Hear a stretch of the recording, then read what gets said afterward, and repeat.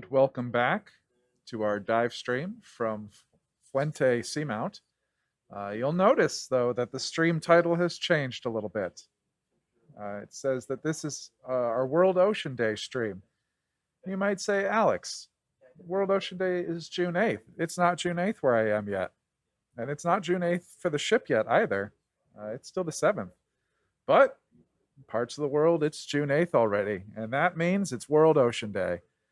So for our World Ocean Day stream, we are exploring Fuente Seamount, a previously unexplored seamount off the coast of Costa Rica. And we are currently just doing some little exploratory transects here. So as we're seeing interesting critters, interesting landmarks, we are stopping and taking a look. So come along and explore with us. And I'll hand it back over to Jorge. Hello, everyone. Jorge Cortez from the University of Costa Rica. Welcome back. And as Alex was saying, today is, well, for us tomorrow, it's Ocean Day, but in some parts of the world, it's June 8th. Ocean Day declared by the United Nations. Very important day to celebrate our ocean that gives life to this planet. Look at that.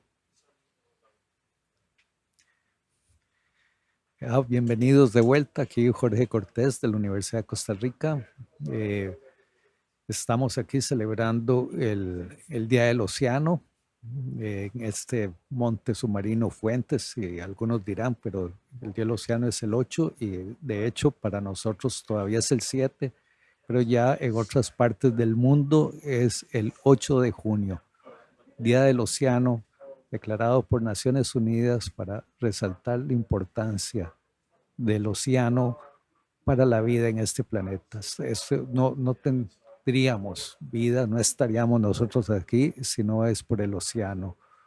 Cumple una gran cantidad de funciones y parte de estas misiones es evaluar muchas de esas funciones que todavía no conocemos, pero necesarias para mantener la vida en la Tierra. Aquí lo que vemos es un picnogónido, una araña marina. Según los libros de textos en los trópicos son pequeñitas, pero como podemos ver, estos son animales bastante grandes. What we're seeing here is a picnogonid, sea spider. And in the textbooks, they say in the tropics they're all very small, but as you can see, these ones are not small at all. They're fairly large animals.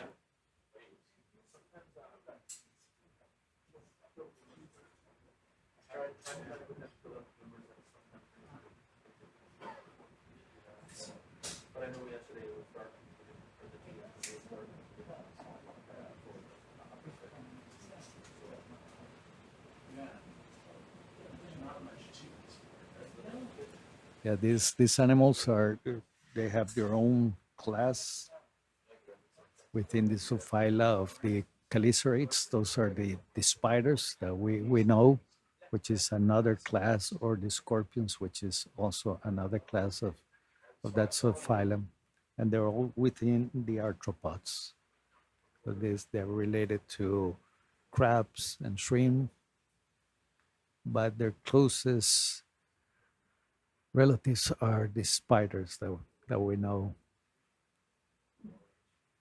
Este picnogónido es una clase aparte dentro del subfilo de los quelicerados. Esos son el grupo de las arañas que están emparentados de forma relativamente cercana con arañas, escorpiones, y dentro del gran filo de los artrópodos, entonces emparentados con crustáceos, con cangrejos, camarón. Aquí podemos verle los láser y eso nos da una idea. Esto puede medir, yo calculo, entre 50 y 60 centímetros de un extremo a otro. El cuerpo en sí mide como 10 centímetros, pero con estas patas larguísimas. Y si las cuentan, van a ver que son 8, igual que las arañas. Eso es muy característico de ese grupo. So if you count the legs, you'll see that there are 8, which is very characteristic of that subphylum. So just like spiders that have 8 legs.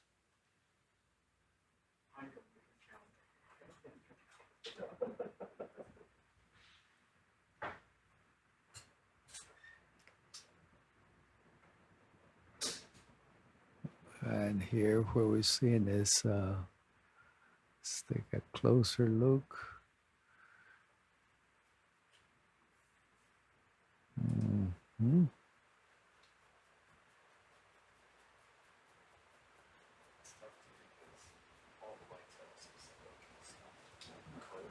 Wow, that's a crinoid.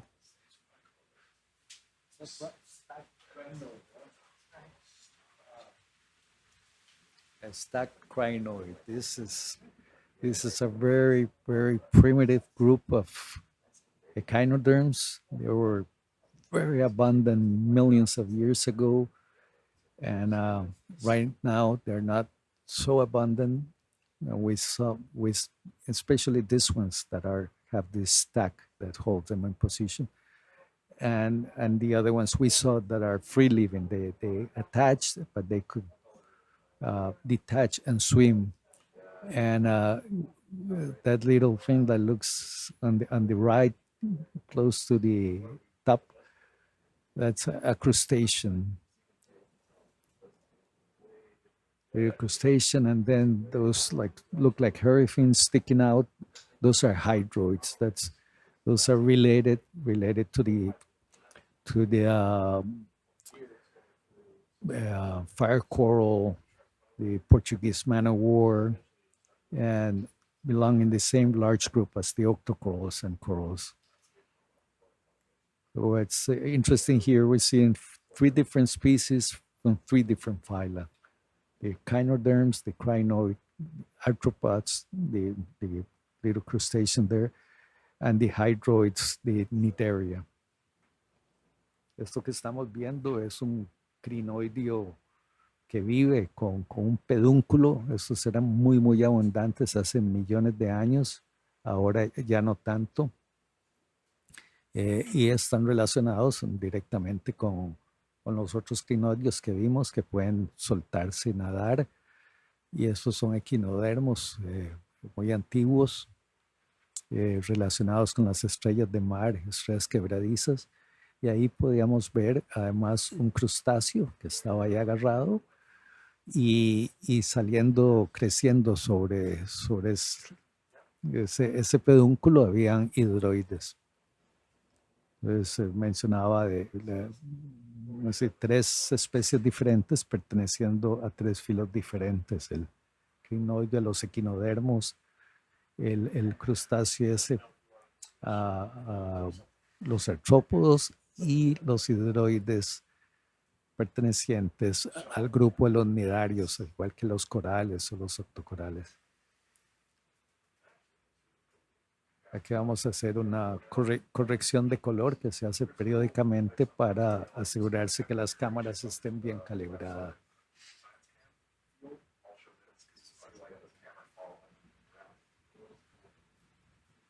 And now we're focusing on this white square, and this is to calibrate the cameras. Yes, the stacked crinoids make very, very beautiful fossils.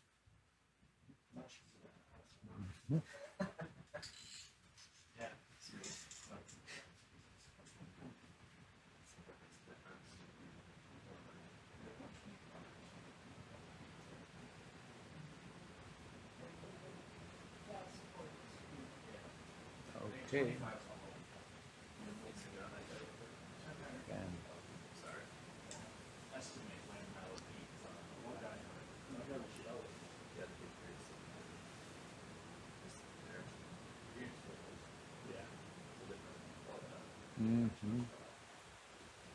Aquí tenemos otra toma del crinoidio. Ahí vemos el crustáceo.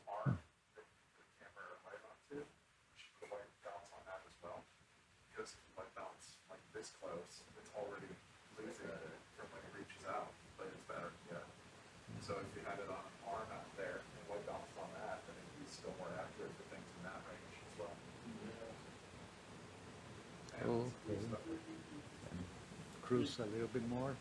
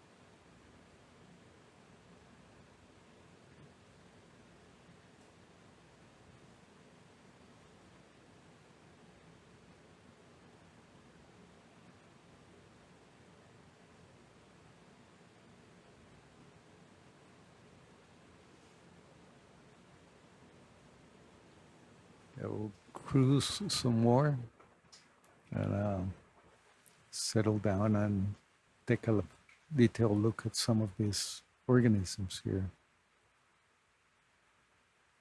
Say sea cucumber, stars. Vamos a seguir desplazándonos, continuar con el plan de navegación que tenemos. Y vamos viendo aquí estos organismos y veamos algo interesante, nos detenemos, ahí vemos otro, look at that, yeah. We're going to stop here for a minute. You can see there's a lot of sea stars. It's the hemichordate there on the back, the acorn worm, and we'll be looking at this hermit crab with an anemone on top.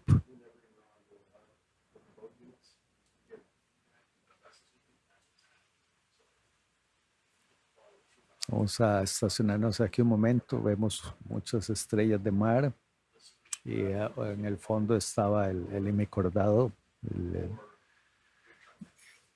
gusano bellota, y aquí estamos enfocando un cangrejo ermitaño con una anémona de mar. Vemos mucho esta combinación de una anémona encima del cangrejo. Eso al cangrejo le sirve porque lo protege. La anémona tiene unas estructuras urticantes y lo tapa, mientras que la anémona le sirve porque se desplaza de un lado a otro. This is a great view of a hermit crab with an anemone on its back, and it's relatively common to see that. And the advantage for the crab is that the anemone will defend it because they have stinging cells and also camouflage it a little bit. And for the anemone, which is sessile, that means it's attached to the bottom. Being attached to this hermit crab can move around.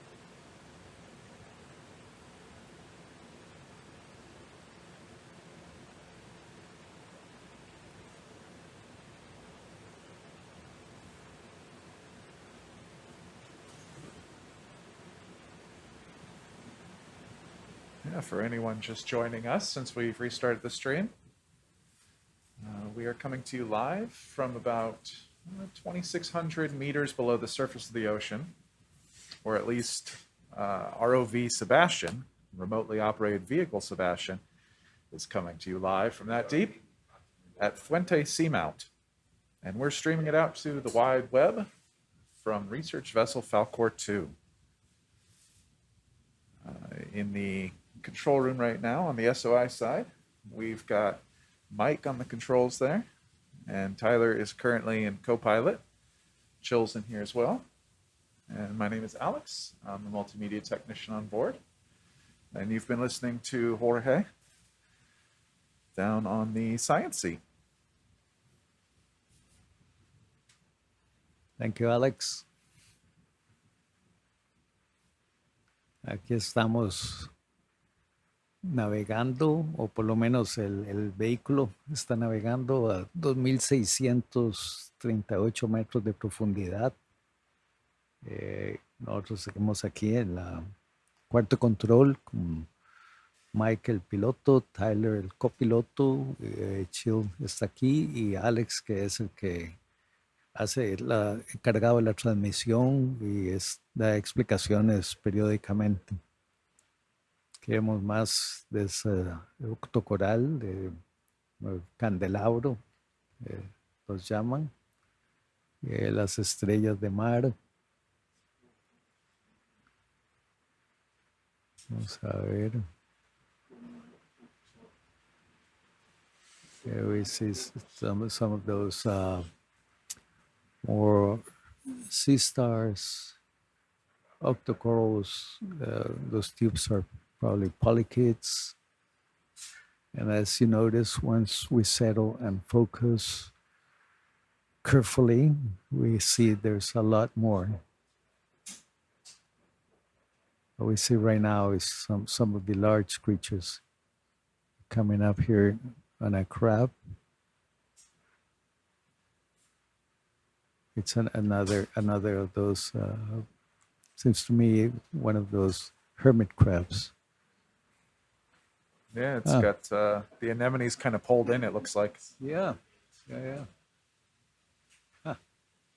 Could be indicative that the anemone has recently fed, but also, if they get brushed against, they'll tuck in. So.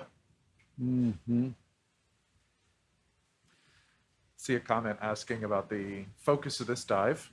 If you've been following along with the other dives in this Octopus Odyssey Expedition, you might remember at Dorado Outcrop, we saw these large octopus nurseries or octopus gardens, where the octopus would settle into little clefts in the rock where warm fluids were venting out. Now here at Fuente Seamount, we are looking for evidence of the same sort of venting and, hopefully evidence of the same sort of octopus behavior. We haven't seen that yet, but this is quite a long dive. I think this is going to be about 32 hours in total. So right now we're kind of cruising around on top of the seamount, just seeing what we see.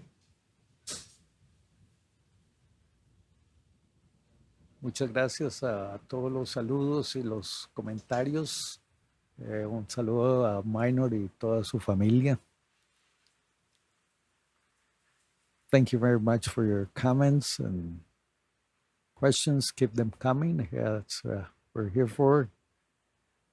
Answer where we can and showing these incredible places.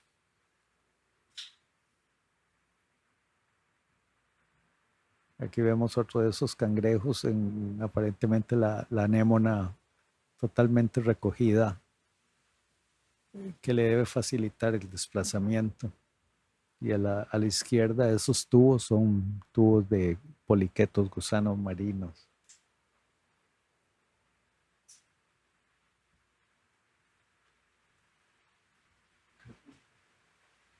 Very nice.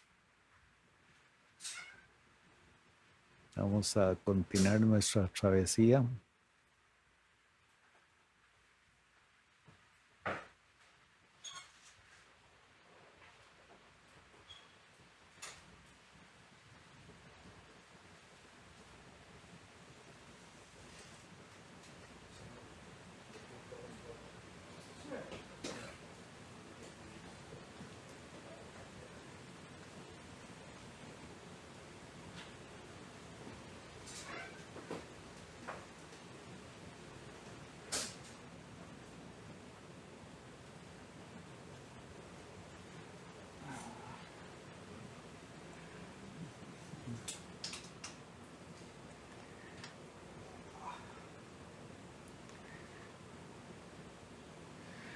There's a nice purple sea star dead ahead. We seem to clearly have come out on the flat part of the top of the seamount.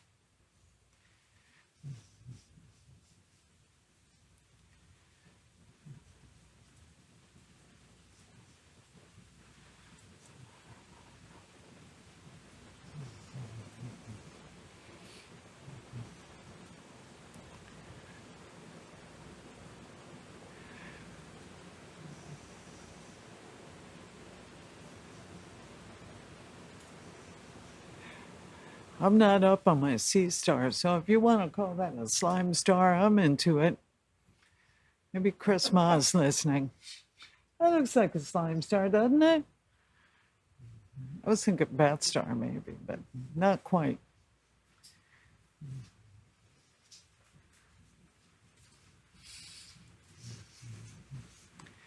I was just sitting in for a little bit for Jorge.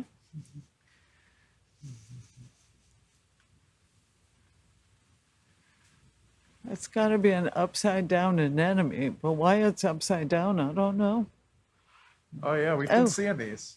Yeah. It's another one of the crabs. Yeah, they're everywhere up here. Yeah. You know, it's my 23rd research cruise. I have never seen one of those. We have like 2 in our collection at the Field Museum. These are special because there's a tightly evolved symbiosis between the anemone and the crab. It's like a proto-hermit crab. And you can see there aren't many shells down here if you're a hermit crab and need a gastropod shell. So early on, the crab and the anemone find each other. And the anemone forms a chitin-rich foot, I guess, that covers the delicate abdomen of the crab. And it feeds on the mess the crab makes while it eats. The crab has protection from the tentacles of the anemone because they have stinging cells. And the anemone benefits from the morsels the crab, throws into the whatever. And like I say, I had never seen one of these before. It's just amazing.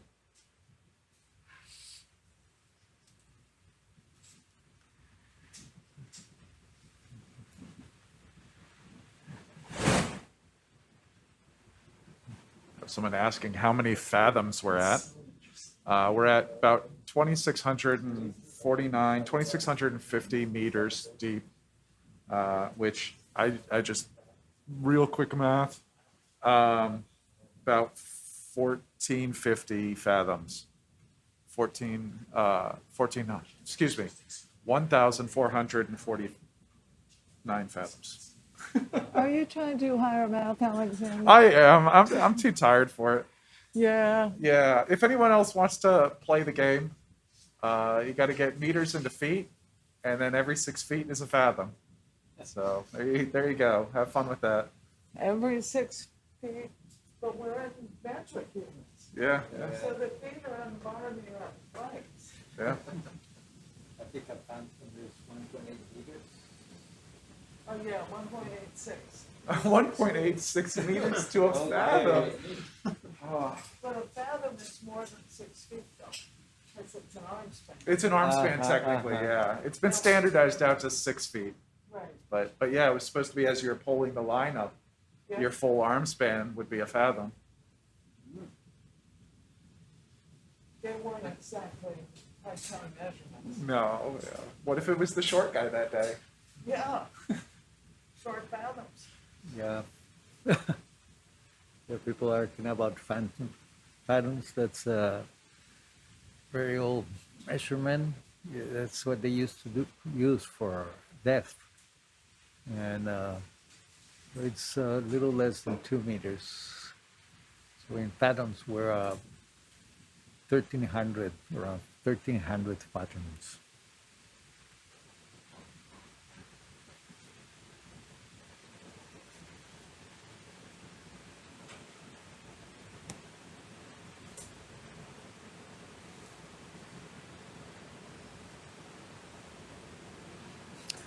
There's an interesting question there.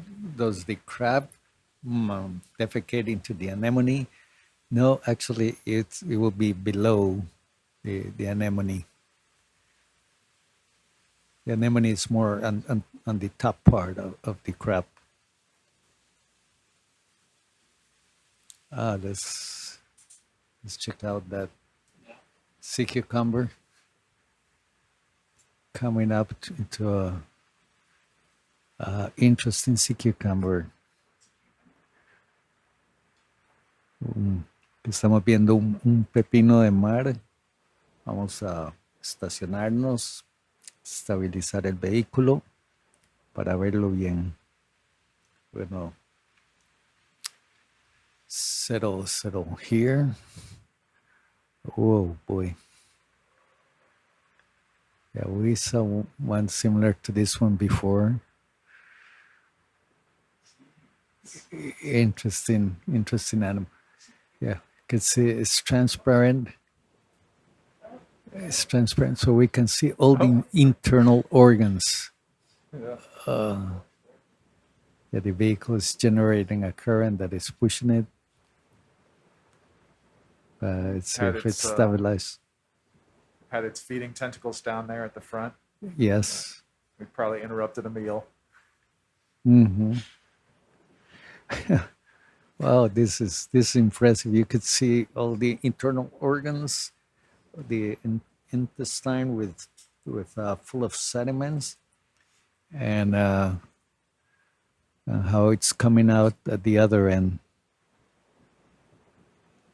Yeah, yesterday our colleague here, Sergio Cambronero, was talking about these animals that, yeah, here he described that it was like hairy. But actually, that's not hair, of course, but yeah, it looks like. And again, that's the beauty of having this quality of image, that we can see all those details that will be lost in an animal that has been dredged from the bottom. And usually when they're dredged, they are badly damaged. And so we study just like pieces of animal. So this is great to have these images, plus being able to selectively collect and very carefully to have these organisms preserved to study in detail.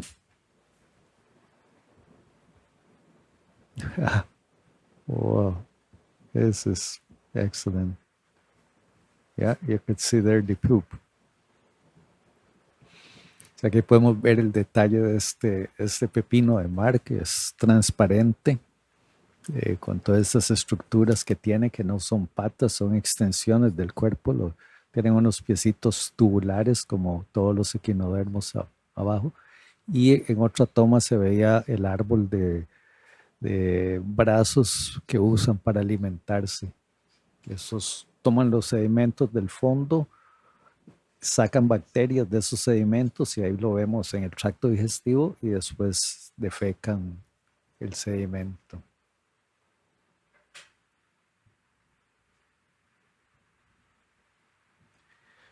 No, the projections we see is part of the body. To move, they have little tube feet like other echinoderms, and previously we saw at the front the arms around the mouth that they use. It looks like it's like tentacles that they use for feeding. And yeah, we're taking DNA samples of everything we collect, and all that will go into the public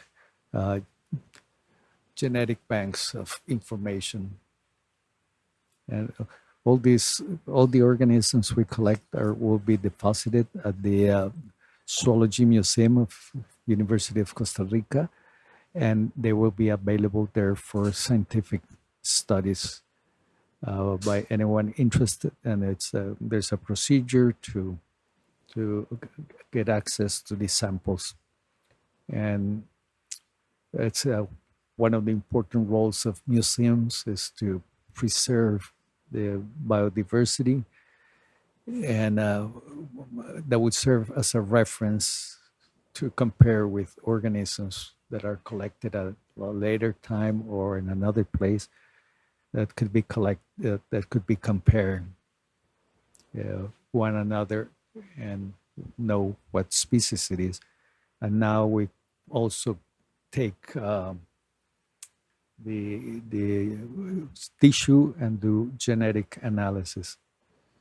So we're coming around here with this nudge. Y todos los especímenes recolectados serán depositados en el Museo de Zoología de la Universidad de Costa Rica y además se toman muestras para análisis genético.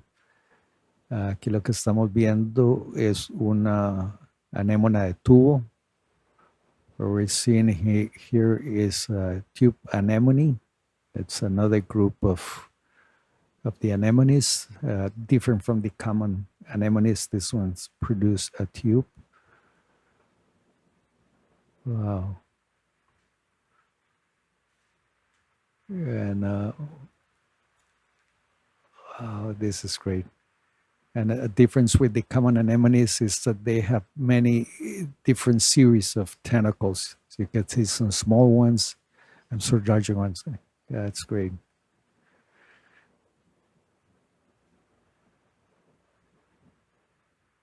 It's interesting. And the rocks are very, very interesting. Those white ones are probably foraminiferous ooze. It's a carbonate, and from previous places visited during this dive, when they touch it, it breaks down. It's like a chalk.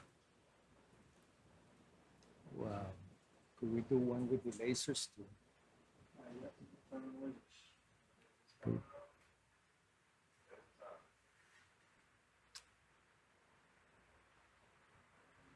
Whoa. Okay. Whoa, it's huge.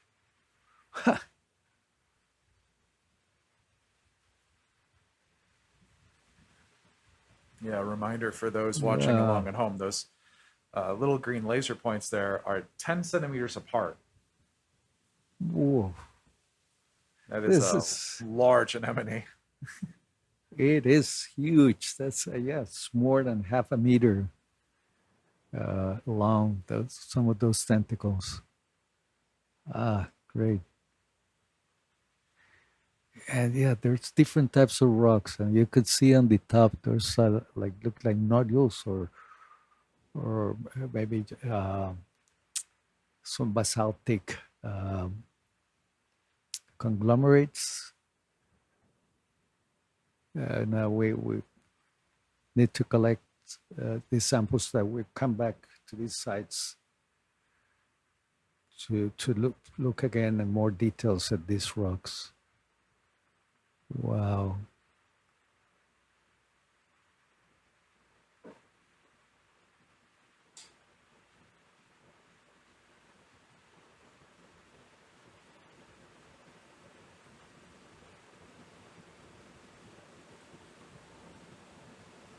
This is interesting. It looks like a slumping area that just slide down with pieces of the top rock, which is look more basaltic than the one underneath, the white one.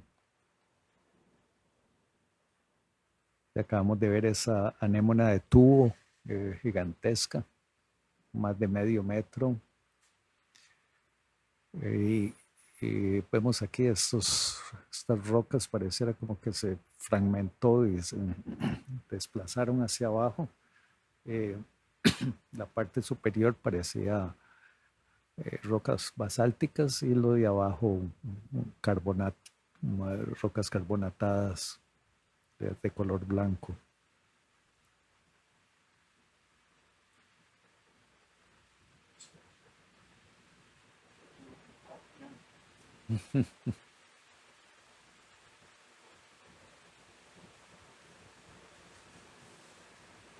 Well, here we have another rock completely covered with this octocoral, the group of the Antomastes.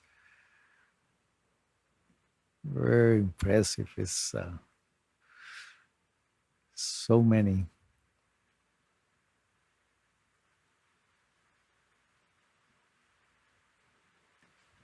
Yeah, like a base sponge there with crinoid. Well, it's really nice. That's another glass sponge. Aquí vemos más esponjas silíceas, esponjas de vidrio, esa con un crinoidio, y antes vimos sobre la roca el octocoral del grupo de los antomastes. Es un grupo que está siendo estudiado en estos momentos. Aquí vemos ya una canasta de Venus, es esponja en el centro. Son muy hermosas y por dentro tienen unos cangrejos. Y una toma excelente de este octocoral. It's beautiful, beautiful octocoral. Let's take a closer look at this one. So I wonder what these little fins are. How long right on this rope and we're gonna probe our close up. Great.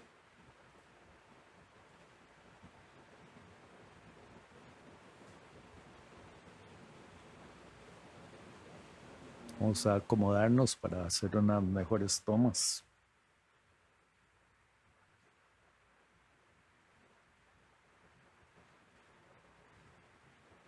A la derecha vemos uno de esos crinoideos pedunculados. On the far right, we see one of those stacked crinoids, octocorals, sponges, sea stars. And we're settling down here to do detailed observation of this octocoral. And later we'll take a look at that little thing down there.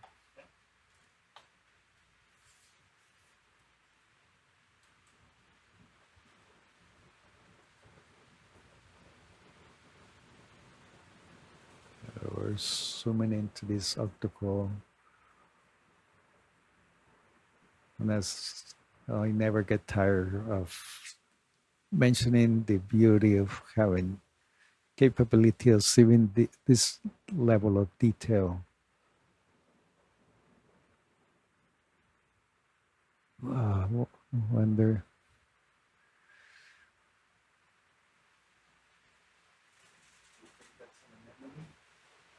I don't know.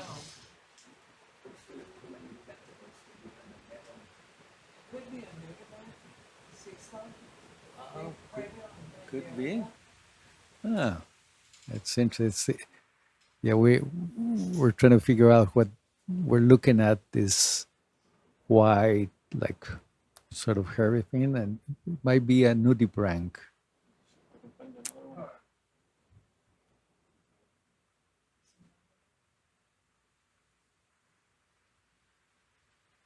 Huh.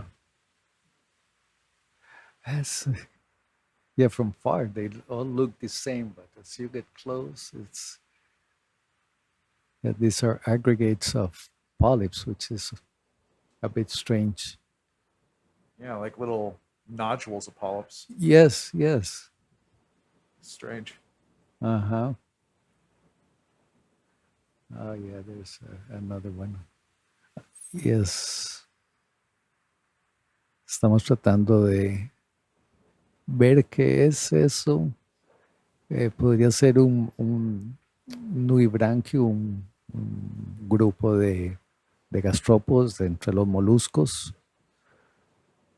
Pero no estamos del todo seguros. And see this. Vamos a enfocarnos aquí en otra parte.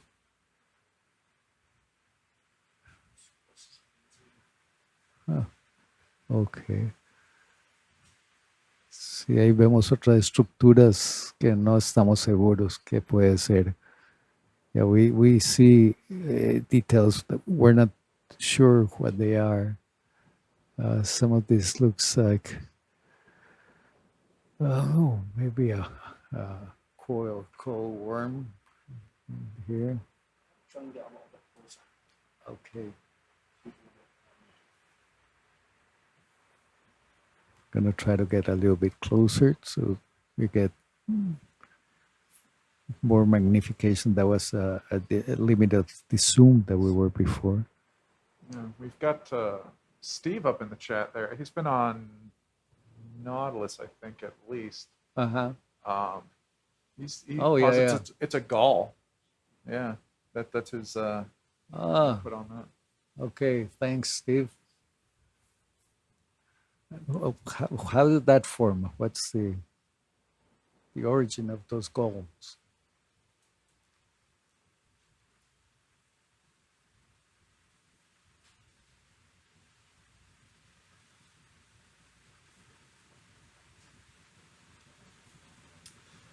Yeah, Steve's been on Falcor Classic, I believe, as well, even here in Costa Rica. Yes. Yeah. There you go. Uh-huh. Wow.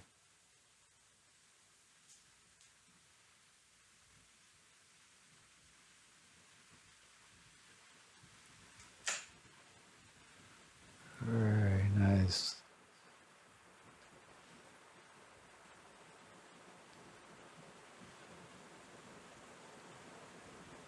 Ya que estamos viendo esto más de cerca, a ver qué,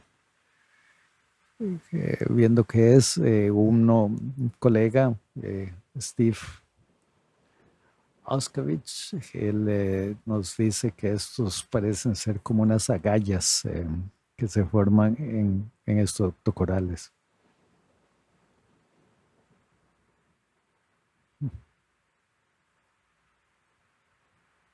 Ajá, y que se cubren de las escleritas.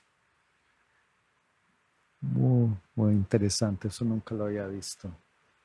Yes, Steve Oskavich is a well-known scientist, a lot of experience in on these groups, and saying those are goals, and you could see covered them with esclerites, these structures that the octocorals have, the calcareous structures.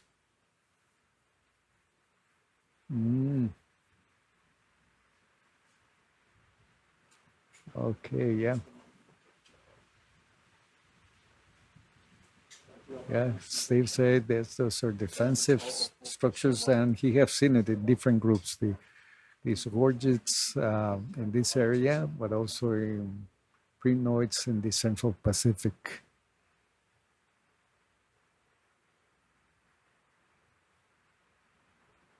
Okay, can cruise a little bit more. Just back on the head and Uh-huh. looking at we going. Yes. Please.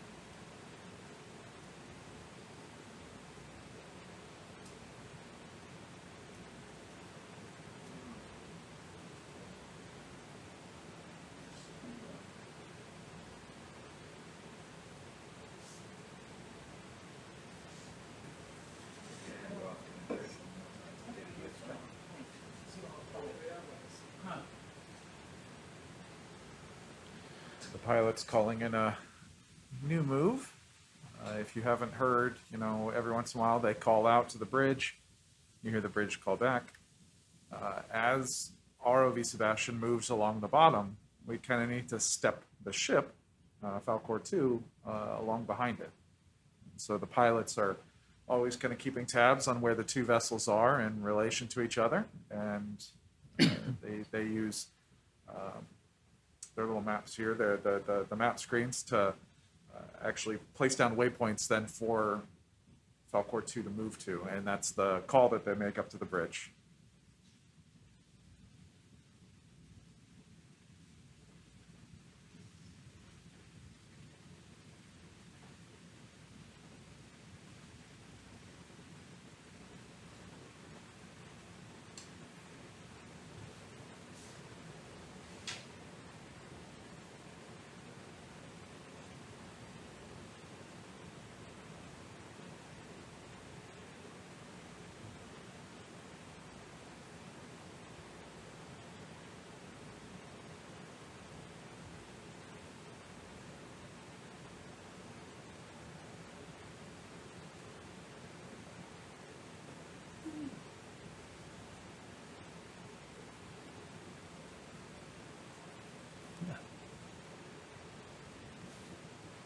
Another of those rocks covered with the octocoral, sponge, sea star, and the swimming crab. A couple days ago, we saw one of those crabs in detail. They have very, very long antenna. Oh, the shrimp when they're swimming along, trailing their antenna behind.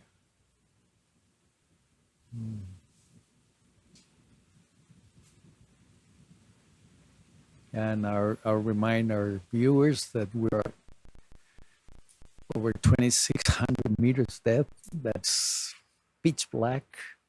And what we're seeing is we're able to see all this is because of the lights on the ROV. And the temperature is 1.8 degrees Celsius. Así que estamos a más de 2.600 metros. Es totalmente oscuro aquí abajo, pero podemos verlo por las luces del vehículo. Y la temperatura ahí es 1.8 grados centígrados.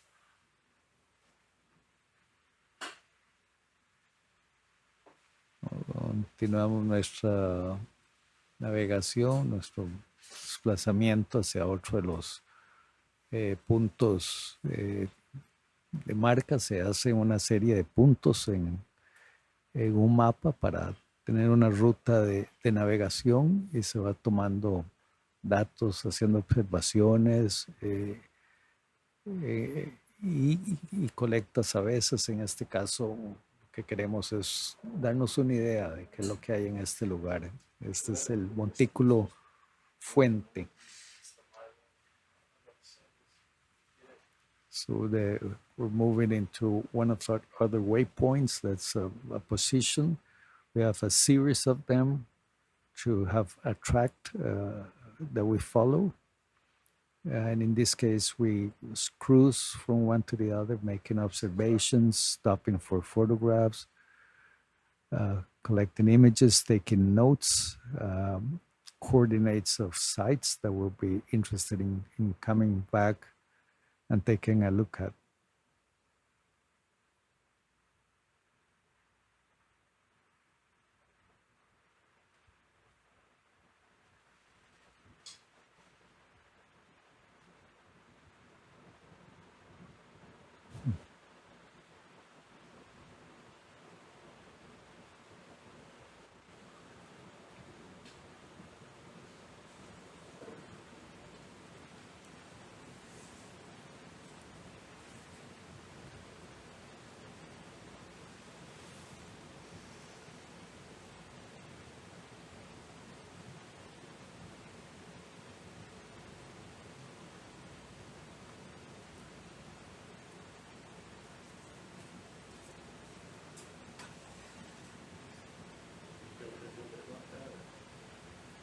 I just had it just about zoomed in to see where I was from the waypoint. Will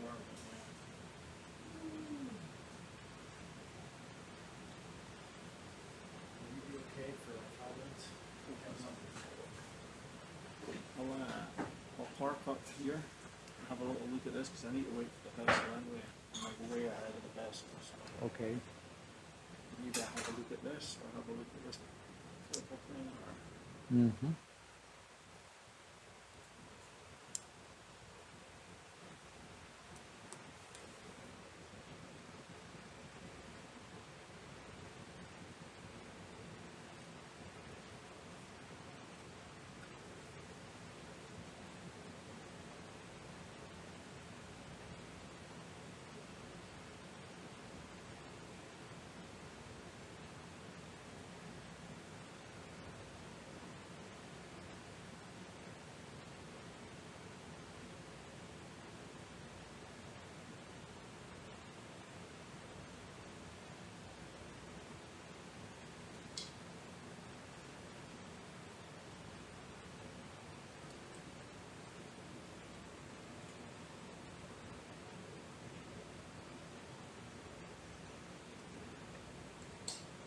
We're going to stop here for a minute. You see the octocorals, sponges,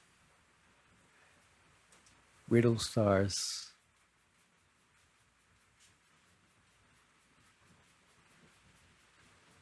hydroids. Vamos a detenernos aquí un minuto. Aquí vemos en primer plano el octocoral con los pólipos recogidos, una estrella quebradiza a la derecha, una esponja a la izquierda.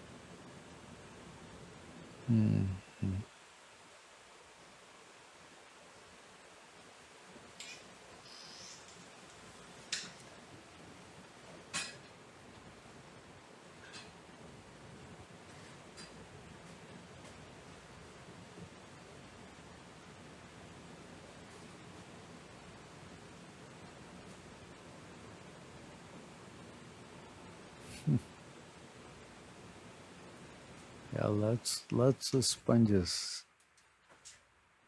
You see this big one on front, and then on the left, the like purplish. That's another sponge. Yeah. And what we're seeing there is a polychaete.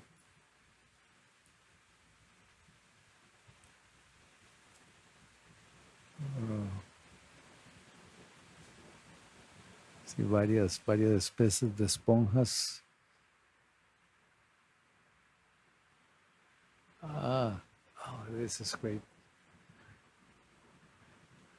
Yeah. Let's. Now, what is that? And then, yeah, this look like anemone. That's a group called zoanthids. It's related to the common anemone, and it's very characteristic that they have sand in their bodies to make it sort of rigid. Estamos viendo unas zoántidos que están relacionados a las anémonas y un poco más arriba, aquí, lo que vemos es un hidroide pedunculado, un hidroide que está pegado al sustrato. Yeah, there on the middle, we see a stalk that's a hydroid, large hydroid. In shallow waters, they're very small. Yeah. And so that one that's out off the rock, that's just another one, and we're seeing the sand in it? It's another group. This is a hydroid. Yeah. So they're in the same phyla, but this is one class, the anthozoans, the zoanthids, and the other one, it's a hydrozoan. So. Perfect. Cool.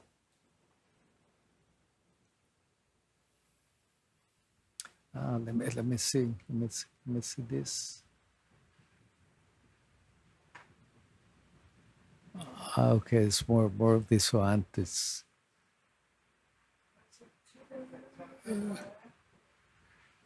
Like, it looks like a colonial tunicate, huh? It's this one here.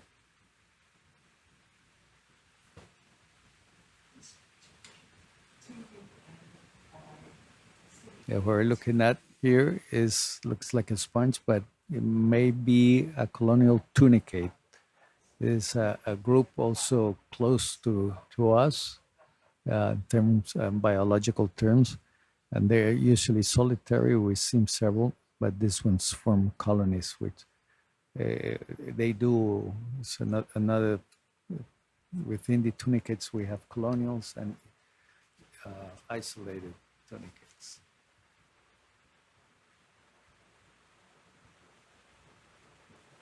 Oh, yeah. Different species of antids, sponges, and maybe that's a tunicate. That was, yeah, we'll.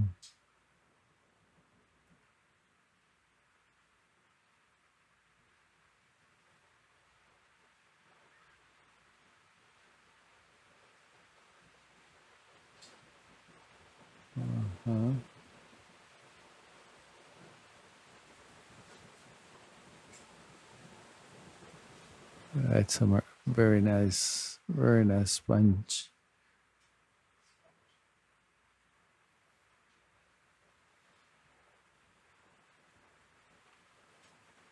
Yeah, and to the left of this sponge, we see is a tube. That's a polychaete, and it has their feeding structures out.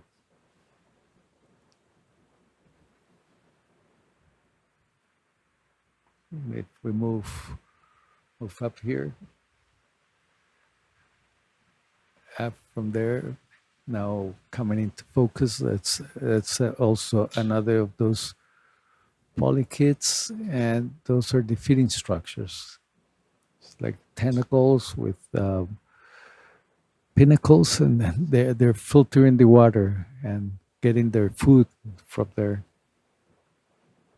Lo que estamos viendo son poliquetos tubícolas, se ve parte del tubo pegado en la piedra, y lo que vemos ahí son las estructuras que sacan para filtrar agua y alimentarse.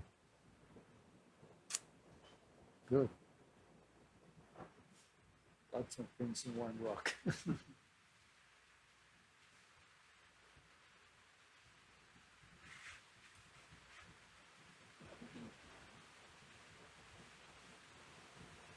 Move off in just a second if you like.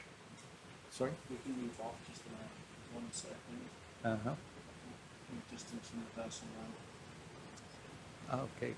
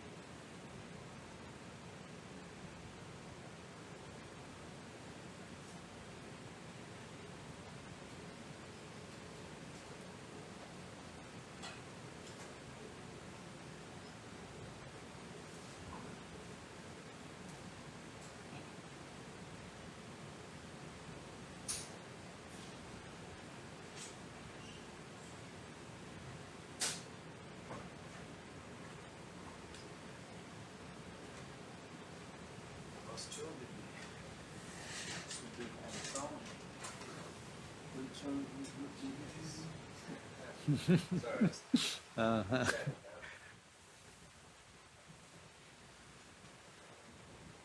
Just that good there. Let's stay inside. On the bed. I was watching. No problem. It's like, oh, we picked up on go.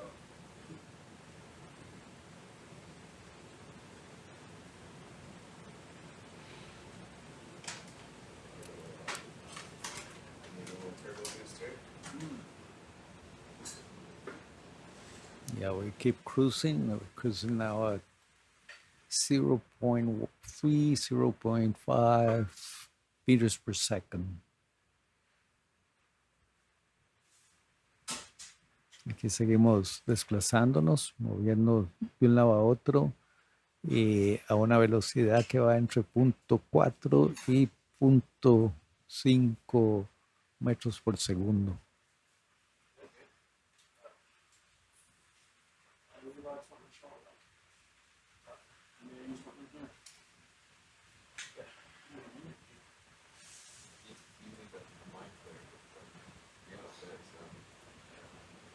So we're now leaving waypoint 15, you can see there.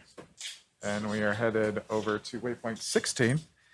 And just to give you an idea, I'm going to zoom out of this 3D map of Fuente Seamount.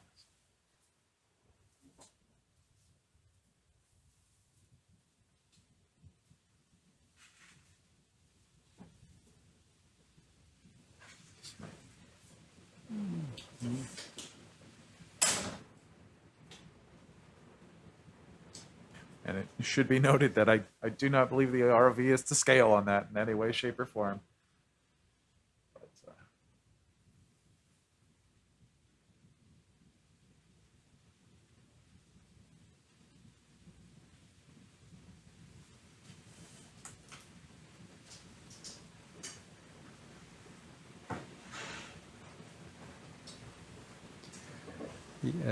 Hay una pregunta si el nombre es oficial. Hasta donde revisamos esta mañana, ninguno de estos nombres son oficiales todavía por el procedimiento, nomenclaturas internacionales. They're asking if the names of these seamounts are official, but from what we checked this morning, they're not. There's a whole procedure to name seamounts. That we'll be looking at that in the near future. Let's take a look at this for a minute. We're looking there, one of the sisters, and we're gonna focus into this, that it's a Xenophyophore, and this is a unicellular organism, which is huge. So it's related to the foraminifera. They built these structures with the sediments from around where they are. Esto que estamos viendo ahora ahí, esta estructura es construido por un animal unicelular, y estoy buscando mis notas cómo se llamaba. Aquí está. En español son Xenophyophores, Xenophyophores en inglés, y es un solo organismo, una sola célula. Es impresionante el tamaño que alcanza. Y en otra expedición encontraron huevos de peces adentro, o sea que funcionan como incubaderos. In a previous expedition some years ago here in Costa Rica, Lisa Levin and Greg Rose from Scripps found fish eggs inside of one of these Xenophyophore. So they are serving as our nurseries.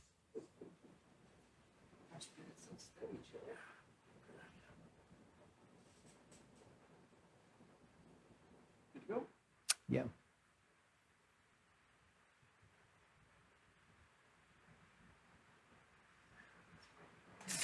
What are the measurements of SuBastian?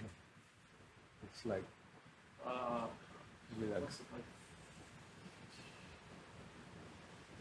3 meters wide. I'm not sure of all the dimensions.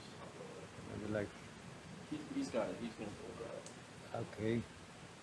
There are people asking.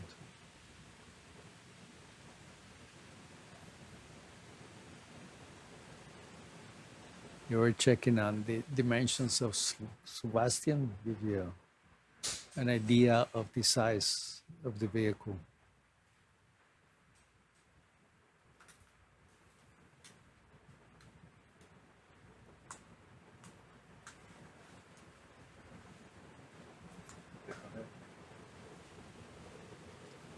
Okay. Yeah, SOBastian is 3 meters long by 2 meters wide by 1.9 meters high. And it weighs 3,200 kilograms. That's 3.2 tons. Sí, el SOBastian mide 3 metros de largo, 2 de ancho, 1.9 de alto y pesa 3.2 toneladas.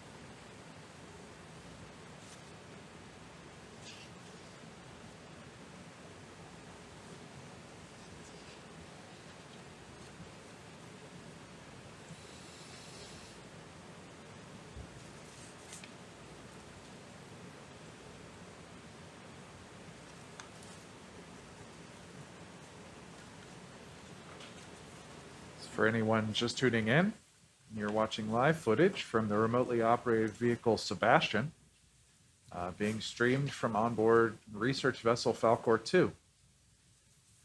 ROV SuBastian is currently 2,683 meters below the surface of the ocean at Fuente Seamount, which is a previously unexplored seamount off of Costa Rica.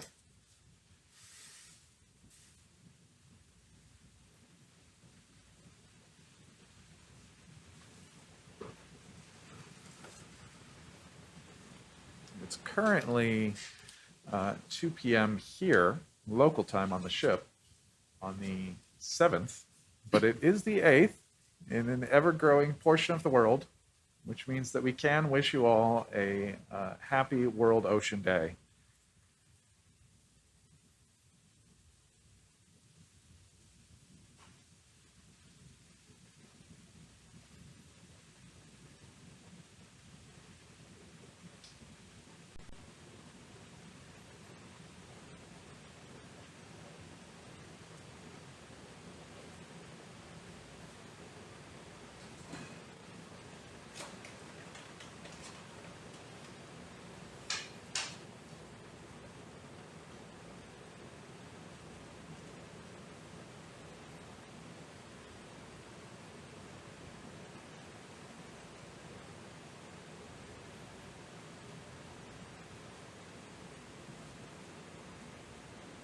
Aquí vemos otro de esos gusanos bellota, acorn worm. Como mencionó Alex, ahora en inglés es el 8 de junio es el Día de los Océanos, declarado por las Naciones Unidas, una celebración importante para crear conciencia sobre el océano y la importancia para la vida en este planeta. Y aunque aquí donde estamos todavía es el 7 de junio, ya hay partes del planeta en que es el 8 y les deseamos un buen día de los océanos.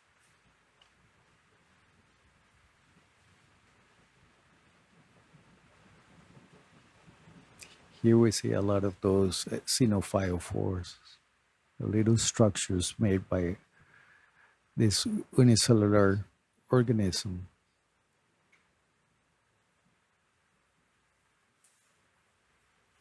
Aquí en esta sección vemos muchos xenophióforos. Son esas estructuras construidas por organismos unicelulares del grupo de los foraminíferos.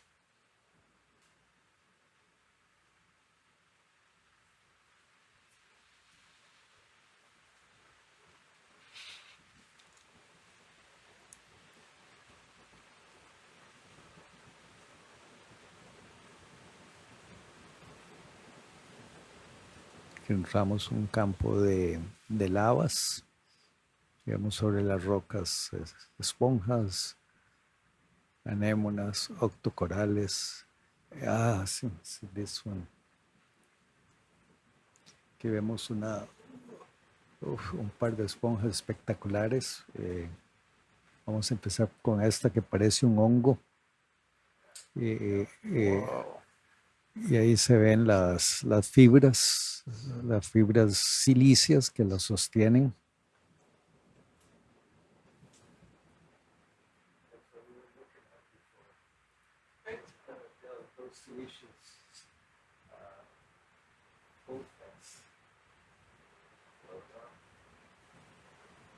Y con una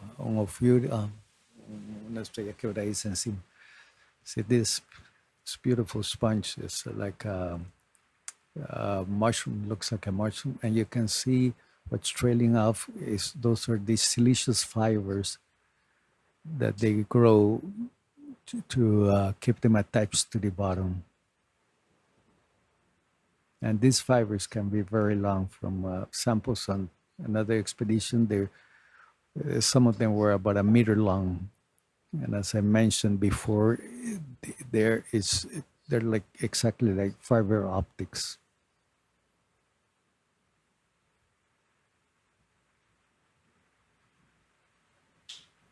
That's nice. Let's take a look at the one on the left.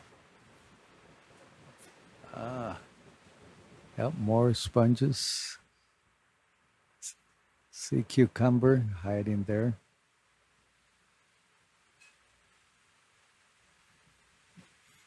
And then let's come back to this one afterwards. Okay. It's this beautiful view of this other sponge. Completely different structure, but same principle. They'll be filtering water. Water will come in through the walls into this large space, and as the water crosses that wall where the cells are, it's filtering the water, taking in oxygen and food, and liberating the either gametes or larvae. And those are crinoids sticking on the sponge. And right next to it, a black coral. Aquí vemos esta esponja, muy diferente a otras, pero todas tienen el mismo principio, que es que filtran el agua a través de las paredes. Aquí vemos un cangrejo sobre la esponja. Filtran el agua a través de la pared y sale por el hueco superior grande. Y al pasar por el cuerpo absorben oxígeno, alimento y liberan las larvas y los desechos. Sí, una gran riqueza de esponjas tenemos. Let's see. What's that?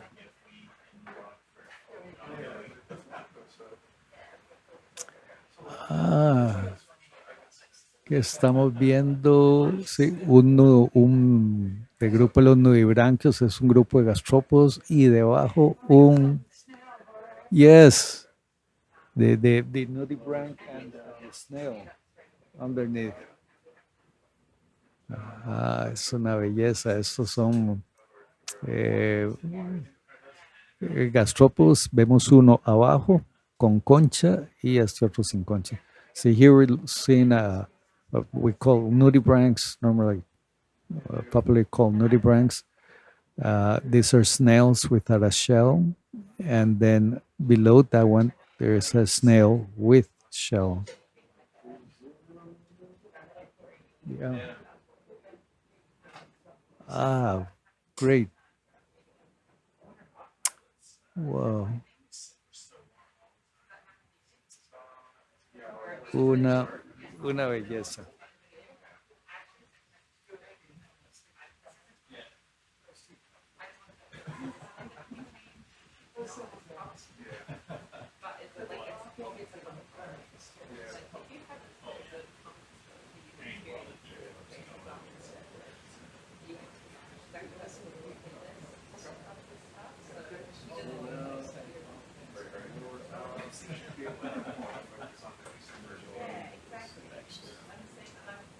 Let's see the little snail underneath.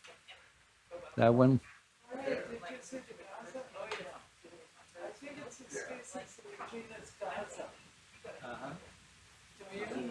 Where we're going to focus in.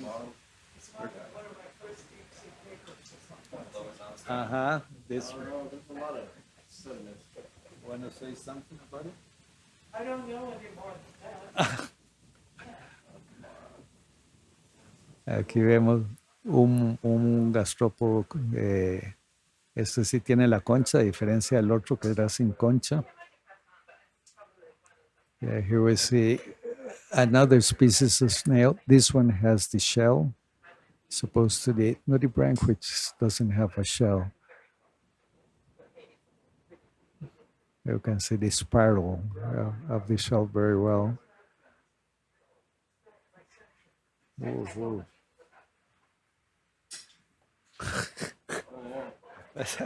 That's wow, what is that?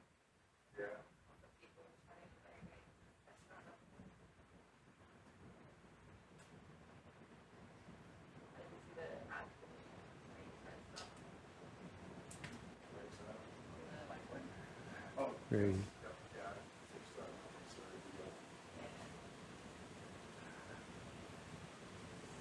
Y aquí estamos enfocando algo que no tenemos idea qué puede ser.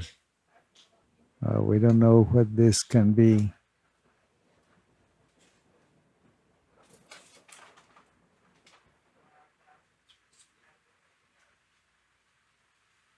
Wow.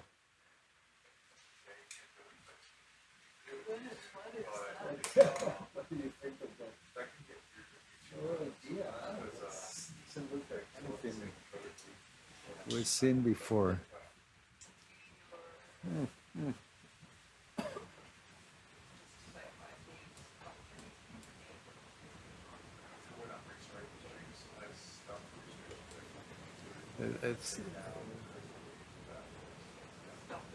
Let's take a look at the other sponge that look like a champagne cup.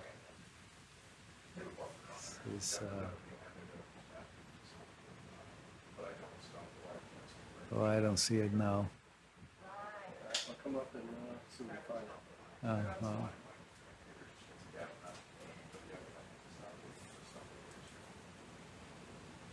See the red shrimp, the octocoral, crinoid,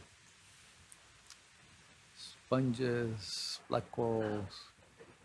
Yeah, lots of things here.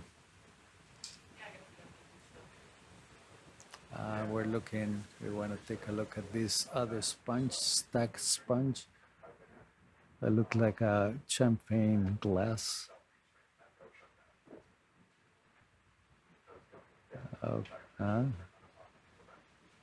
Cheers for Ocean Day. Aquí vemos otra esponja pedunculada con forma de copa de champán y bueno, brindamos por el Día de los Océanos.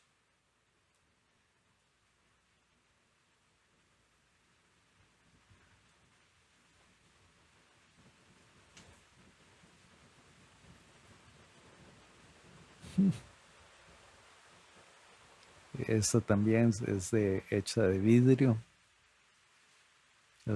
como fibras ópticas.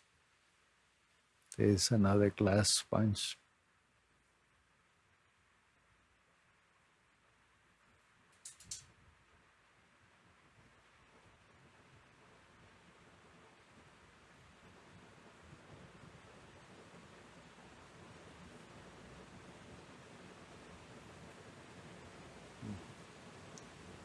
Let's take a look at just a quick look.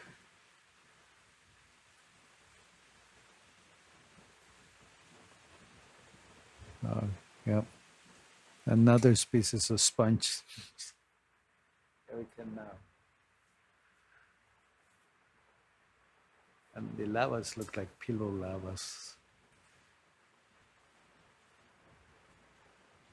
So, otra especie de esponja, el camarón que vemos mucho por aquí, y el resto son lavas, parecen esas lavas en almohadillas.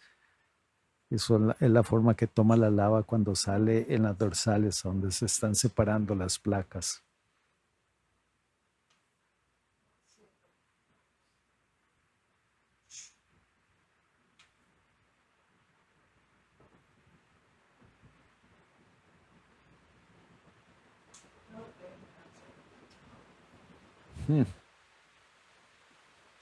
We see crinoids hanging on sponges. Wow.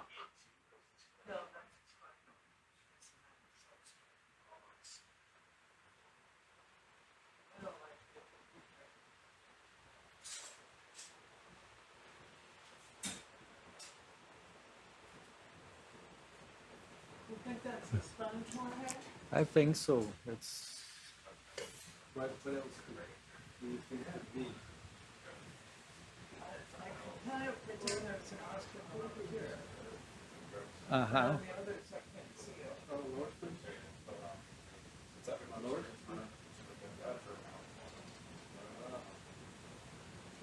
Uh-huh. Ah, great.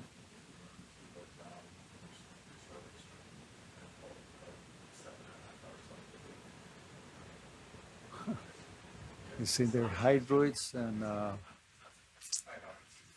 barnacle. The orange the triangle you see there, that's a barnacle. It had the feeding structures out just a second ago.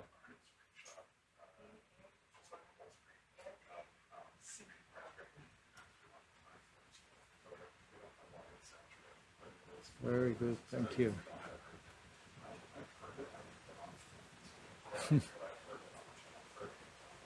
Very impressive scenery.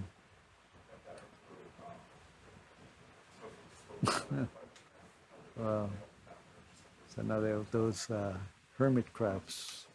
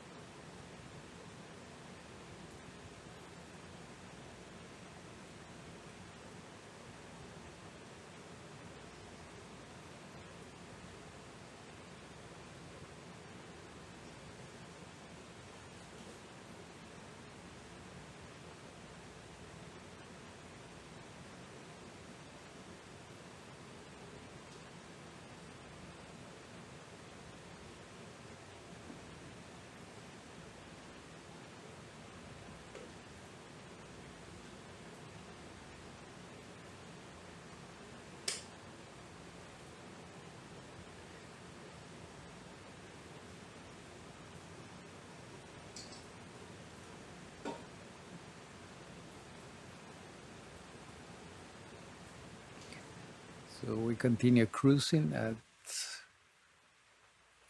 0.3, 0.4 meters per second. And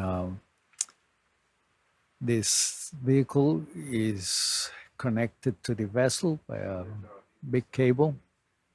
So the vessel has to move with us also. So there's coordination between the bridge and down here control room so that we all move together. Let's take a look Take a look at this. Another sea cucumber. Estaba explicando que el vehículo cuando estamos navegando va a 0.3, 0.4 metros por segundo y está conectado al barco, entonces el barco también tiene que ir siguiéndonos, entonces hay una coordinación entre el puente y el cuarto de control del ROV. Aquí vemos otra especie de pepino de mar.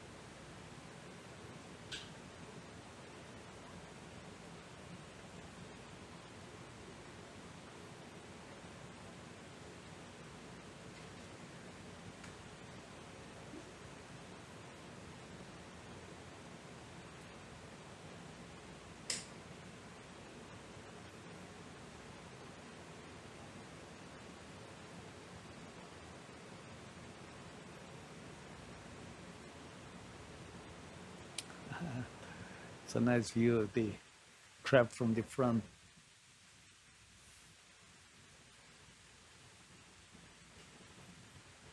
Aquí vemos una toma del cangrejo ermitaño de frente con la anémona detrás.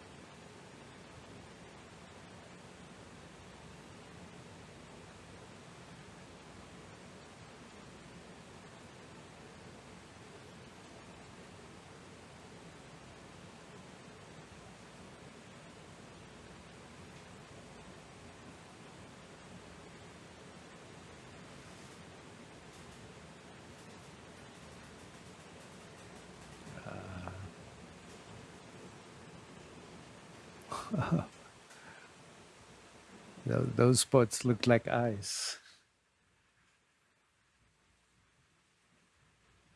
Or, no, this, the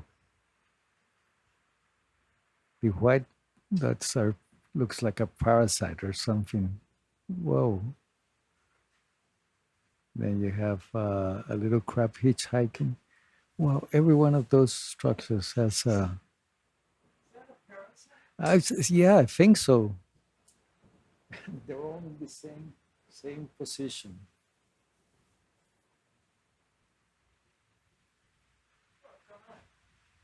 It looks like an isopod higher up. I don't know what that station is as well. I don't know what that is. Oh.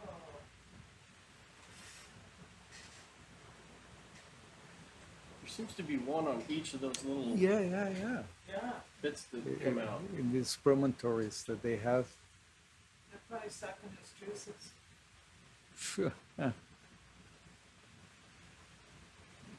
That's interesting. And like in the same position, everyone.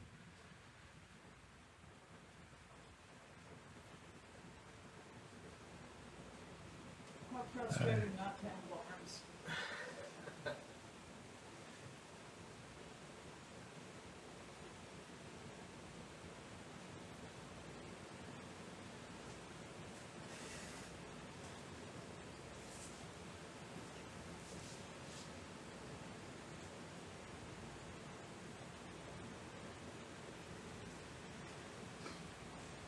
sediment.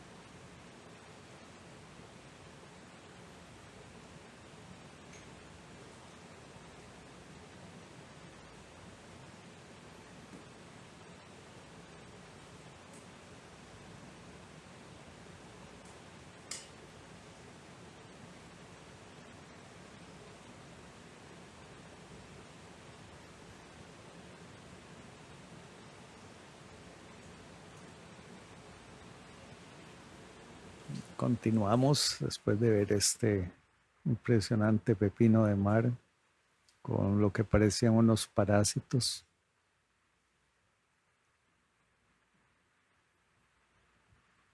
We'll continue after seeing this beautiful sea cucumber with what looked like little parasites.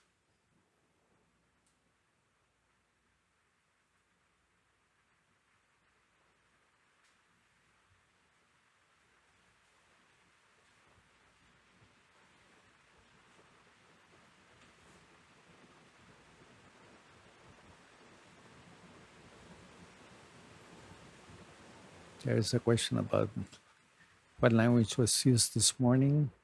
Well, mostly English here, but we have people talking in Spanish, like myself, but also we have people from Brazil and Portugal and speak French, and a Costa Rica that study in Switzerland. So I'm sorry, the Portuguese speak Portuguese, and a Costa Rican that study in Switzerland that speaks French.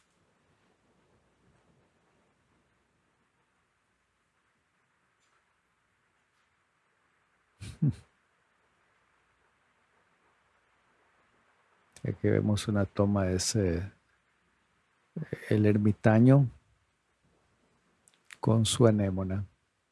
Ahí los xenophióforos, estrellas de mar en un ambiente suave, que sí es un sedimento bastante suave. El pepino ese debe ser como unos 30 centímetros. Yeah, asking about the sea cucumber, yeah, it must be around 25 to 30 centimeters. And we continue seeing these Xenophyophores and sea stars. And previously someone asked about the how soft the sediments are. They're fairly soft. We can see some of the animals in other places. As they move, the legs are buried in the mud where it's finer. This one doesn't look that fine. It was probably like strong. That's a sea urchin. Mm-hmm. Again, that beautiful sea urchin never stops amazing me looking at it, and you see the end of these spines around the bottom, which are like suction cups, and coming back to these sediments is probably a strategy to hold better on these surface sediments, because that has a larger surface and can hold better. Mm-hmm.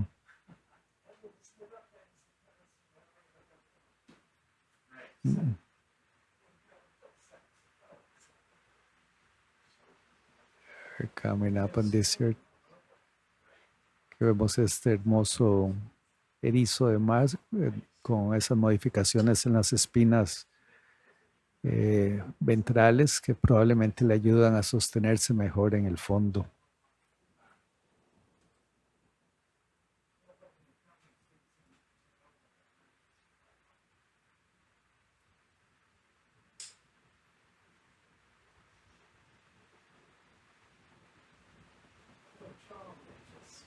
See those mounts you see with a different color? That's worms that live in the sand and are pumping the sand from deeper down, making a chamber there.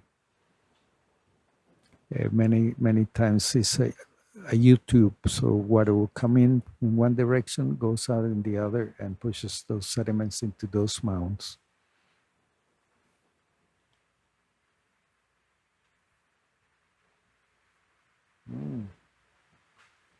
Something living there.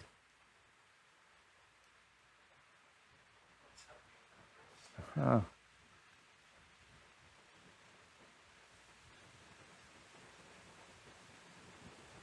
Ya vemos estos huecos y como si hubiera una caverna adentro. No podemos ver qué hay, pero definitivamente construida por animales.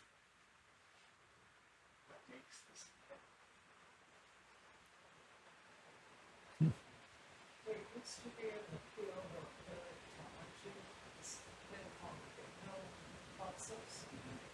And they will look at just fossils and, the fossil record, compare it to biogenerations of the sequel, and try to infer what animal the mesozoic mean. It's kind of gone out of favor these days. But see, there's these burrows, and then there's deposits of pigment material that are very stereotypical.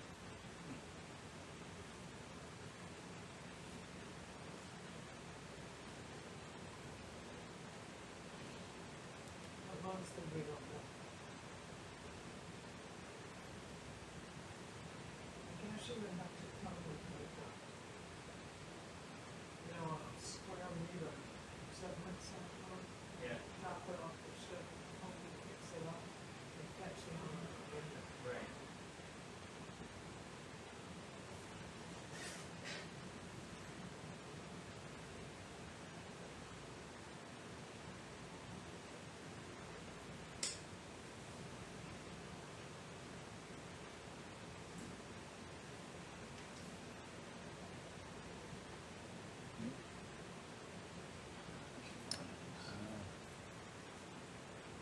Interesting seeing this octocrop out here in this sediment, soft coral. Yes, it's probably attached to some rock under the sediments. Muy curioso ver ese octocoral aquí, pero probablemente está pegado a una piedra debajo del barro.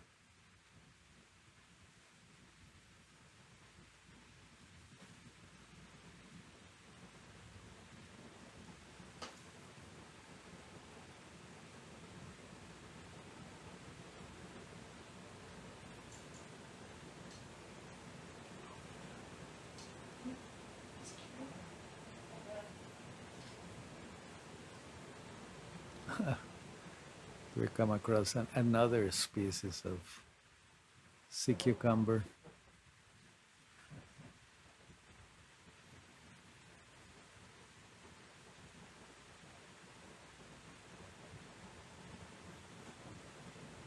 Uh-huh.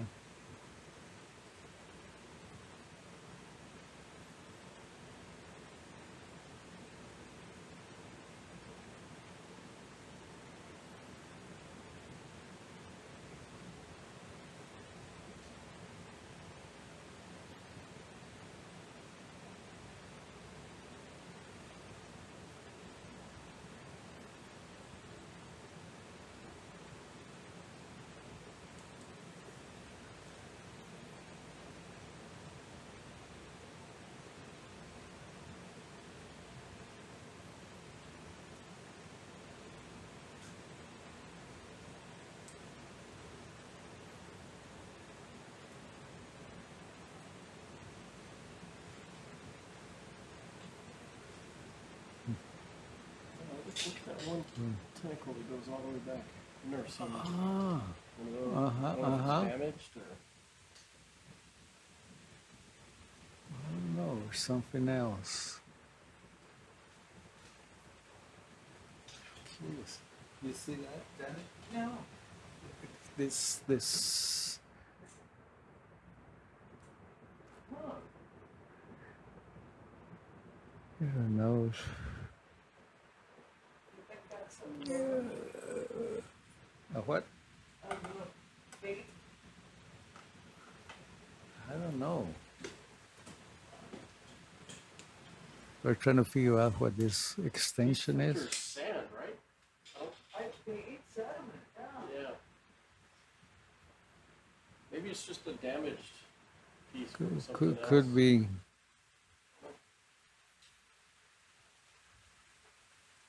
I suppose that could be.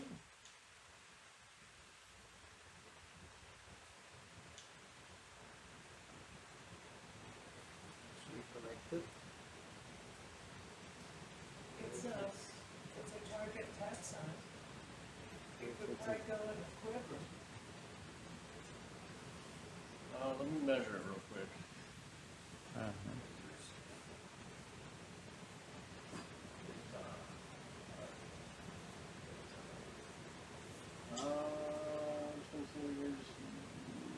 Long. 20 centimeters. We could try. It'd be a tight fit in the coral quiver, but we could try it. Okay. Jorge's the dog leading. Precious on kosher scientist. Let me see, because I think we collected that species yesterday. And then Okay.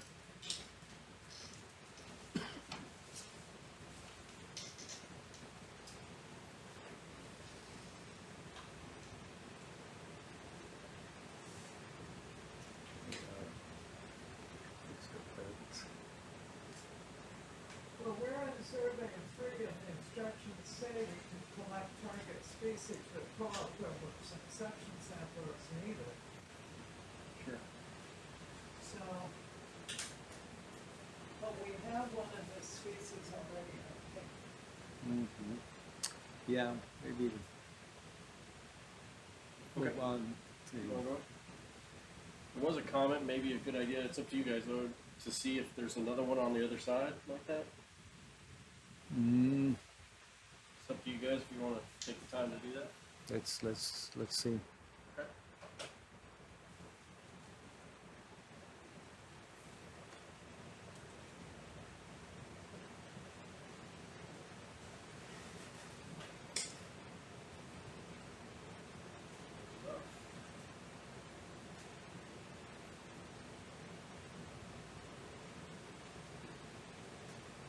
Oops.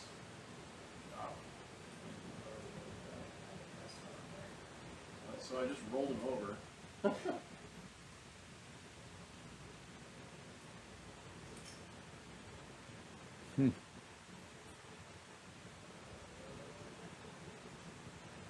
Well, I only see the one on the one side. Uh-huh. Yeah, but that structure is very strange. Okay. There it goes in the dust storm.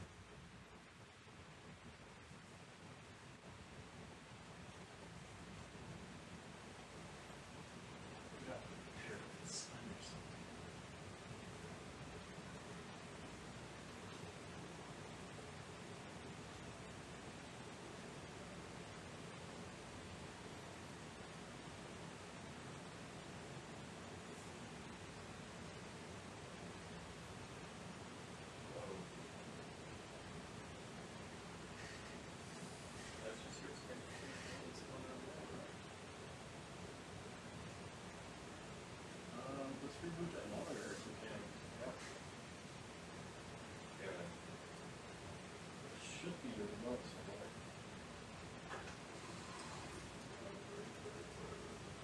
Oh wow. That's super interesting.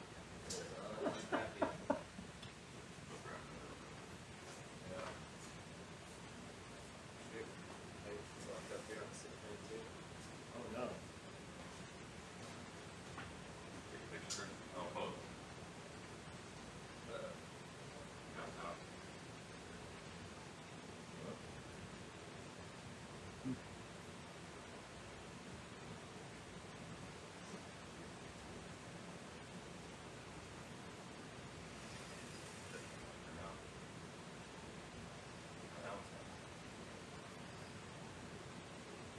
Oh, look at you should do it. It's got to be your, yeah.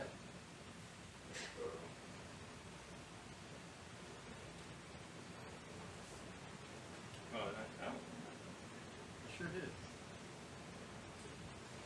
So did yours or? Uh-oh.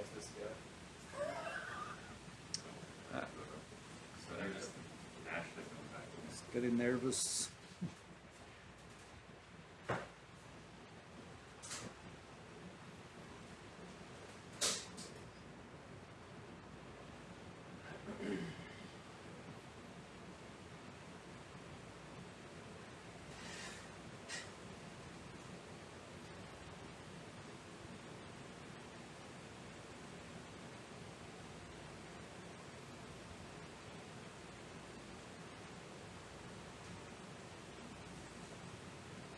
Geology, we're on the move again at great speed.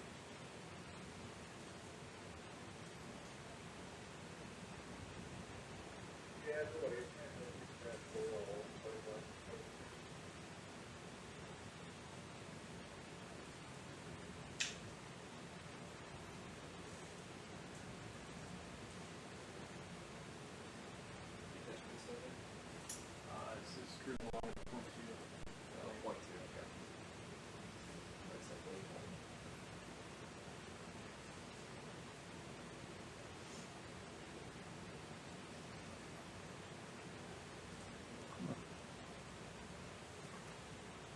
Más de esos erizos These things are so cool. morados.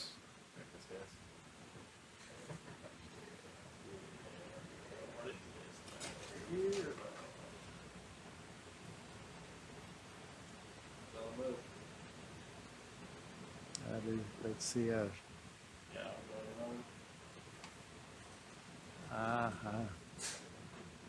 It's one of those polychaetes, the golden polychaetes or something like that. That's a nice shot at the public.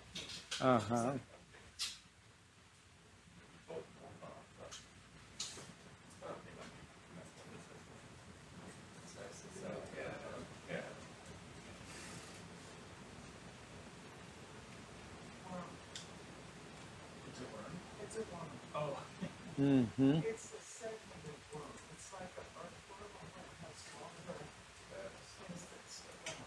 Oh, I see. It's like the root place and ignore all the fancy stuff and say, oh yeah.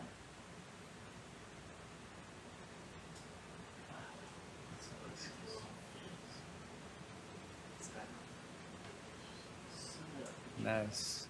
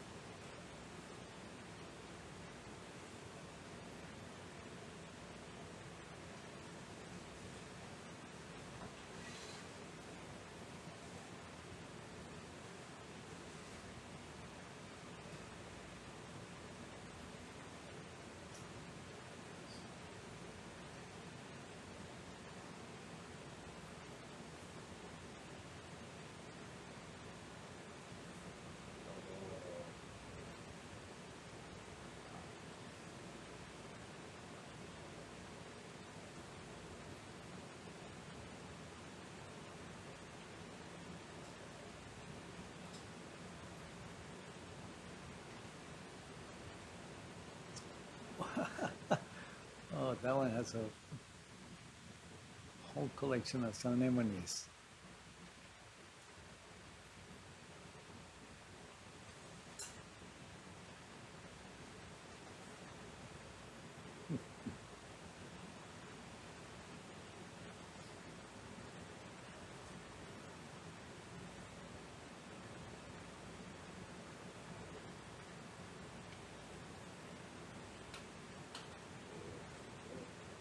Big break.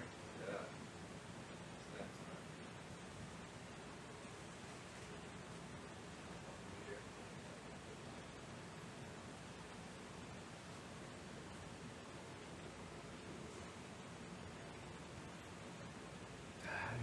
Very, very.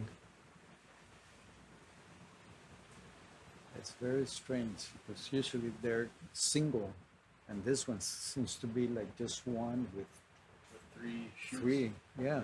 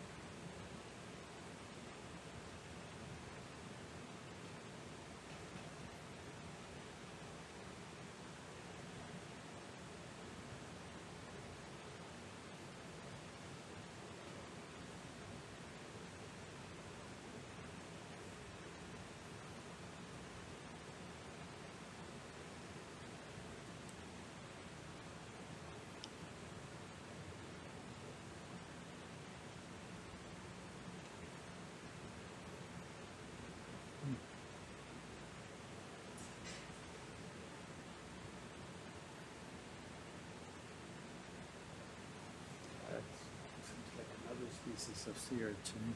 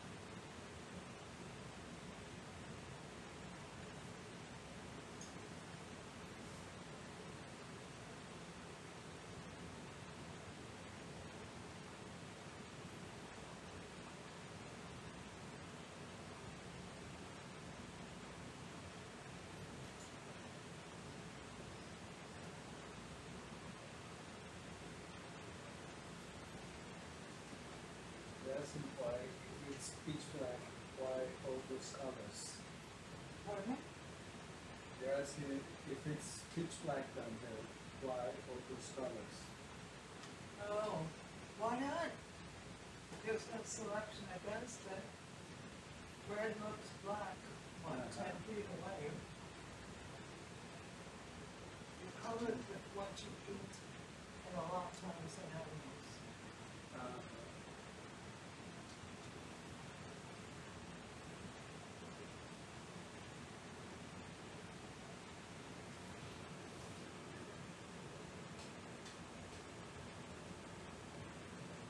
Yeah, we don't really know why all these bright colors, but there's no selection against color there, so it doesn't matter what color they are.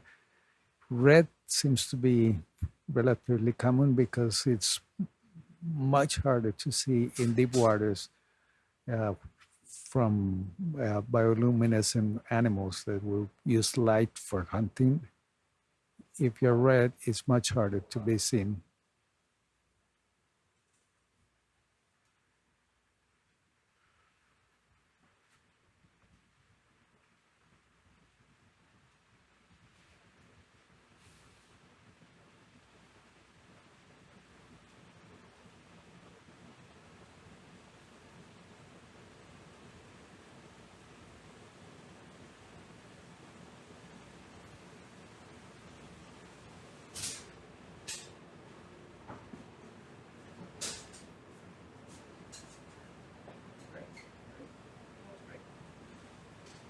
Take a little break.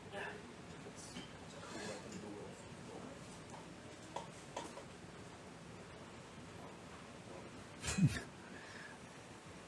A whole bunch of sea stars. Uh-huh. Yeah, attached to an octocoral. Or, I don't know.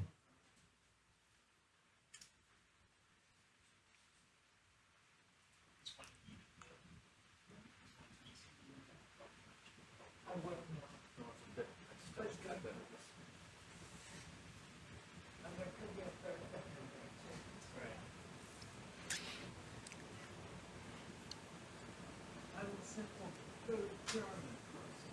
None of this three ways.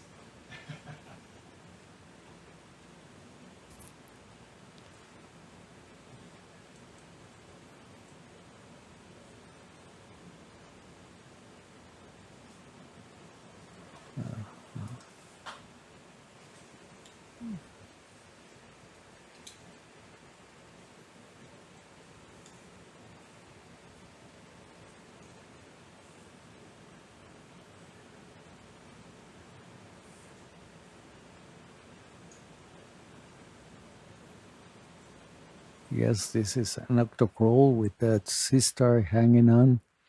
We see that quite a bit even in shallow waters of Brittle stars and some of the stars just hanging on these octocorals, and probably at some point they spread out their arms to feed.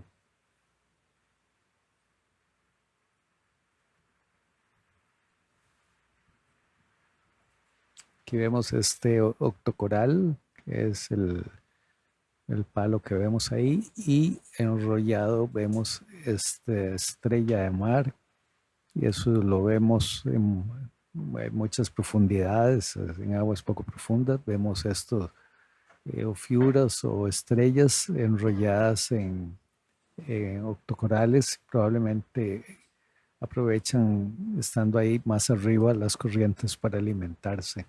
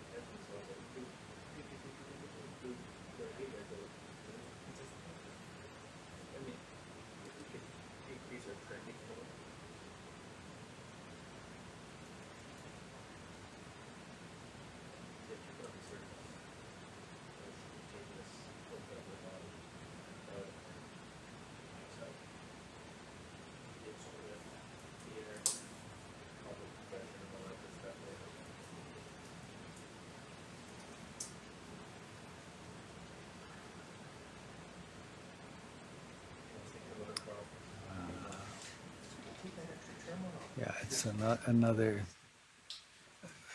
brittle star attached to this octocoral. You can see the arms trailing. They're probably out there picking up food from the water column.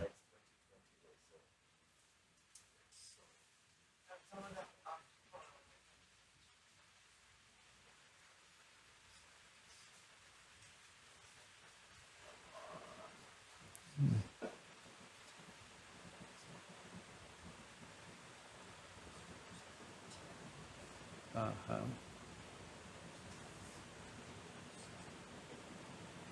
Wow. O sea que vemos este ofiúrido sobre un octocoral y lo vemos extendiendo los brazos, pues probablemente para alimentarse partículas que van pasando.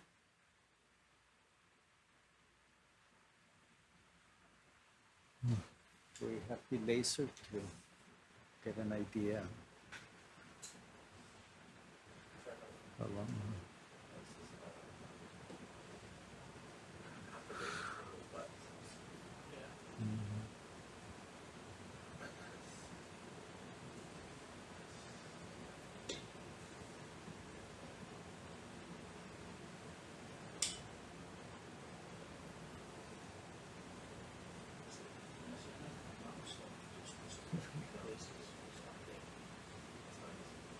What do you think? It's like a meter? Sounds about right, yeah. A meter? Yeah, we calculate this octocoral could be a meter long. Si midiendo con los láser, calculamos que este octocoral puede tener como 1 metro. Y bueno, esa estrella está enrollada, también de ser relativamente grande.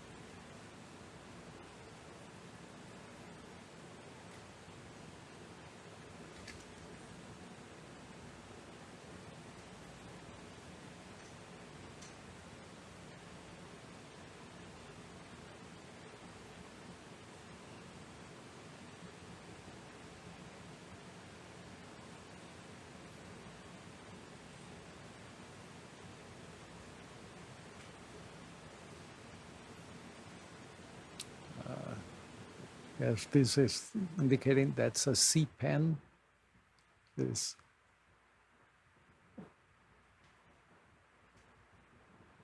Well, the very long genus name.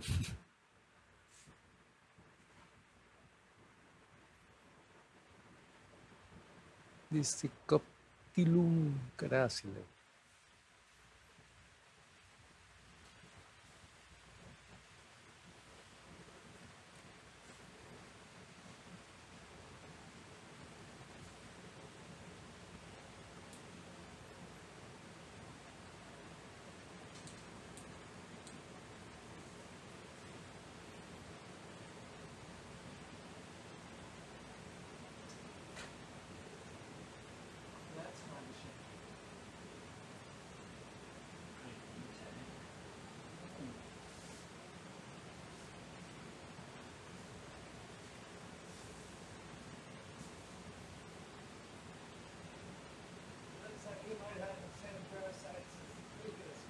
It looks like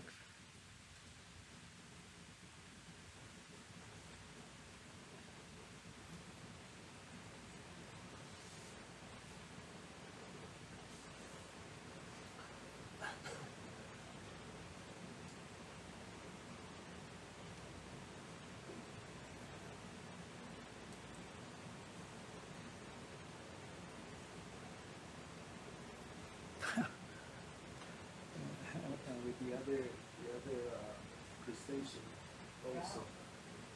Wow.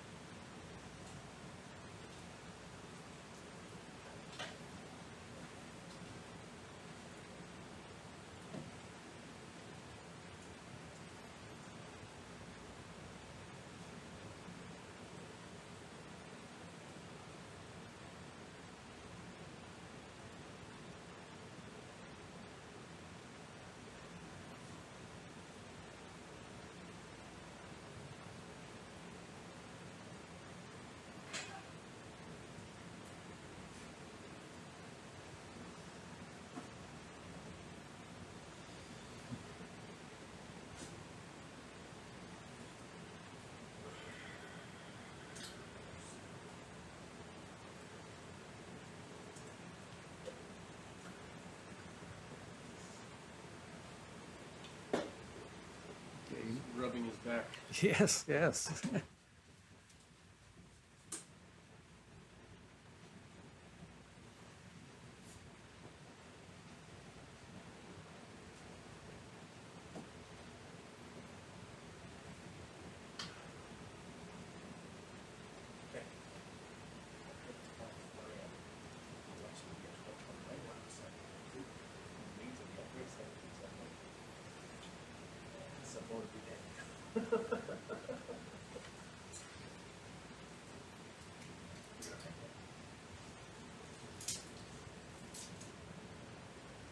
Names is harder because I think maybe the more we lose, the more maybe a bit more. Come on, come on.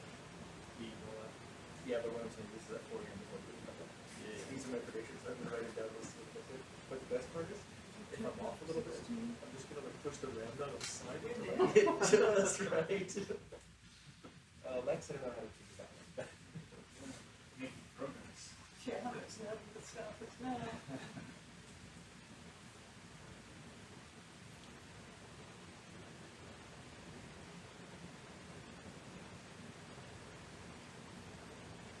Very little to distract us. It doesn't seem like it's even that many fun on show papers, you know. Right. Maybe that's one.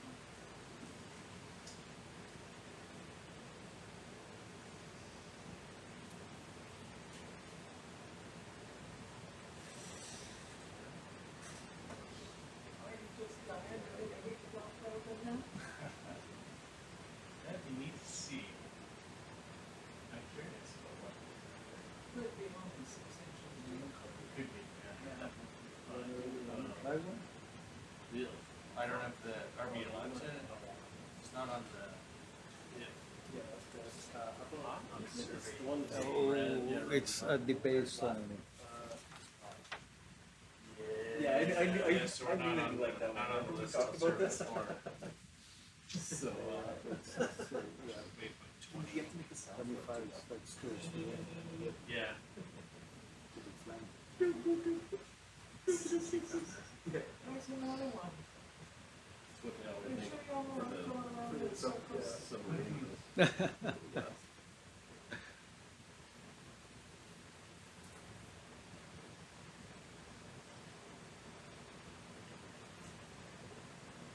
Ooh, what is that?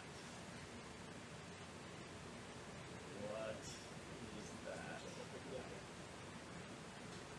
What is that? It's way bigger than the other ones. Oh, oh, yes.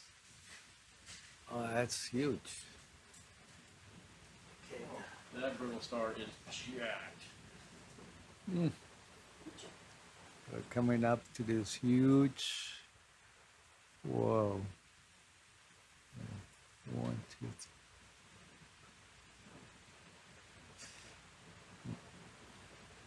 say 90 centimeters.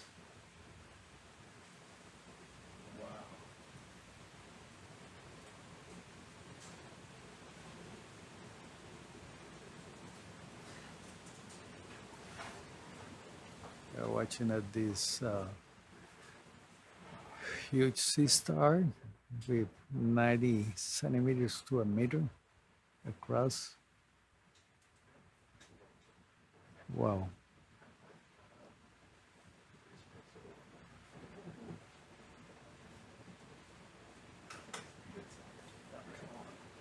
We'll do one without the lasers. Sure, let me get settled in here. Uh-huh.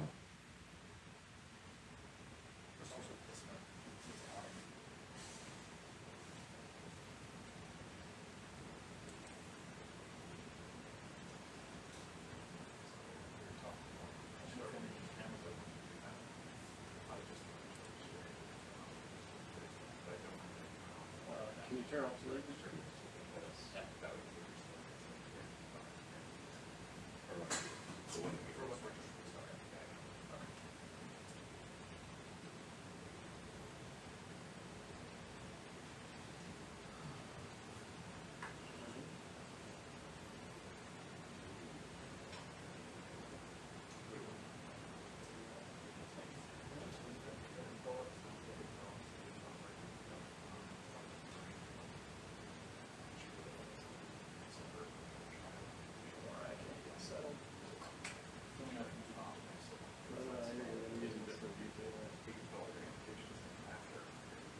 Wow.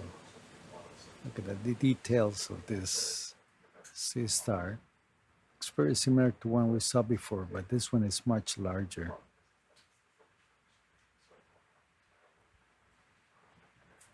You can see at the end of the right arm, it's a lighter color that's regenerating the end of the arm.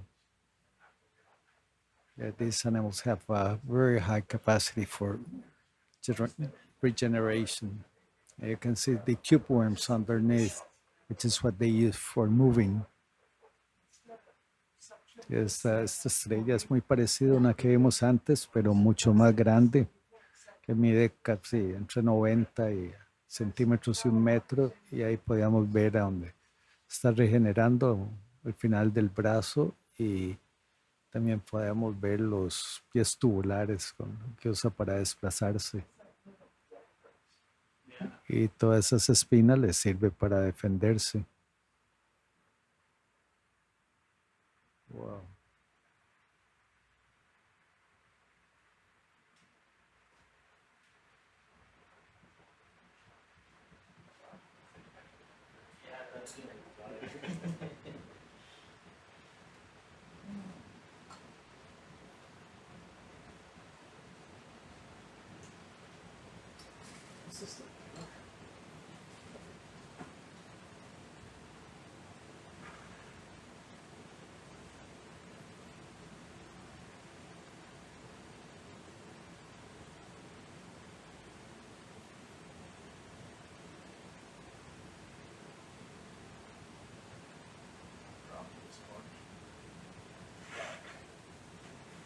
Fool me again.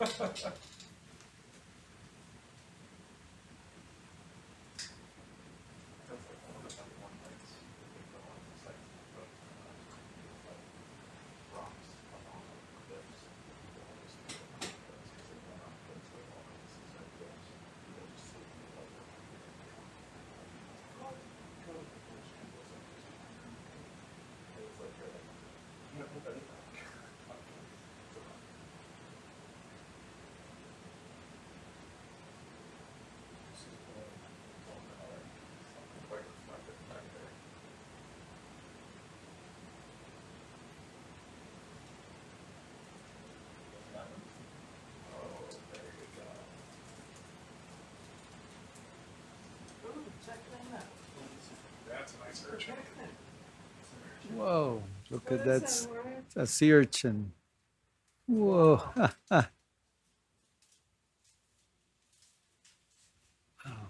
That's the most That is- extreme sea urchin I've ever seen. Yeah. His body isn't even on the sediment. Not even on the side walking stills. Let's do it with without the lasers. How does he eat? Probably comes down. Lasers? No. He said without. Yeah, remove for Oh.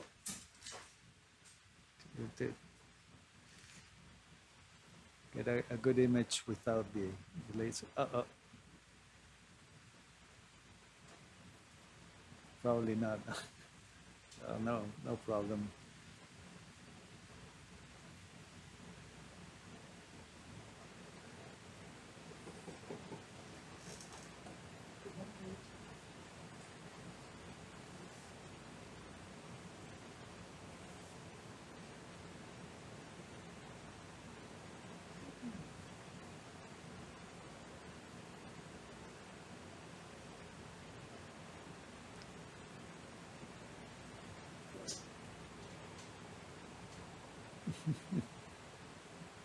There goes another with those golden worms.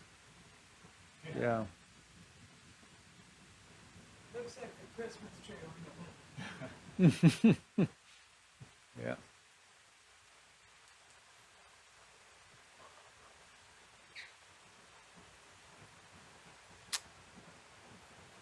Huh. Seems to be upside down. Seems to be upside down. Looks like a knot. But the Penicillariae are on the other side. Yeah.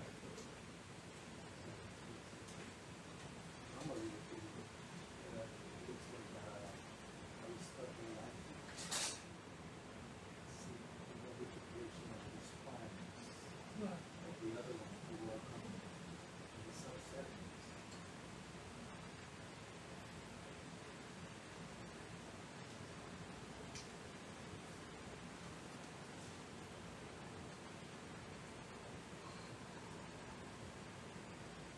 So is the note from the bottom?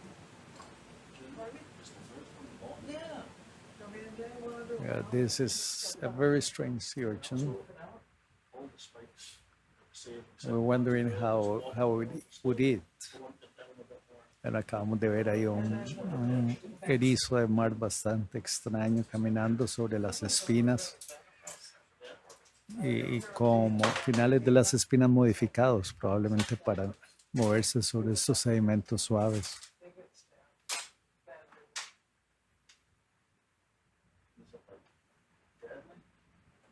I don't know for sure. At least very minimal. Yeah. And potential for, you know, lockjaw. You know, deep infection and comfortable. That's just some species, not all species. Right. Ooh, But you know, when you get sushi and urchin eggs, everybody loves those. Not just you and me. All the fishes, all the other things, so the animals who are good to eat have all that potential. wow. Everything I'm picking up is the right of me.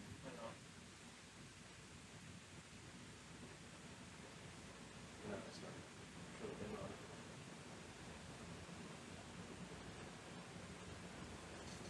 Two more pockets. Yeah, it seems to be very complicated.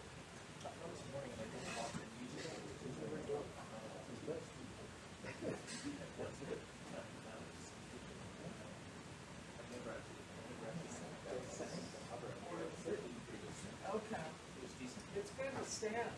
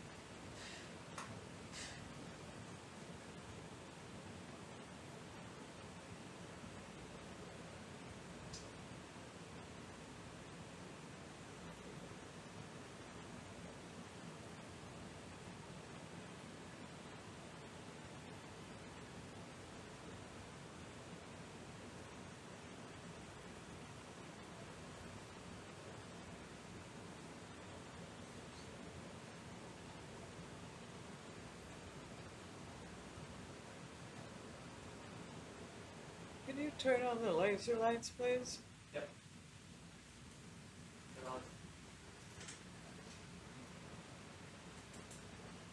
Look how big that crab is. Galatheads, I think of as being about as long as my finger. Dang. And he's got tiny little kilo.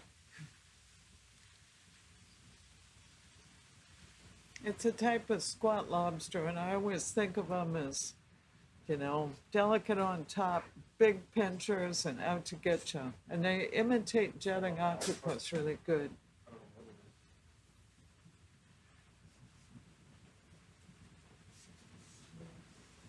feel like it's not.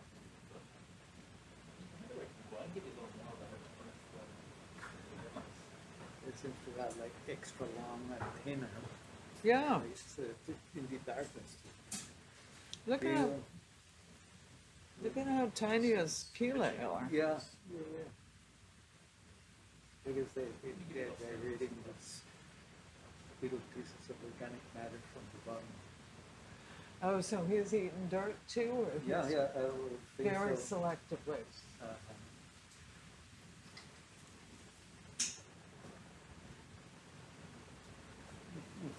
Look, there he goes. Así los vemos como nadan hacia atrás y las antenas muy largas. Yo That pens- kind of looks like an octopus. a las antenas muy largas que debe ser para The little ones. orientarse en la oscuridad.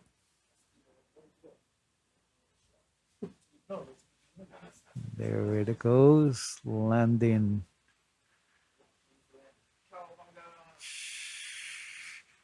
Touchdown.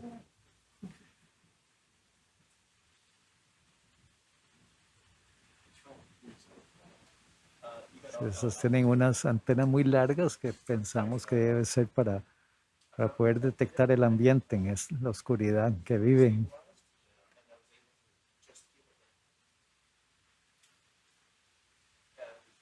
Yeah, I was doing that and you saw me. Every time it's difficult. Yeah.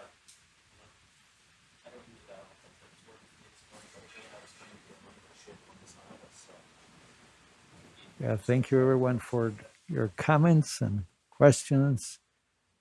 Muchas gracias por los comentarios y preguntas. And yes, there's very few octocorals and sponges here, probably because the sediment is very soft. But we get to see all sorts of other animals here.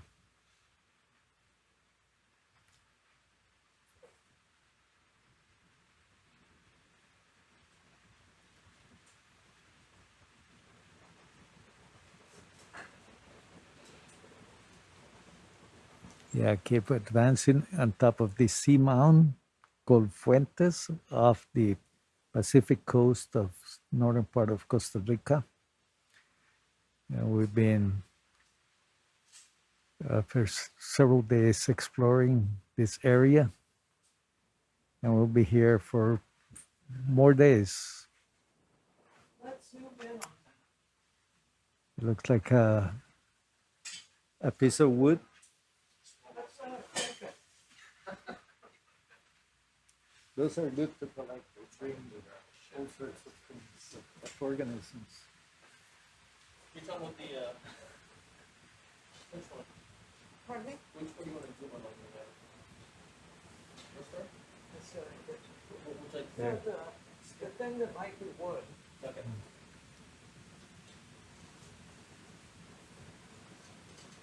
Mm-hmm.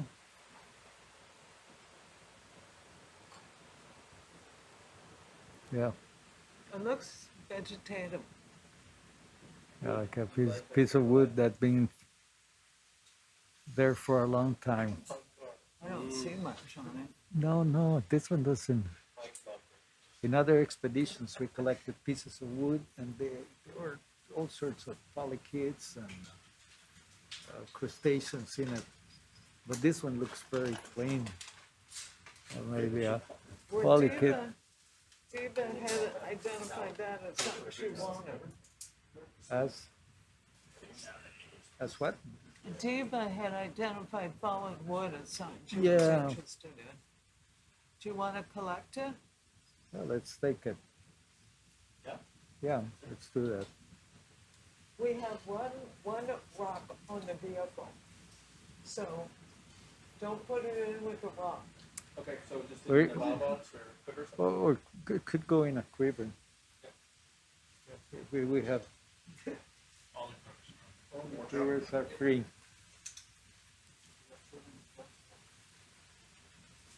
Yeah. That's for the,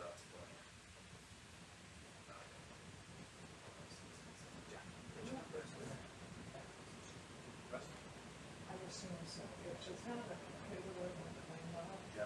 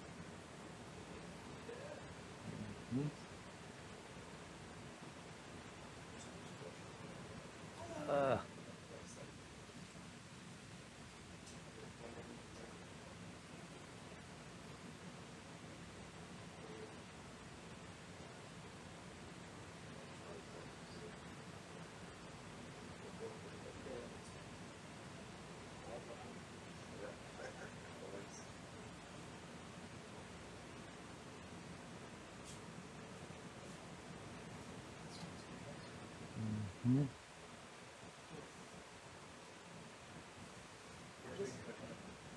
I think we're putting it in the first corner.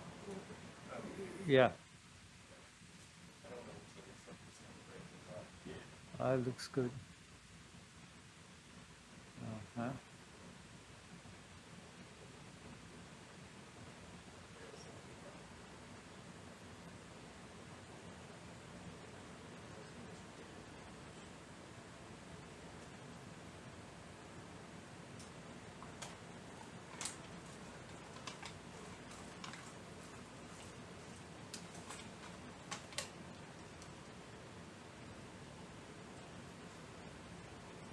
Good. Well done.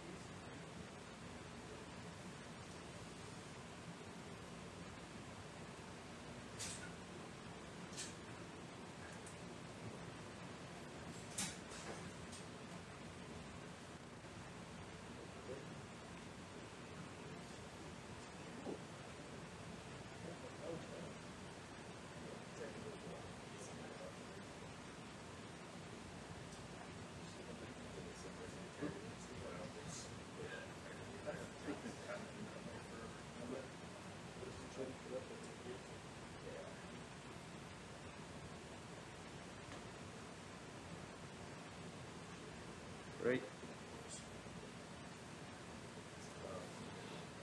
Well, we just collected a piece of wood and see what we find there.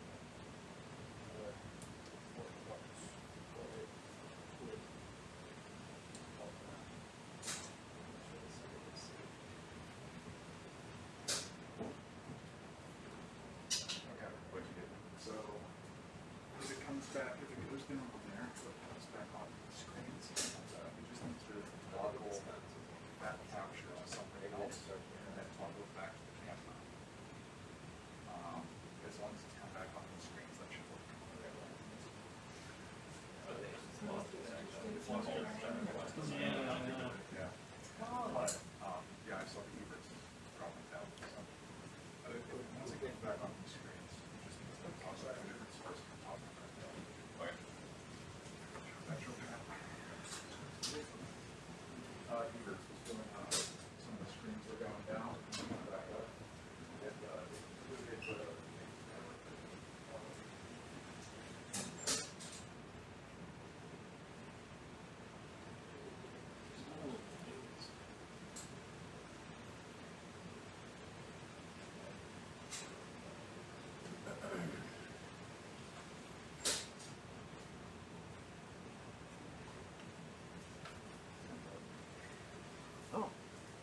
It's running out of power.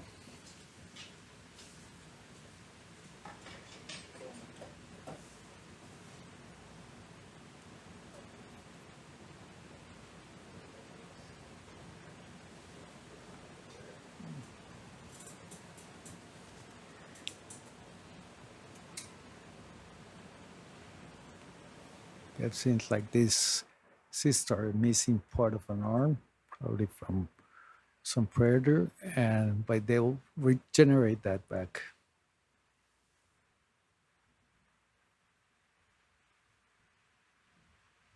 Ahí veíamos una estrella que le faltaba parte de un brazo, pero eventualmente lo regeneran. Estos animales tienen una capacidad muy alta de regeneración de partes del cuerpo.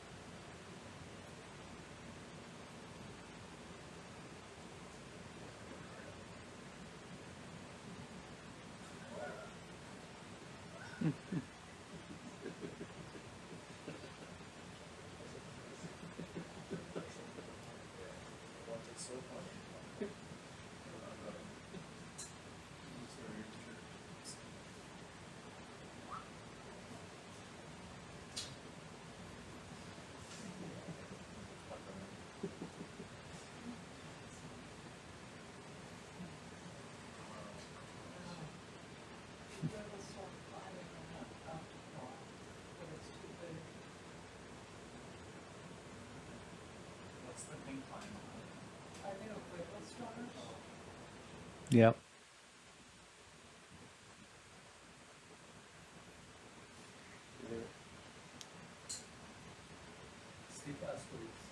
That's a sea fan. A sea fan? Yeah, we saw it before. It's one very similar. He mentioned something that was a sea fan. So just with one stop? Yeah. That would be that sea fans. Oh, of course.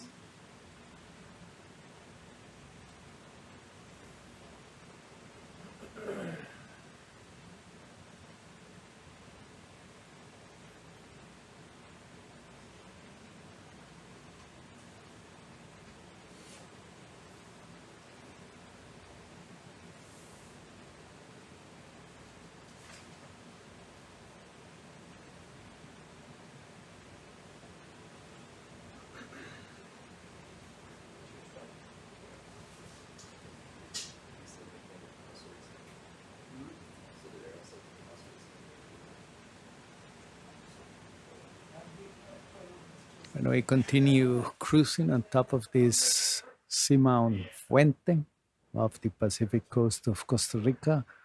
And the plan is to cross this top area and then move onto one of the flanks where there are rocks and make some collection heat flow. Whoa, let's look at that. That's yes, it's a jellyfish. Jellyfish, I would say, yeah.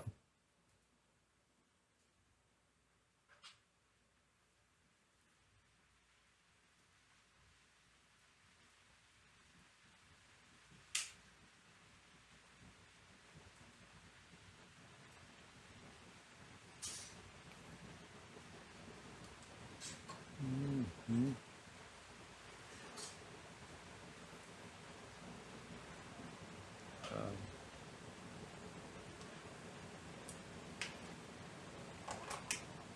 Let's have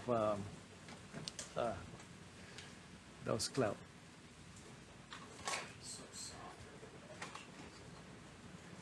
Let's have a view, a complete view.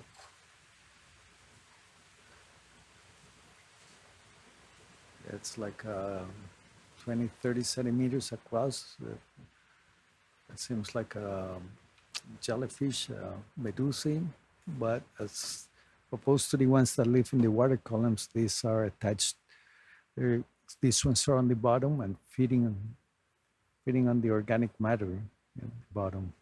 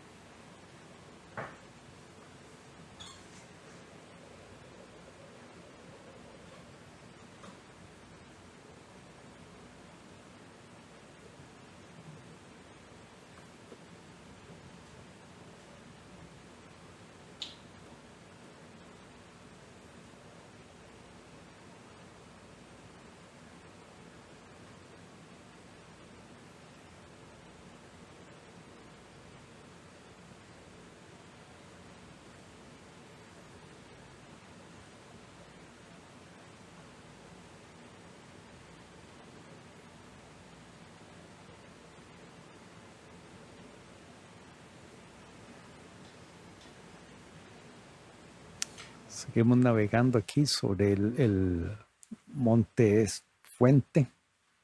Está un poco más de 200 kilómetros Guanacaste, Costa Rica, en el Pacífico, a 2.691 metros de profundidad.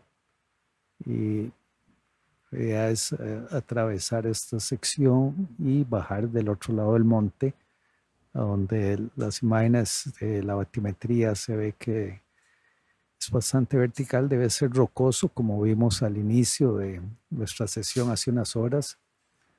Y aquí estamos viendo el pez trípode. Ese ha sido uno de los éxitos de este viaje.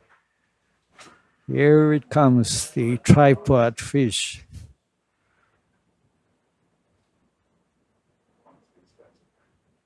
Salvador Dalí Dream. Un sueño de Salvador Dalí.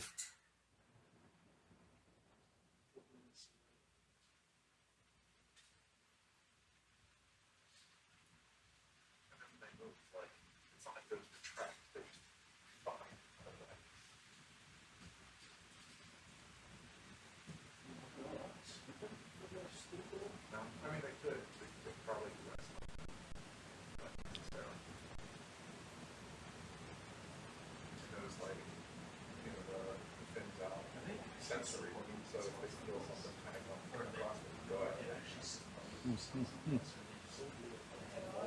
Yeah. Yeah. I mean, that's the thing, man. I think about all the steps. You started with the fish that was just on the bottom, and then one fish kind of falls your fins, and it's at a little higher, and it's like, I get my food this guy, and eventually get this next, it's like half a meter tall.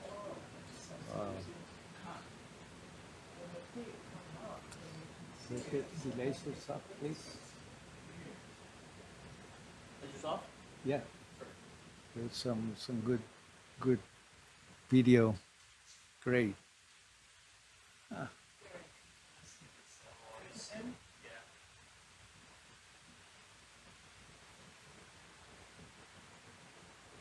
You can see the modifications on the fins to stand on the subsediment.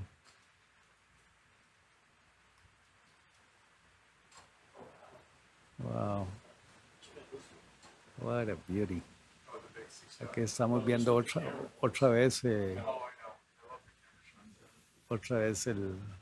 pez trípode. Vemos las modificaciones al final de las aletas, que es sobre lo que se apoya.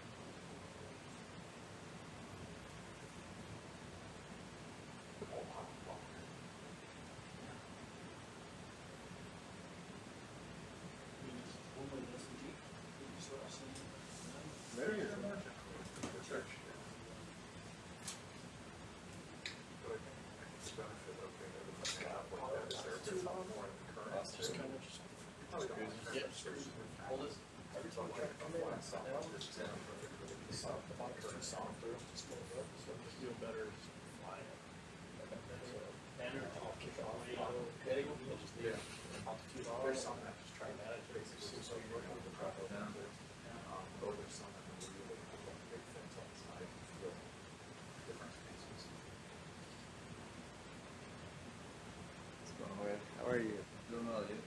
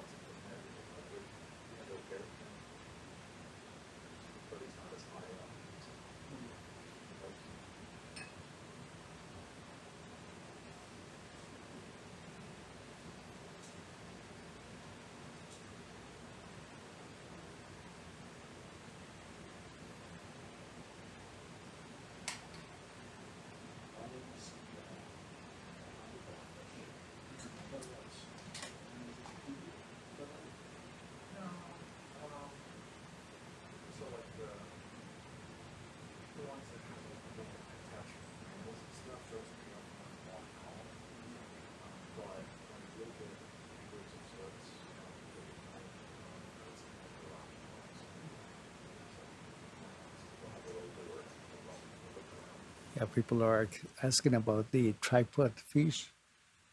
And Beatriz Naranjo, which is person here with us that knows a lot about fish, saying that even the specialists are not quite sure what species they are. And they know it's in the genus Dipteroides, and but hard to decide what it is. This is nice. All of these sea stars align.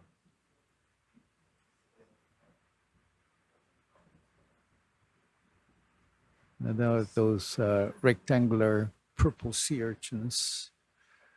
There's another little sea star there. Lots of stars. You can see just the tips of their arms.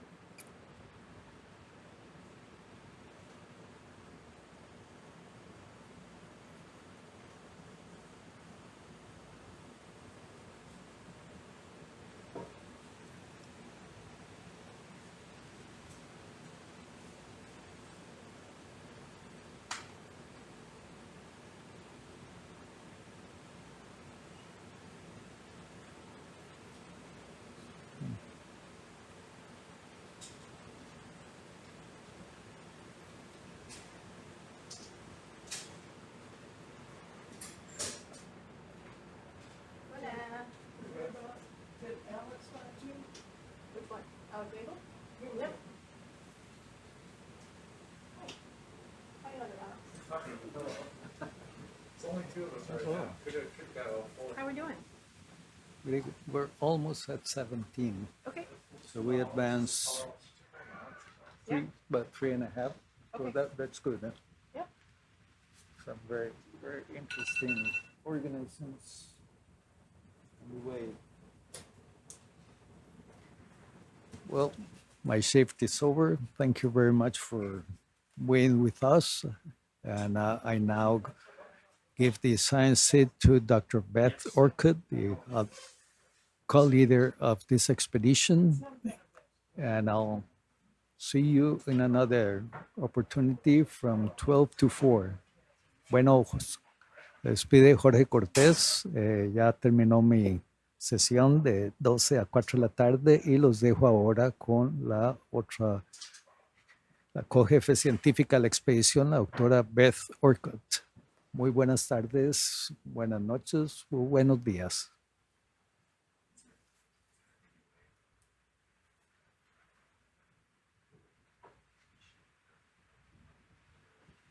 Had some nice animals on this one.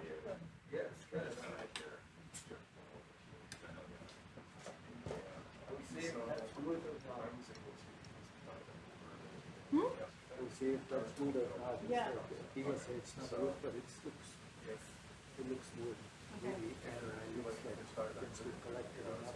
Yeah, okay. We have it, and from other sites, there were all sorts of creatures. Yeah, yeah, yeah. So it's going to be good to see. That's nice. They know you. What's that?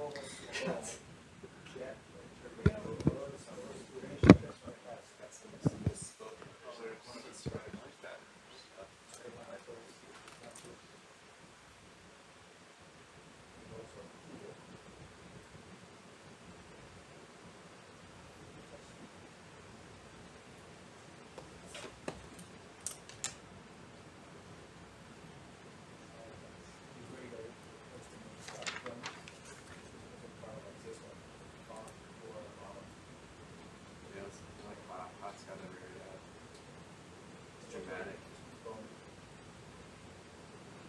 That's classic. I'm a classic guy.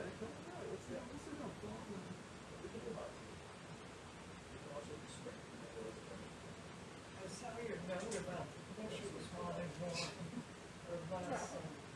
Would there be any protected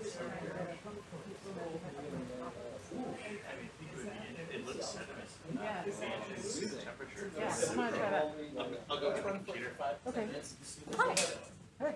Can we pause the ship's move? I would like to do a heat flow measurement in this area. Rob has to go get his computer, so we don't need to do it right away. No worries. It's very silty. Yeah, No, it's very soft. Oh. okay. Are you preemptively saying it's gonna get cloudy when you sit down? All right, so just getting that handover done from Yeah, okay. Jorge over to Beth. For anyone just tuning in, you are watching live footage from remotely operated vehicle SuBastian dangling, let's see, 2,600, almost 2,700 meters below the surface of the ocean, below research vessel Falcor 2. We are on Fuente Seamount, which is a previously unexplored seamount off of Costa Rica. We are currently just doing a little transects around, Yes, okay. kind of seeing what we You're see. super welcome. However, it sounds like Beth is going to want to do a heat flow measurement here. So for that, we'll settle down to the bottom and deploy a heat flow probe into the sediment. And that'll take a little while. Want to continue to wish a happy World Ocean Day as it becomes June 8th on more and more of the globe. Here on the ship, we still have 2 hours left, 2 hours before it's World Ocean Day for us. No, that's not true at all. I was looking at UTC time. It's 2 hours left until UTC is World Ocean Day. For us, we still have quite a lot, 8 hours. This is the problem. On the ship, we have 2 clocks. We have a UTC, which is what all of our data is logged by. And then we do have a local time as well. We have a lot more hours to go. It's only June 7th. Yeah. Yeah. No, we do. But elsewhere in the world, it's June 8th. So Yeah. World Ocean Day to those folks.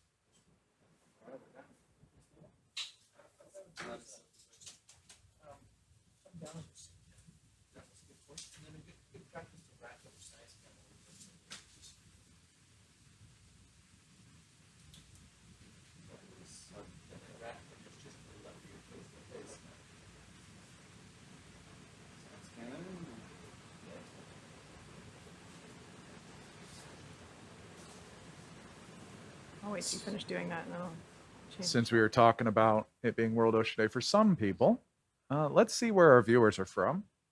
Usually folks will post up in the chat where they're watching from. Let us know if it's June 8th where you are just yet. And if so, a happy World Ocean Day to you.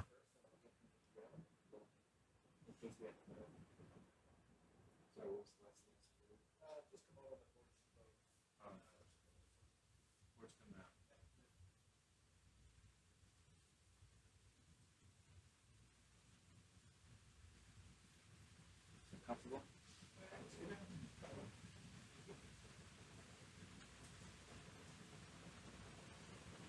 We can go ahead and poke Excalibur even while he's getting set up. Cool. Does this look like we're going to get good penetration, I think? Yeah, looking in the camera, it looks like we're on a little angle that's maybe going away from the starboard side. Yeah.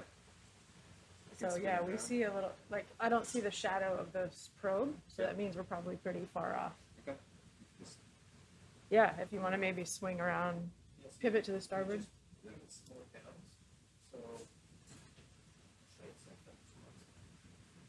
Oh, okay.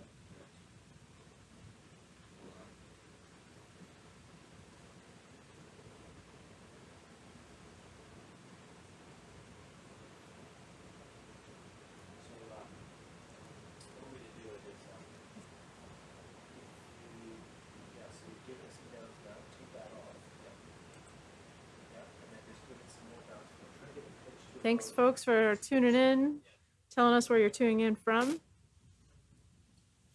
I'd like to give a shout out to the person or people from West Palm Beach, Florida. That's where I was born.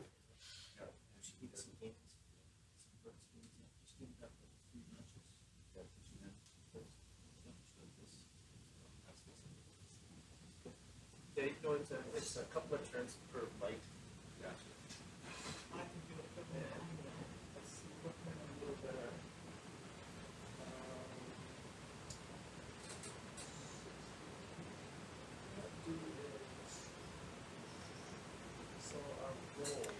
Yeah, so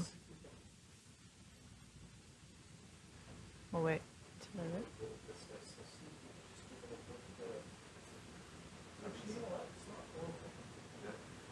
Well, and it looks like the probe already came down quite significantly once with this cloud clears.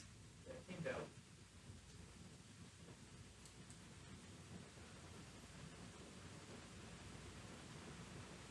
I'm just holding it. Oh yeah, There we are. much closer. That's probably gonna give us. Yeah, it's a little ways out. So the only thing I'll Yeah. tell you, so on your little, maybe you see your downs are 72. Yeah. So that's plenty for us. So what you might want to do is, once you do that, that one wavelength, now you've already locked it in. Gotcha. So what you may want to do is ramp up your command gain. But we're going to try to come back just a little bit. So what's going to happen is now you're just forcing kind of. Yo, how's it going? And We're about to thrust this kind of setting the spot. what's that? So what's that? It's the heat of the oil. There we go. So I think you can still hold this height off the bottom. Just reduce that like 50, 48, somewhere in there. And just come off a little bit so you start seeing it rise and then stop and find your and then push it back. Yeah. So it's a little bit more rise there. Yeah. Perfect. And then push it back.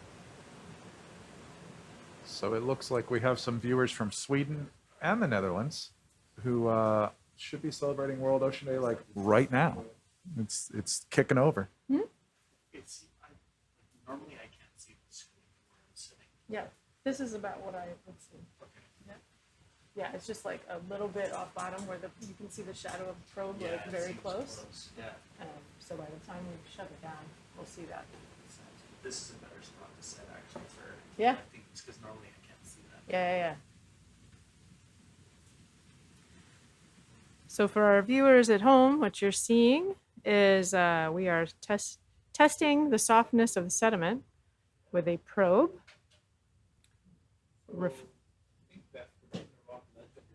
All right, so it's not very sedimented. It's pretty shallow sediment here. Yeah? Okay, that's fine. This was we were just like, if it's sedimented, we'll try it. This tells us that it's not very sedimented up here, so that's fine.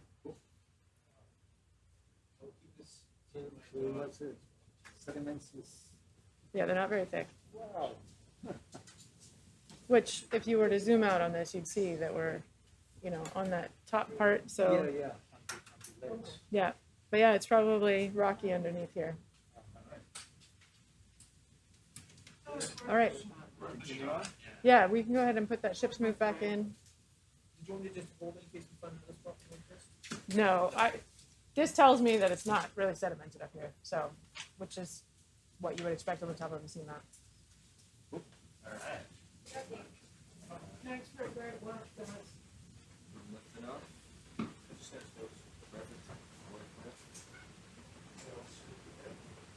Is that kind of But I'm okay with all texture.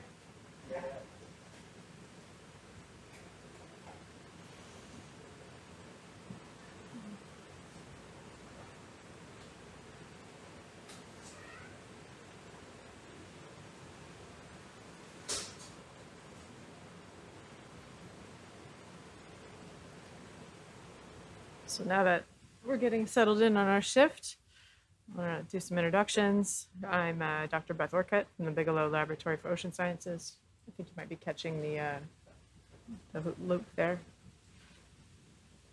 Bigelow Laboratory for Ocean Sciences is up in Maine. in the United States. I'm one of the co-lead scientists of this expedition, along with Dr. Jorge Cortez of the University of Costa Rica. Joining me on this shift is Dr. Holly Lutz from Scripps Research and affiliated with the Field Museum, one of our animal specialists and microbiome specialists out here on the expedition with us. We've got Tyler, you're not an intern. What? You can call me ROV Pilot Tech 2. All right. That sounds really great. We've got a new ROV pilot, Tyler, driving us around on this shift, joined by Adam, a more experienced ROV pilot, and Alex helping us with our multimedia, making sure the live stream is going out to you. Alex, can we pop the multi-beam into the picture-in-picture so people can see where we are? Not the multi-beam. You know what I mean? You want that or you want the 3D model? The 3D model. Oh, yeah. Let's put that up. You know that's what I want. I know. It's fun. And we got waypoints on it today. Yeah, we're improving every day. We can learn.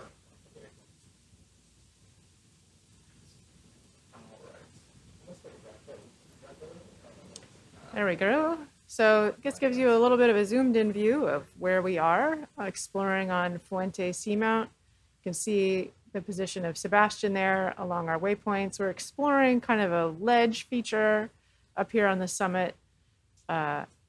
This newly acquired multi-beam data that we collected last night is helping us kind of figure out where we want to explore to see if we can find evidence of venting on this seamount or around it.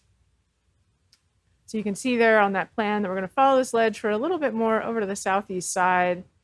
Then we'll be heading back down the flank of the seamount, which generally has less sediment, so sometimes more exposed rocks. See what we find there. And then we'll head back down to the sedimented abyssal plain nearby, or maybe not all the way onto the plain, but down at the base of the seamount to do more heat flow measurements. Prior work in this area from several decades ago, doing over the ship temperature measurements, indicated that the seafloor around the southeast side of this feature is anomalously cool, indicating that this is a seamount area where recharge is happening. Whereas on the southwest side, where we started our dive, we had elevated heat flow temperature gradients, indicating potential discharge. So lots of different features here that we're trying to explore.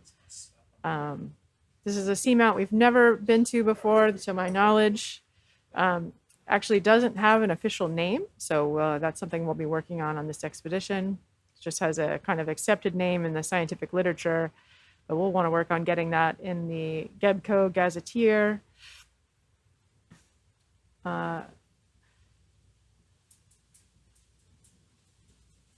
We've already seen several interesting animals and biodiversity on this expedition, several different types of habitats. This is, what are we going on? We are several hours into this dive. We have several more to go. This is a large feature. Our transect was about 4.5 kilometers, which takes a little bit of time to cover.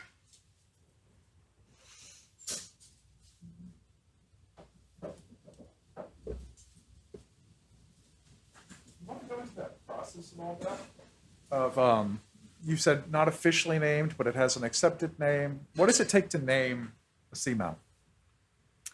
I am learning that process, so I might say something wrong.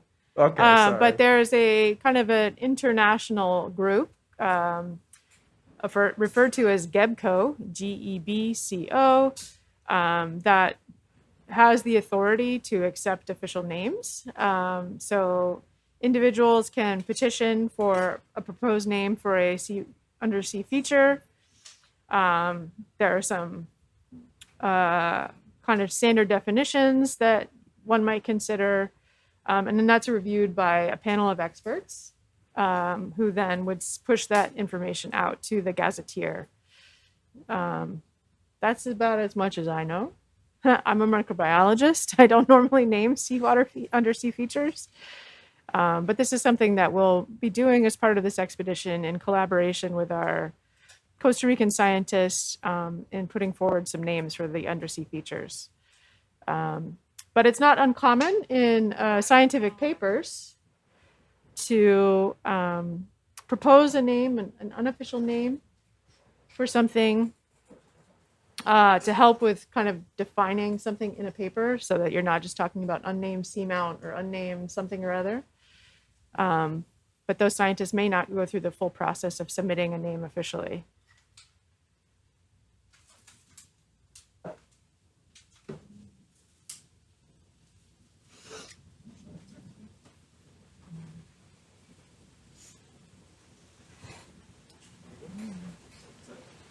So we're slowly getting on the move again, with the ship catching up with us as we're moving towards our next waypoint. Oh, there we go, a little sea cucumber taking flight.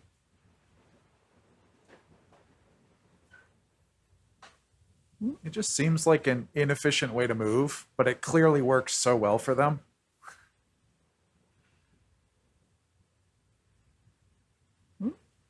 Whoa. Kicking up sediment. Those of you that have been watching the past few dives know that that sediment really likes to stick around up in the water.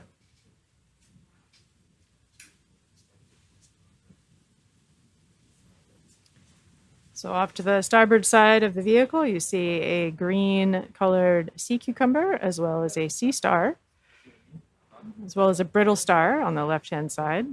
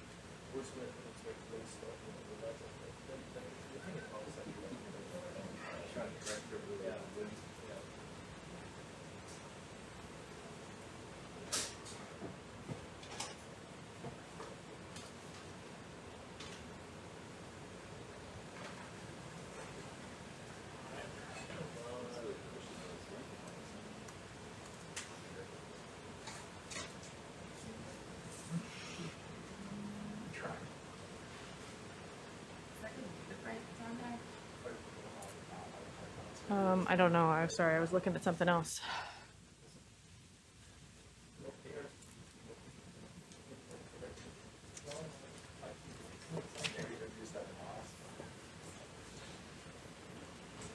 What's that?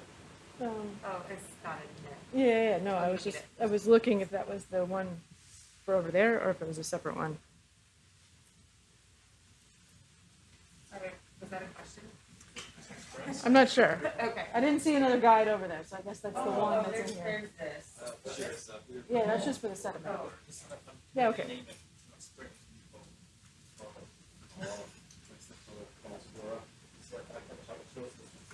am excited about Bitcoin 19. Yes, that's an interesting feature. It really tough time. No, I don't know. That's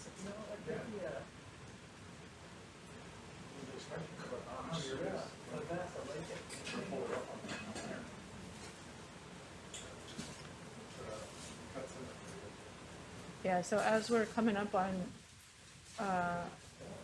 waypoint 18, can't really see it on your monitor, but on his, see how it's a little bit off of the ledge? We want to kind of be on the ledge, and then we'll follow that ledge over to 19. Yeah. Okay. Yeah, you can do that too. Thanks.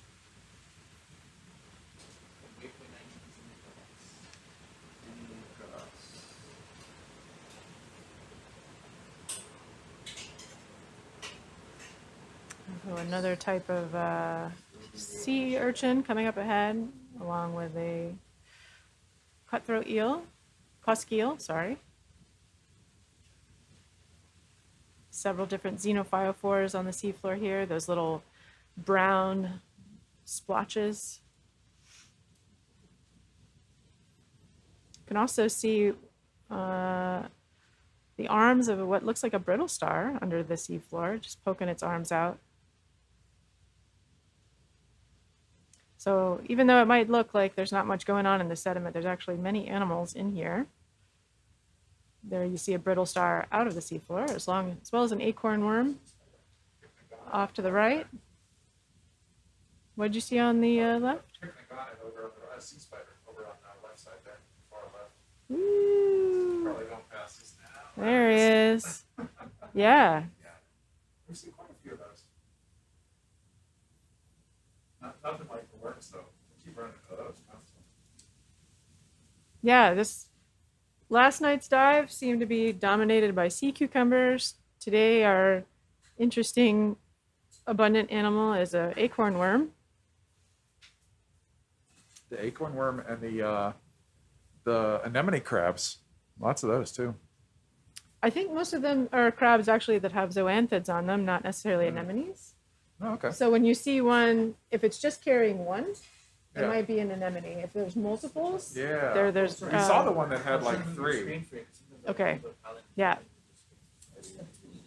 Fascinating. But all interesting adaptations of those crustacea to carry around other animals with them.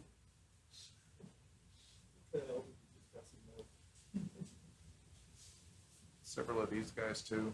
Yeah, we've seen several of these on this dive. I don't remember what Diva called them.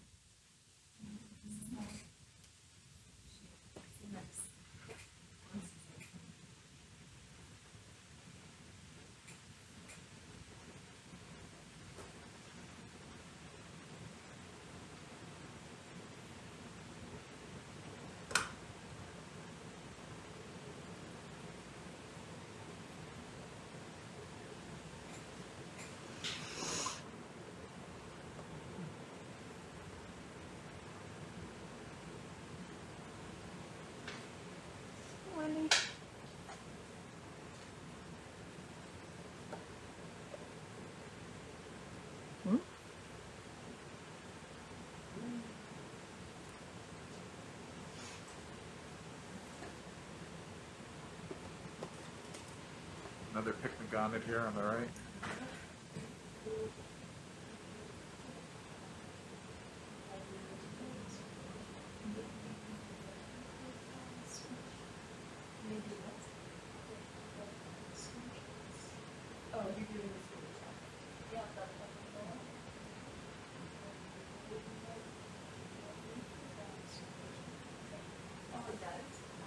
Another sea cucumber there, as well as two different urchins.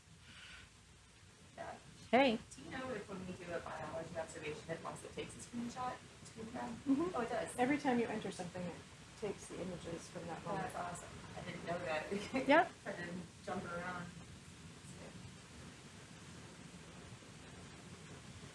Yeah, and you can see it, like if you scroll down, you'll see the entries, and if you click on them, you can see the image that it took at that moment.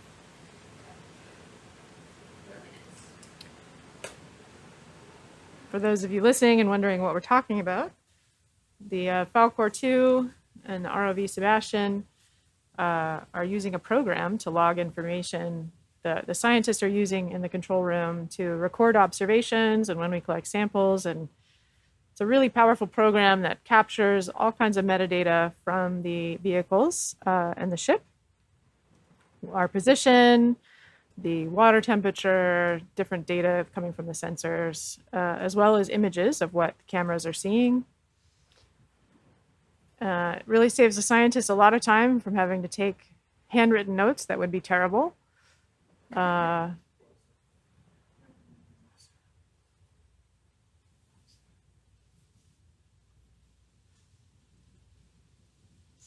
So in this image, the frame here, you can see that the seafloor is kind of sloping off to the right, which matches what we're seeing in the multi-beam data that was collected last night, that we're on kind of a gently sloped ledge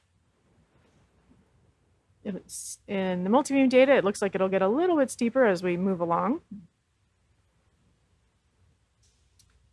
Thanks for bringing up that picture in picture. So yeah, you can see us there on that ledge. Surprisingly more sedimented than I was expecting, but that's always the fun of exploration, is that you can make some predictions based on the maps, but you got to actually go see it to see what's down there.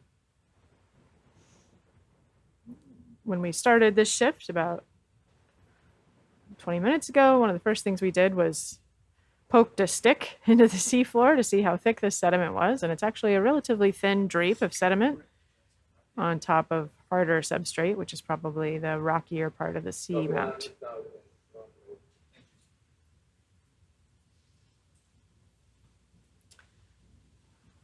Our exploration requires coordination between two vessels. They're the ship and the ROV. So we're both moving along together.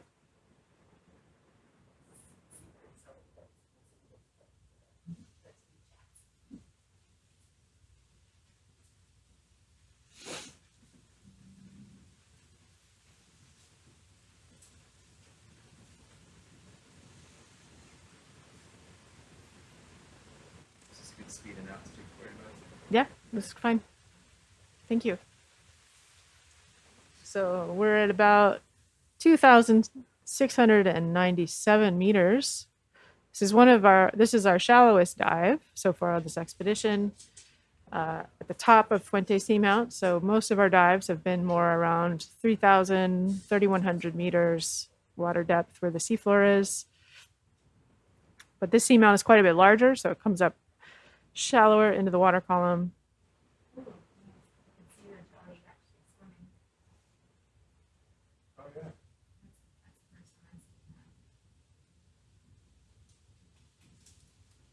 If we could pause the ROV just so that I can get a little bit of video of that.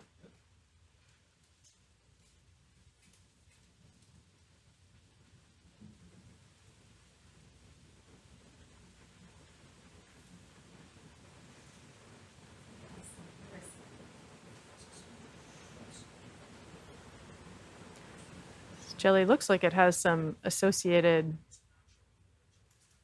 I'm not sure if they're amphipods or crustaceans.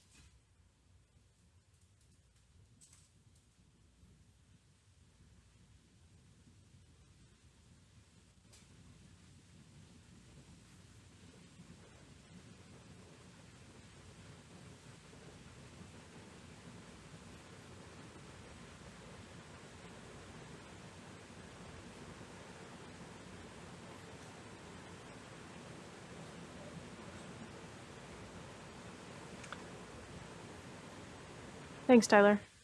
I'm gonna keep moving. Let's do it.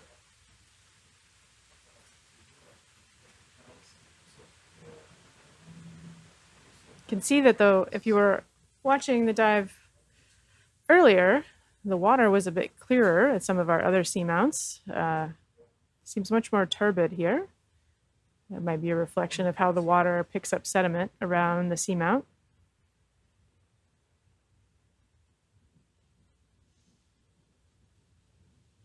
And now as we're getting to the steeper relief of the ledge, we're starting to see some actual rocks poking out of the seafloor.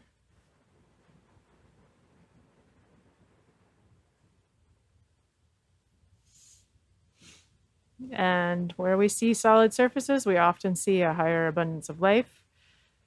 And we're starting to see some octocorals, some demosponges, several different things attached to these rocks.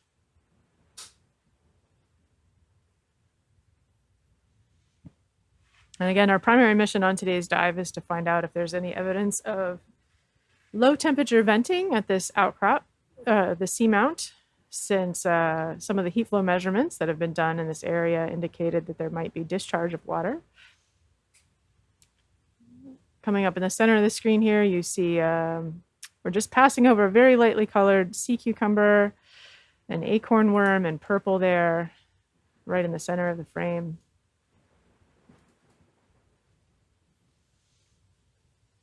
So this looks like a type of sheet flow, but it could also be exposed consolidated mud that has been encrusted over by manganese oxides. It's hard to tell just by looking at it.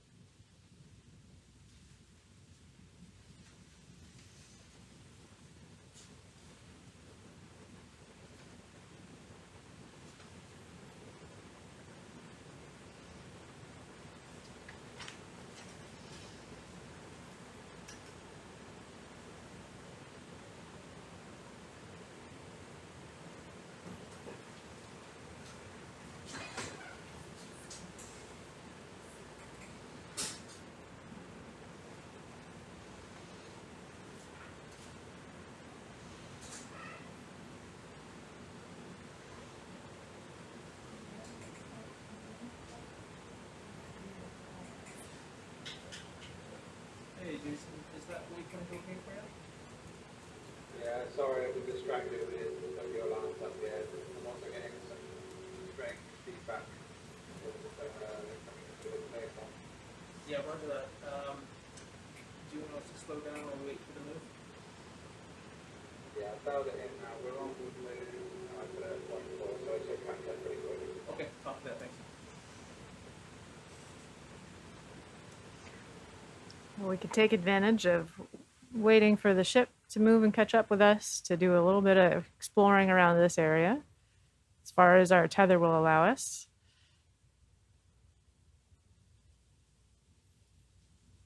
So again, this might be sheet flow that's just broken into blocks.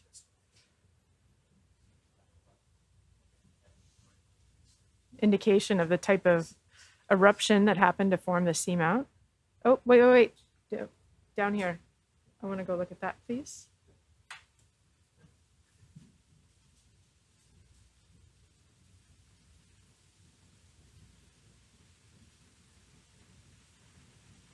Oh, false alarm. Still cool, but not what I thought it was. We're always looking for octopus. So anything that I see that's like, is that purple and rounded? But that's not what that was.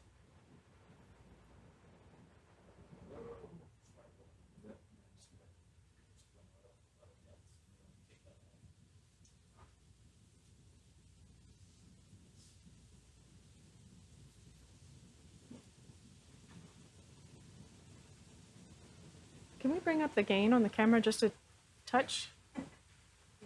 Yeah, I see that. Thanks.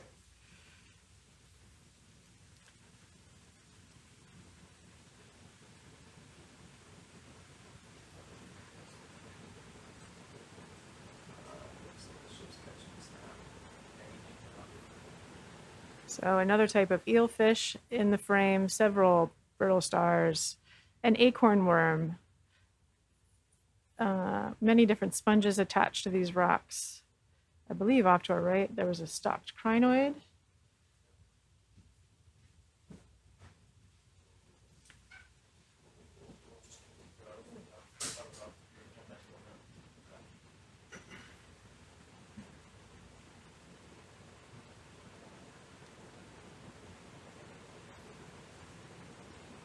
Trevor, do you mind swinging to look to port? Or pivot, however you want to do it.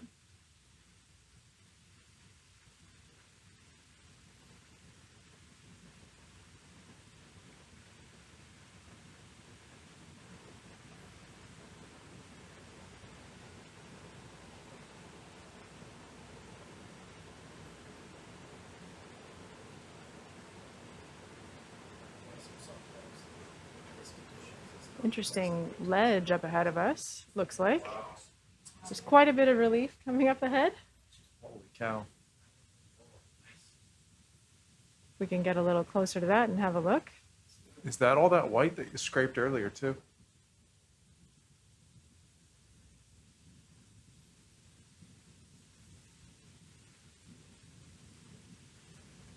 Wow.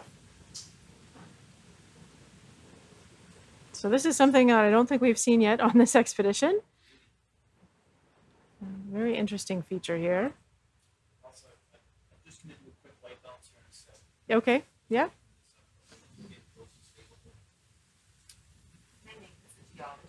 Yes, please make this a geology observation. Holy cow. It's not a, no, it would just be other. It's not one of the descriptions because I wasn't expecting we would see something like this. You could also click the fissure button. No, there's big anemones at the top. Yep. Well, I'll look at those in just a second. Yeah.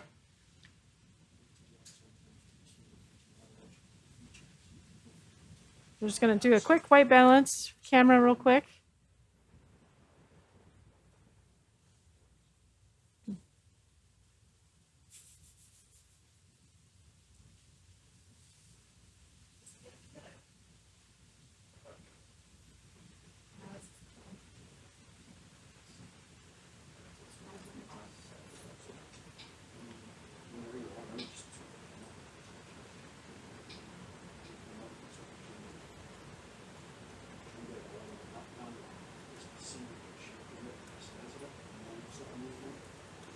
So on a previous dive in this expedition series, we collected some of this white material, thinking that it might be a carbonate. It was actually a carbonate siliceous ooze.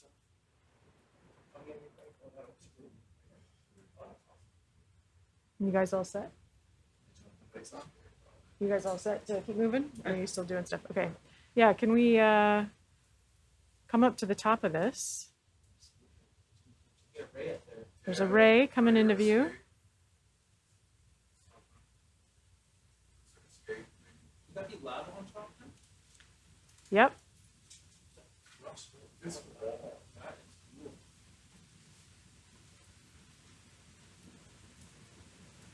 And there is what? What is that? Yeah.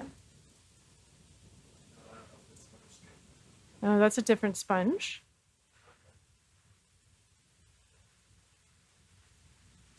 So we might want to come back down a little bit and kind of follow that ledge a little bit, just to see what's on the underside. Yeah, so this is a really interesting feature here. I'm not 100% sure what we're seeing, but it seems that this is maybe a type of sheet flow that's formed on top of an older deposit of this carbonate siliceous ooze. We'll probably need to get some samples to determine that. Yeah, let's work our way around. And we'll be kind of focusing on those underside of the ledges to see. This is much steeper than I was expecting based on the bathymetry. You aren't even to like that cut yet. No.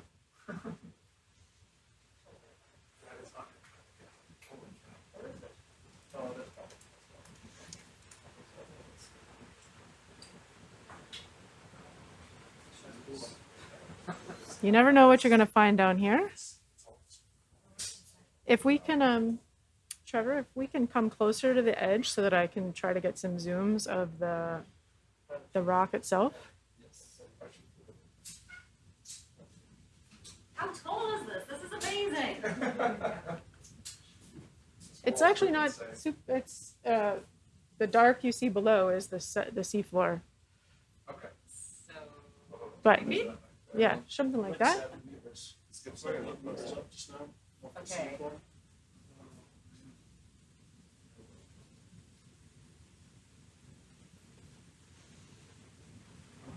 Cucumber hanging from underneath there. Where's the sea cucumber? It's like dead middle at the very bottom of that layer. He's kind of clinging to like the underside, right? That's one of those spiky sea cucumbers there. Oh yeah. Oh yeah, you're right. It's on a journey. Yeah. I'm gonna look at this a little closer. Yeah, so this has a similar look and texture to some of the material we collected earlier. Woo, sorry.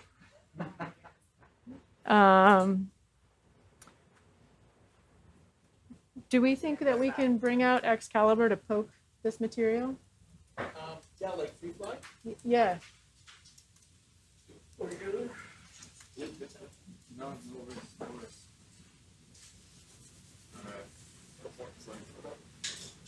Thank you, Tyler. No worries. Doing a little pilot switch out here for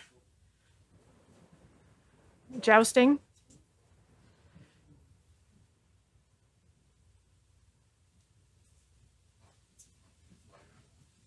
So down below us, you can see the seafloor we had been on. And now you see this steep cliff above us. You're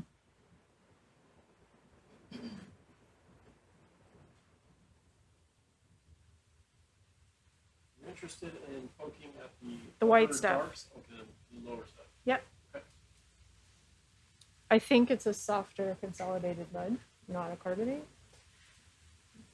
So if it, yeah, we'll just see what it looks like when we bash into it.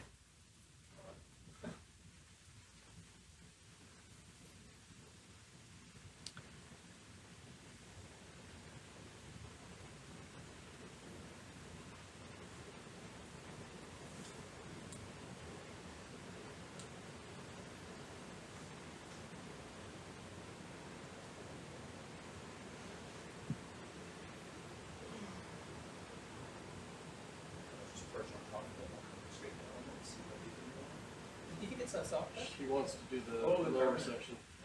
Yeah, we want to get in the white stuff just to see how soft it is.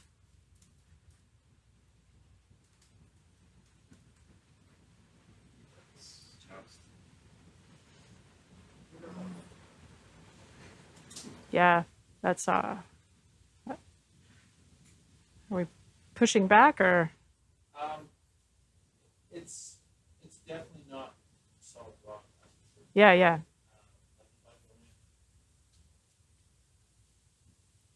It's soft in there, and then there's resistance. Yeah, it's really soft. Yeah, so I'm going to make a guess that this is that same carbonate silicious ooze. Yeah, it looks like the same stuff this morning. Yeah, but much bigger than what we saw earlier in the dive. If earlier in the dive, we came across similar kinds of ledges on top of light colored material. There was even one that looked like a table. So it seems that this type of flow is more widespread across the seamount.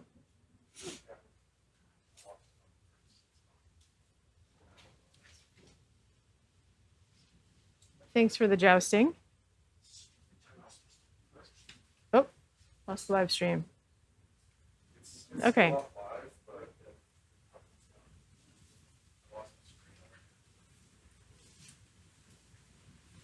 So you can see some of the blocks that have fallen off.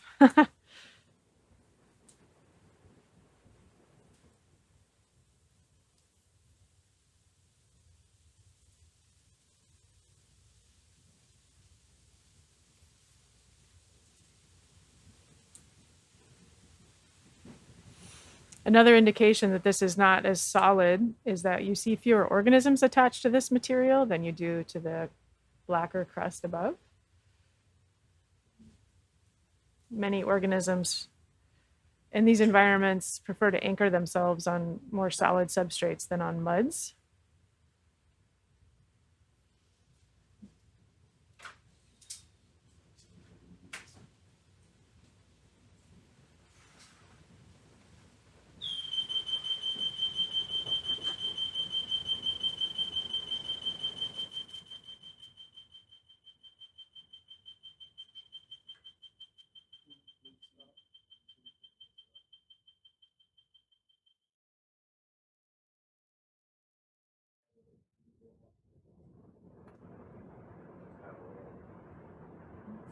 Just had a little alert here. We're taking a look at that.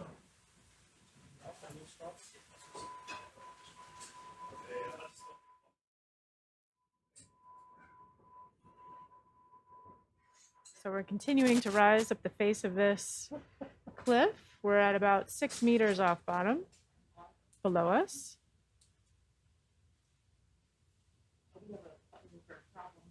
I don't think I'm gonna log that. No, we don't no, log not problems. They a log problems. not a fire alarm. It's just some of the computer alarms, nothing serious.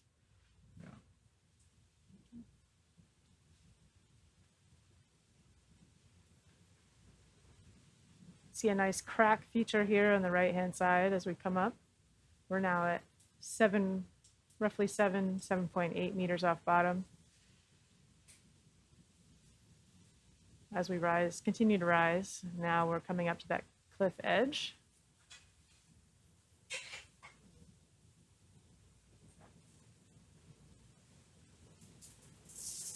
So this feature rises about 10 meters above the seafloor below it. Mind if I zoom out on the camera here? Okay. All right, so I think we want to just kind of keep following this ledge around towards that waypoint 18.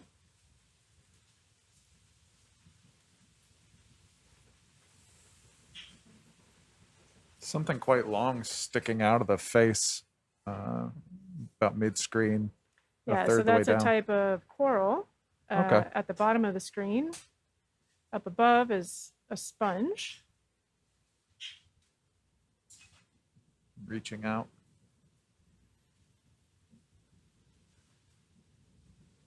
The octocoral, another one on the bottom right with a crinoid attached to it.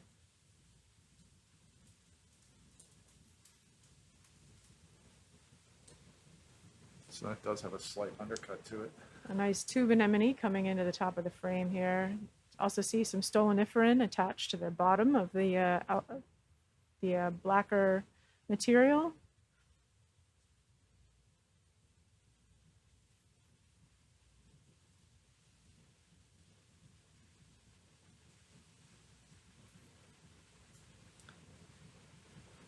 The fact that we don't see more corals attached to this tells me that this environment is relatively unstable.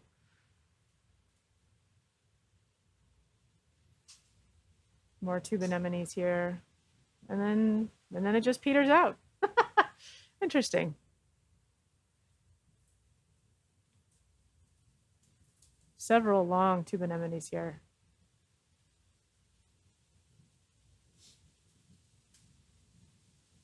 And again, another acorn worm down in the center of the screen, as well as a sea cucumber.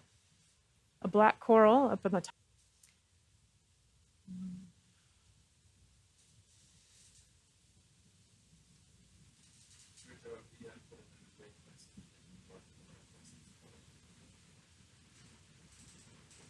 Yeah, okay, yeah, they're all on the way to that now. All right.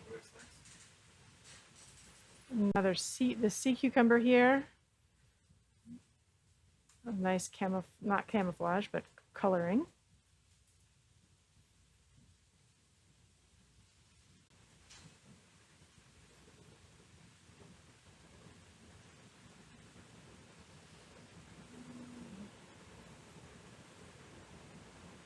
So, yeah, we can maybe either turn or lateral over towards that waypoint 18. Just seeing these, Yeah. see.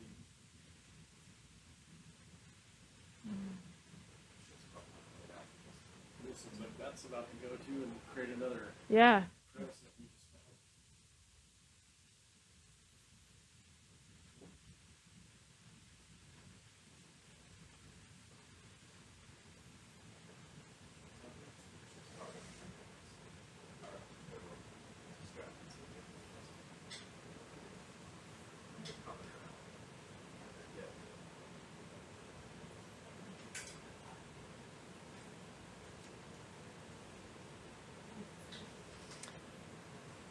The fact that we're seeing so much of this carbonate ooze underneath the rocks also is maybe an indication of why we're not seeing much fluid flow up here at the top. Those oozes would be very impermeable to water, I think.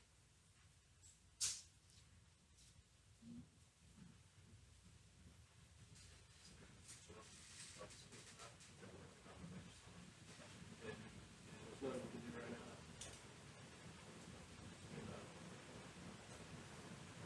Try to manage it by making it different. Just look for the best of the world.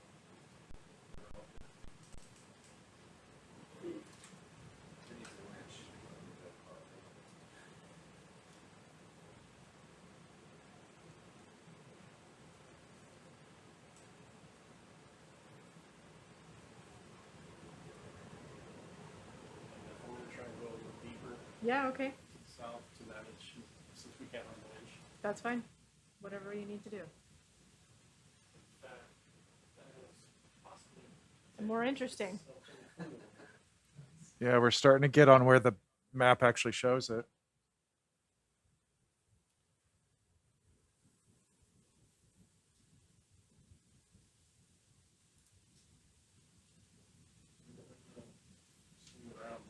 Okay.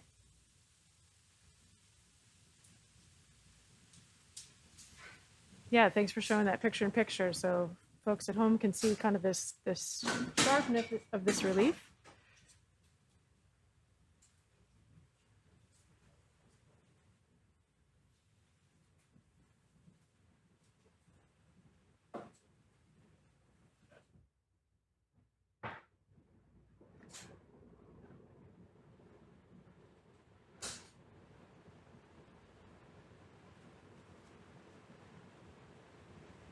Sorry if I zoom in while you're flying. Yes.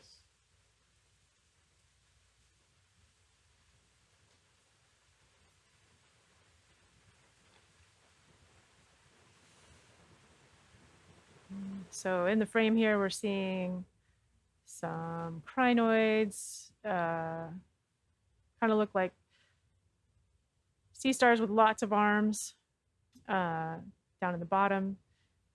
Also some demo sponges, that's the grayer material, some octocorals, the little white stick-like things. Let's see how, I wish you guys at home could see the view in the observation cam. Was that what you call it? What do you call this one? Situation cam. It looks very steep. Oh yeah, look at that sea star hanging out. Yeah, makes it look really dramatic. Although the darkness below is really just more seafloor. So we're 10 meters below us, there's more seafloor, not just a yawning abyss. Thanks for that view. If you can bring back the science cam. Yeah. You can see the sea star here, as well as a crinoid attached to a sponge off to the right.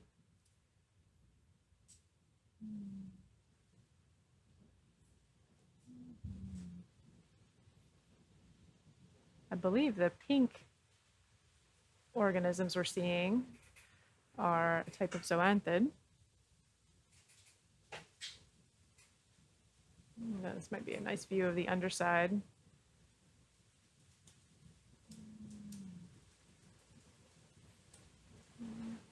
Getting a little closer there.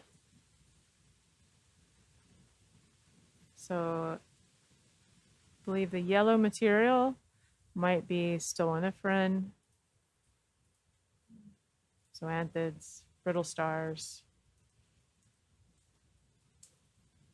different types of sponges. I really love this view of the stalked sponges top, as well as these glass sponges, rather large glass sponges, and a black coral off in the top left.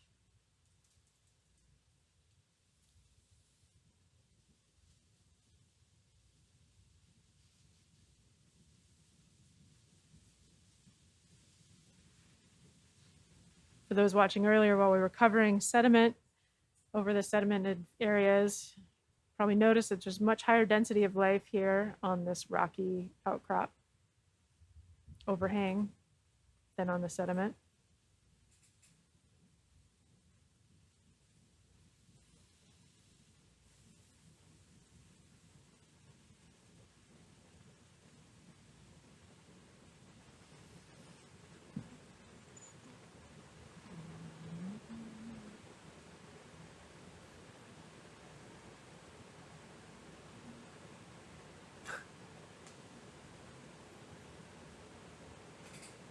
Really nice sponges here.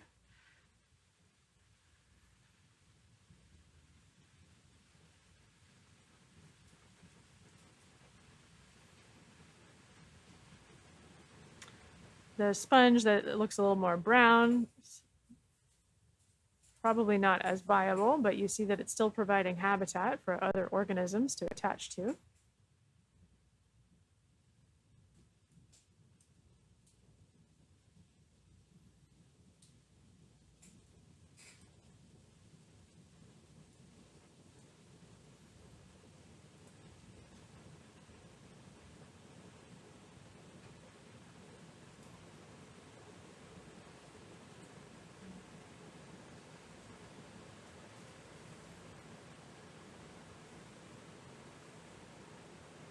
Suddenly a lot more silt or detritus coming down. Yeah, the water here is definitely quite a bit turbid.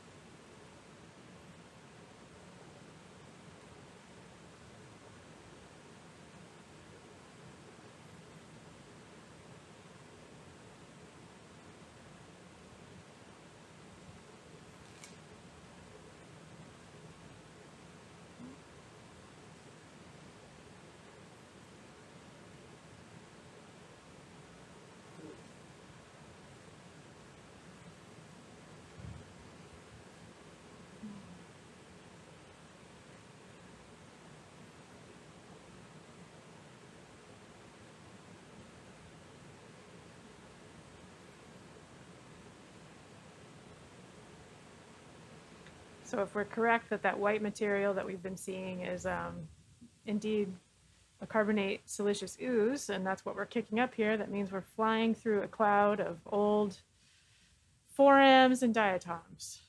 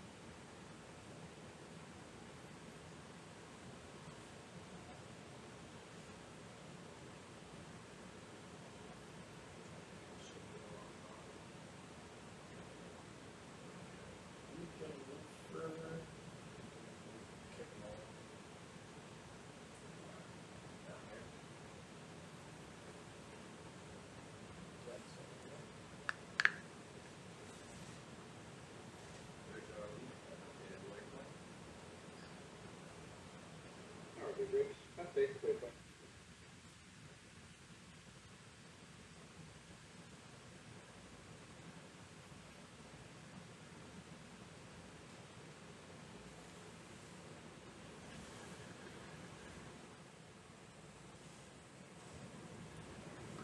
Really nice weathering pattern of this material. Yeah. For anyone just joining us, you are watching live footage from Fuente Seamount, 2,714 meters below the surface of the ocean off Costa Rica. Footage is being broadcast from remotely operated vehicle SuBastian up to the research vessel Falcor 2, and then we're pushing it out to the wide web. Happy World Ocean Day to those who have tipped over to June 8th. We still have quite a few hours here on Falcor 2 before it's World Ocean Day for us, but it's never too early to celebrate.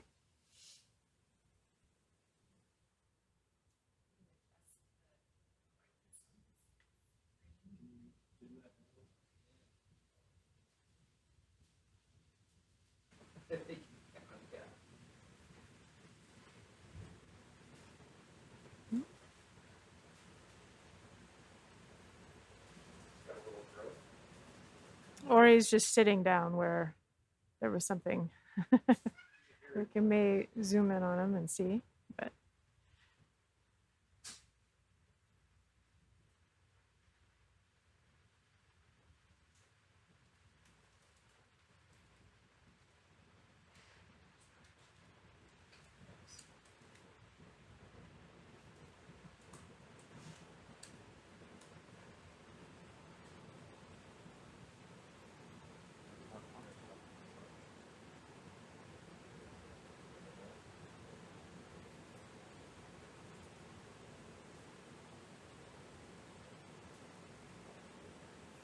Mind if I zoom in there to see if that's attached to the squat lobster or.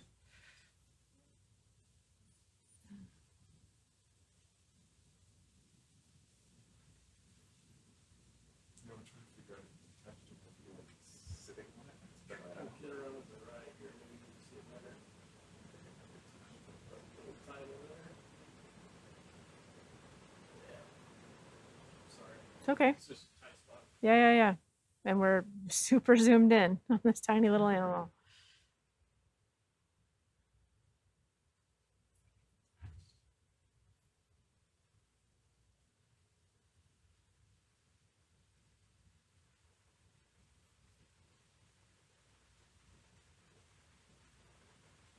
Yeah, might be attached.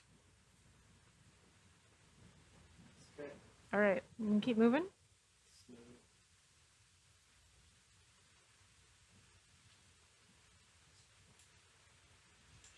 It's a nice looking feature here. You can see kind of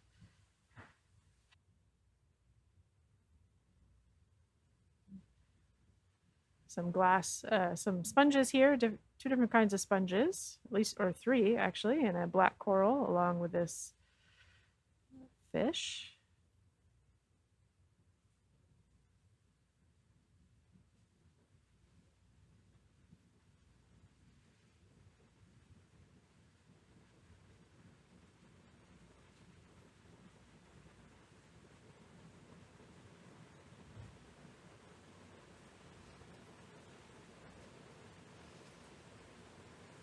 Might need to bump that gain up a little bit now that we're not zooming in on something white. Thank you. On the edge of that rock, right at the corner there, you see some stoloniferan attached.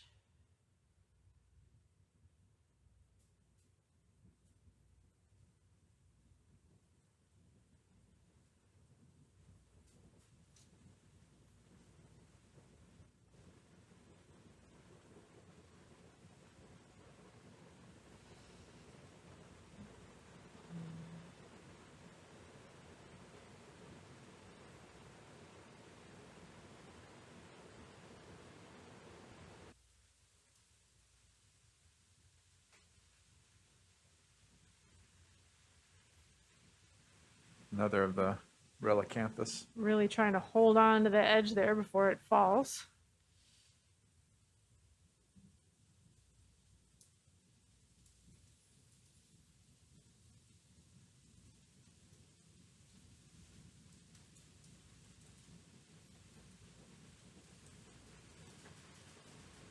You can see that some of the threads holding the sponge have already fallen off the rock and some brittle stars are attached to it. The sponge may not be long for this ledge.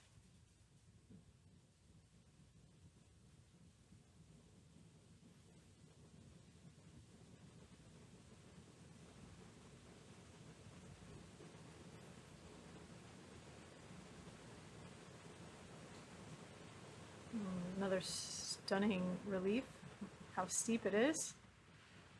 Coming into view.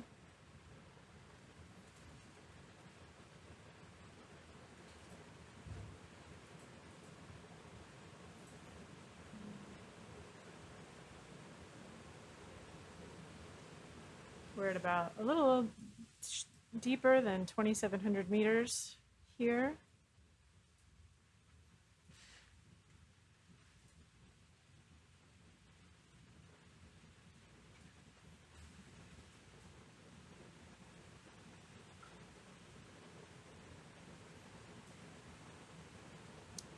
For those who use who don't think in metric terms, that's about 1.7 miles water above us.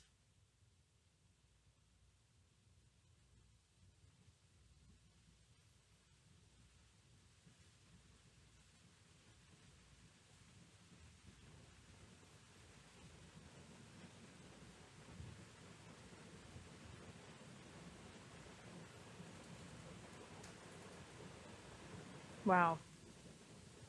You never know what to expect on a dive for a new place, but I definitely wasn't expecting this.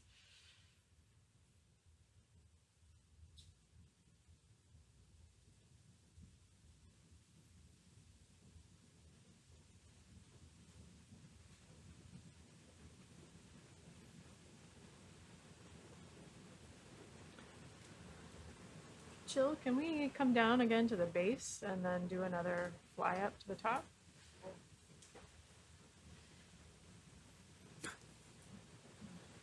Teeny tiny little squat there. You can see the ends of a really large Relicanthus top coming out of the frame.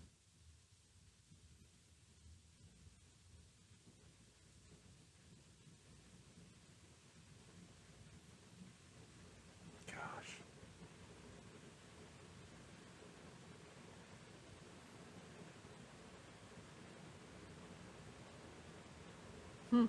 Wow. Really impressive.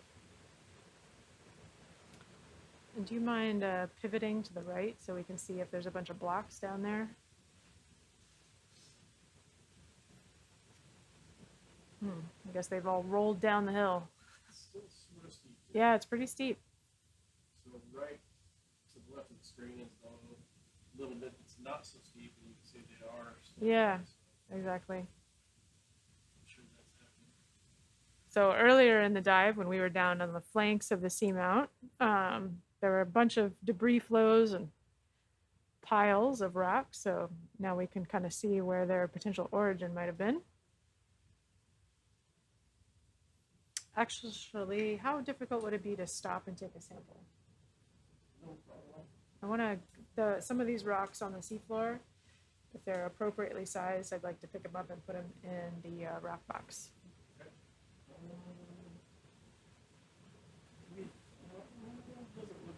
Yeah, maybe if we can turn the lasers on just to get an estimate of size.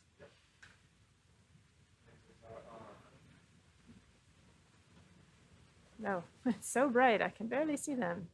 Yeah, so that one would definitely be okay. Yeah, because those rock box things are pretty small, aren't they? Yeah, let's try that one.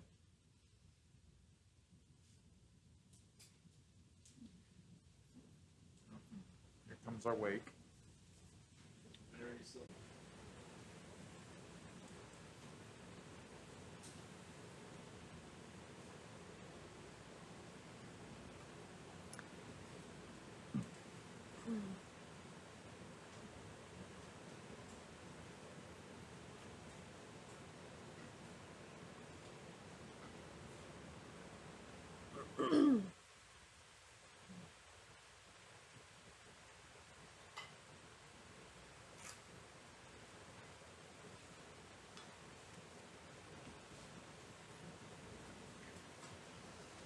The rock samples being collected on this expedition will be shared with the Global Marine Minerals Program out of the U.S. Geological Survey, who have been conducting a global survey of the critical minerals and underlying rock materials.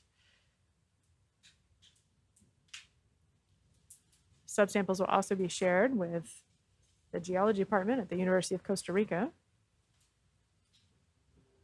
None of four figures released yet. There's one coral quiver sample that's been collected.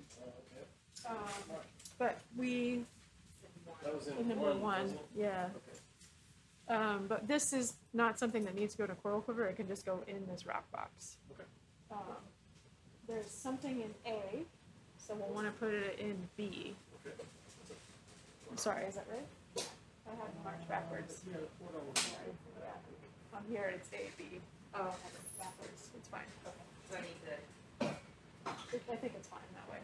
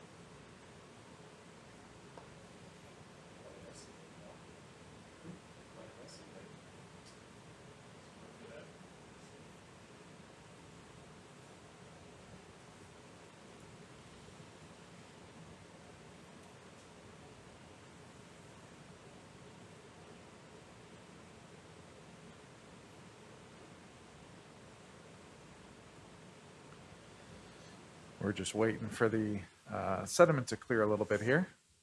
For anyone just tuning into our dive here, you are watching live from about 2,700 meters below the surface of the ocean near Costa Rica.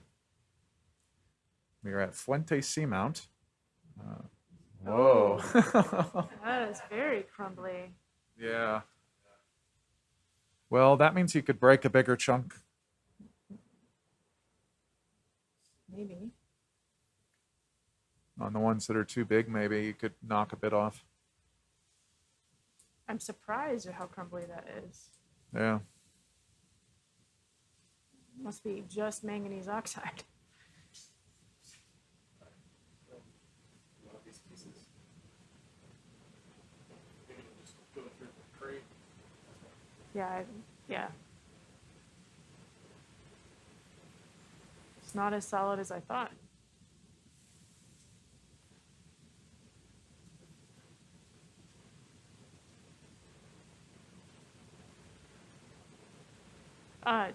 Just because I'm curious, maybe that was like a randomly soft piece. The one in the back here, like, can we just try to pick it up even though it's probably too big to collect? Just to see if it's similarly soft? I'm gonna have to slide over a little bit. Oh, okay. Just hold it for a second.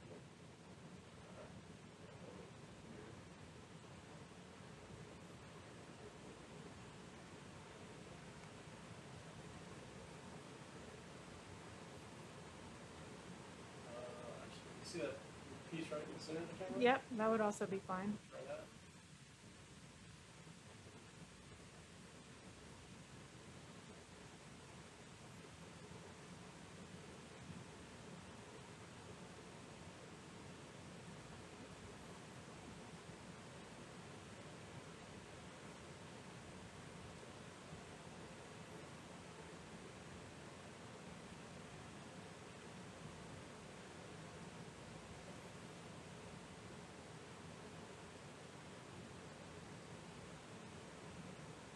I have a feeling that's going to be similarly crumbly. Let's not grip it at all. Just cradle it. We're not going to be able to spin this for the camera view. Yeah, If he gets it that dope, we'll that's just have fine. to try to We can pass up the glamour shot.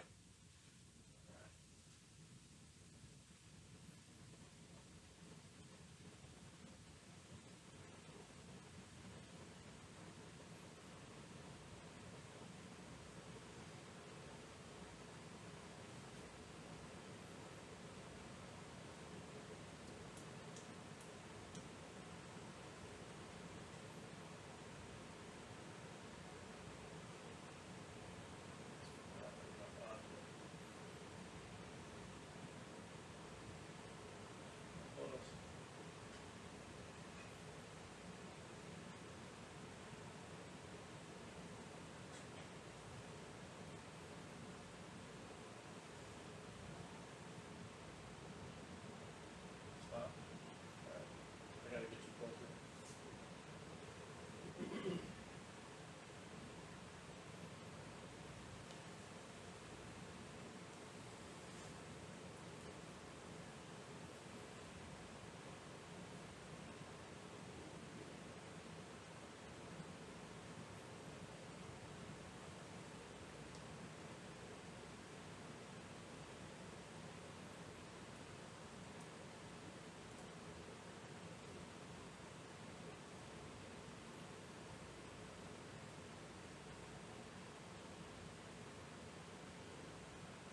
Okay, try that. All right.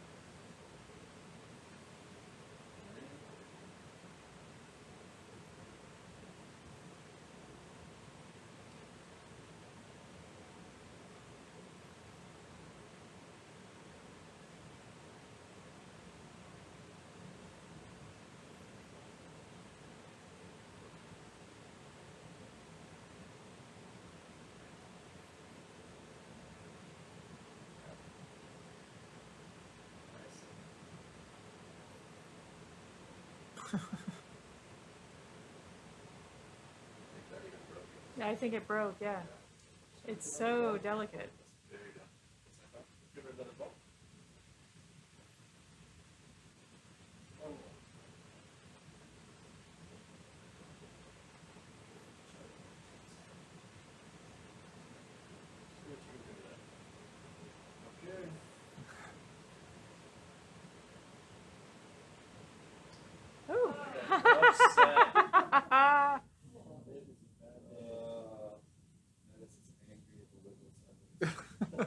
The angry wiggles.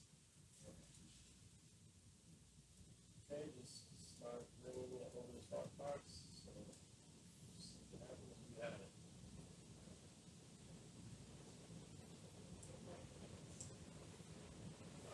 Check in.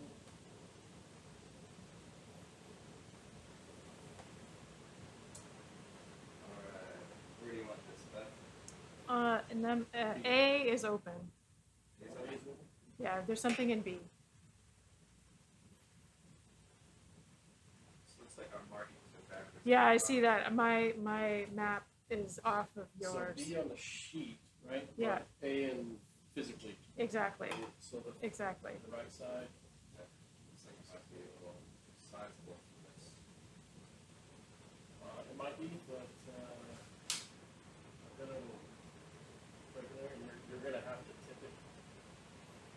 To go in there. This. Tip it down. I would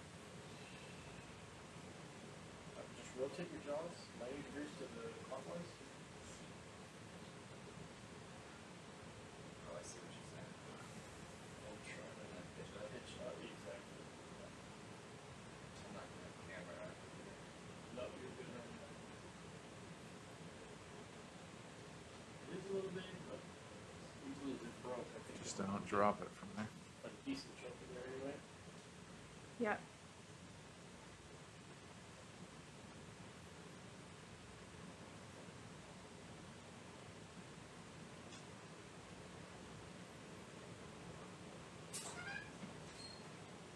Might fit in there. Get a little wiggle in there. Alright, so right there, just give a little bump open.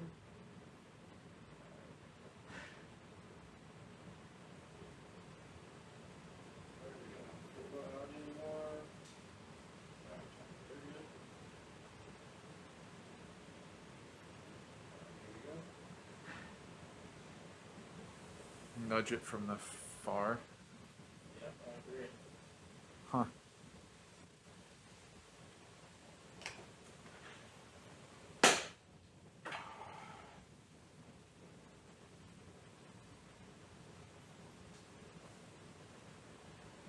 Maybe we'll get it with that.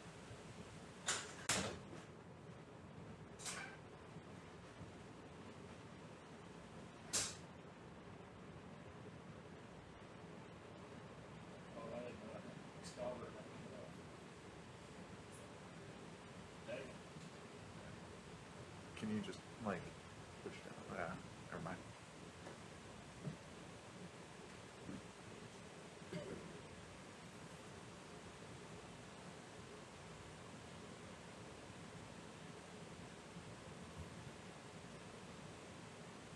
Clear. Control deck.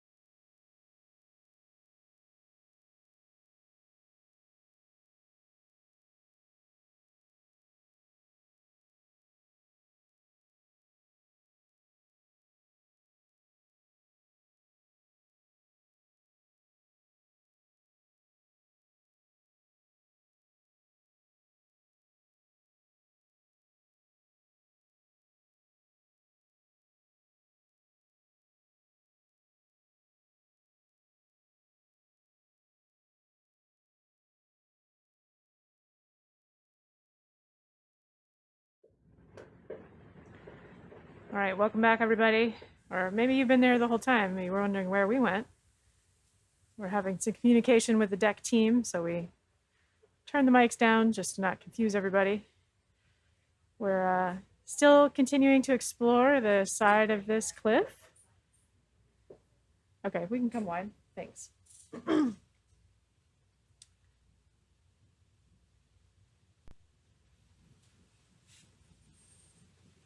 We're still continuing to explore this feature here.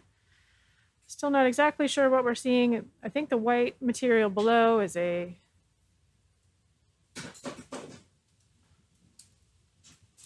really dramatic, steep ledges here.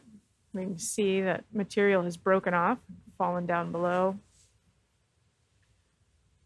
Another indication of how unstable this system is that there's not a lot of large attached fauna to these faces, indicating that they fail with some regularity. Now we have a cliff on a cliff. It's cliffs all the way down. You see some tiny little corals getting started.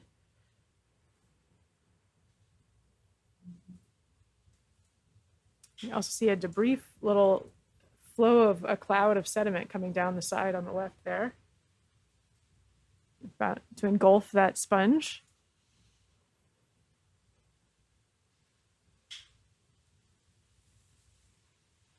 So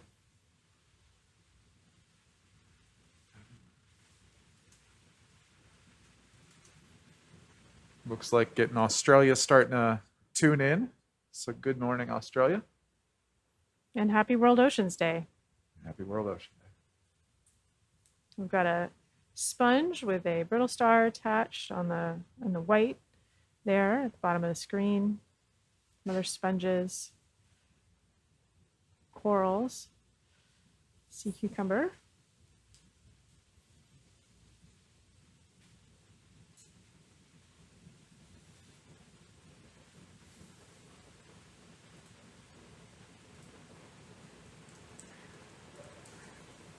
Still haven't found any evidence of low temperature fluid flow in this environment, which is one of the purposes of this dive today.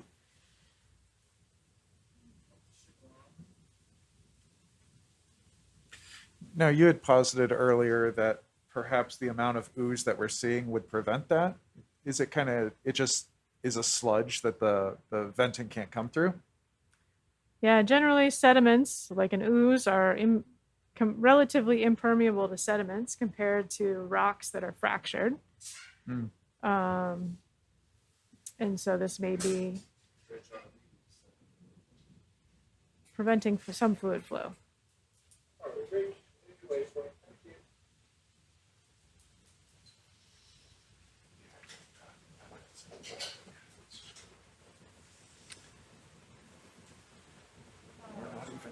We're not even to this yet. Some really dramatic views here of the edges of these ledges. If we could spend a moment interrogating this coral here. I think it's a coral. Might be a what is this? Oh, we just lost something off the porch. We lost the push course. We lost. Yeah, they just fell off the front. What? Yep. What? Push course. Okay. Yeah, we definitely don't want to lose those.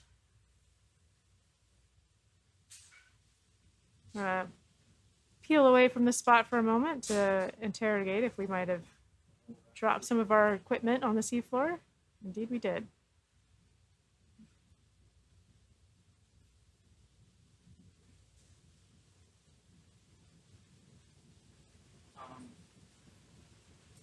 Let's put a marker down. Can you get out?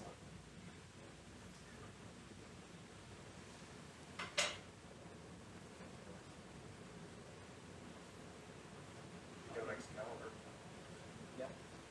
Let me dump this stuff off.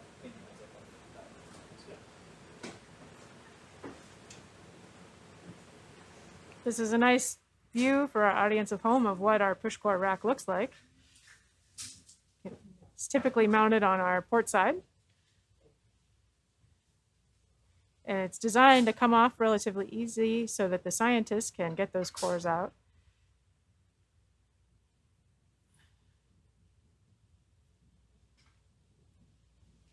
Bear with us for a few moments as we assess the situation and decide on our next plan of action.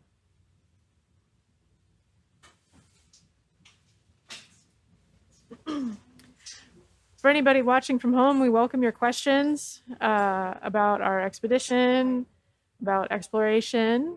Feel free to submit them in any language you prefer, and we will try to answer it. We have people proficient in many languages on this expedition.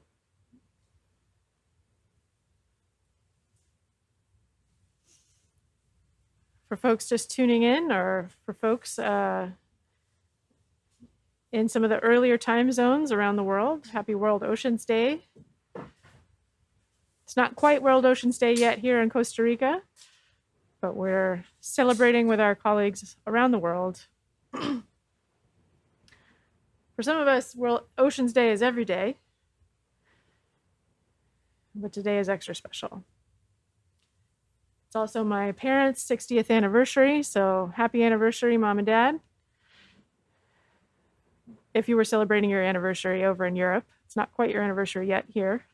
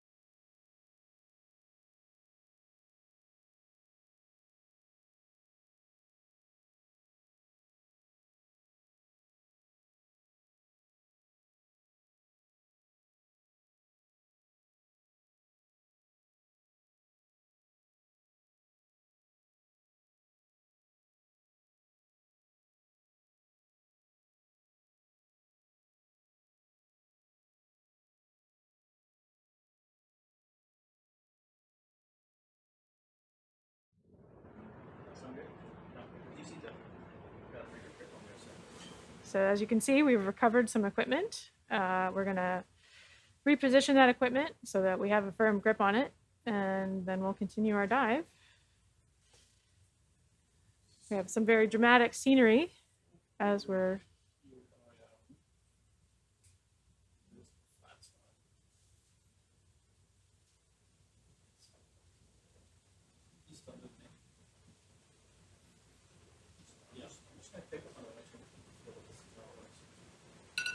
oops. It's dinner time. I didn't see what dinner was tonight. I'm sure it'll be delicious. It always is. So I'm going to hop out of the seat real quick. I'm going to let Holly here narrate if she would like while the pilots are repositioning our equipment, and I'll join you in a few moments.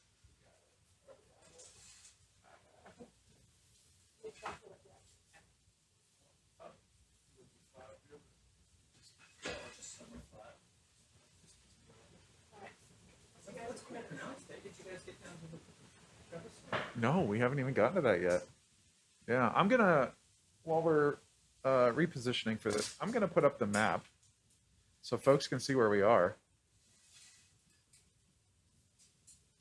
We've been kind of following this ledge, but we've been coming in from the left on the screen as it is right now. So there's still more to this.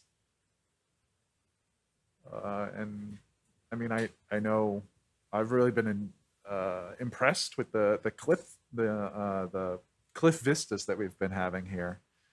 Early on, there were a lot of really large anemones hanging from it. We keep seeing the squatties kind of playing King of the Hill on there.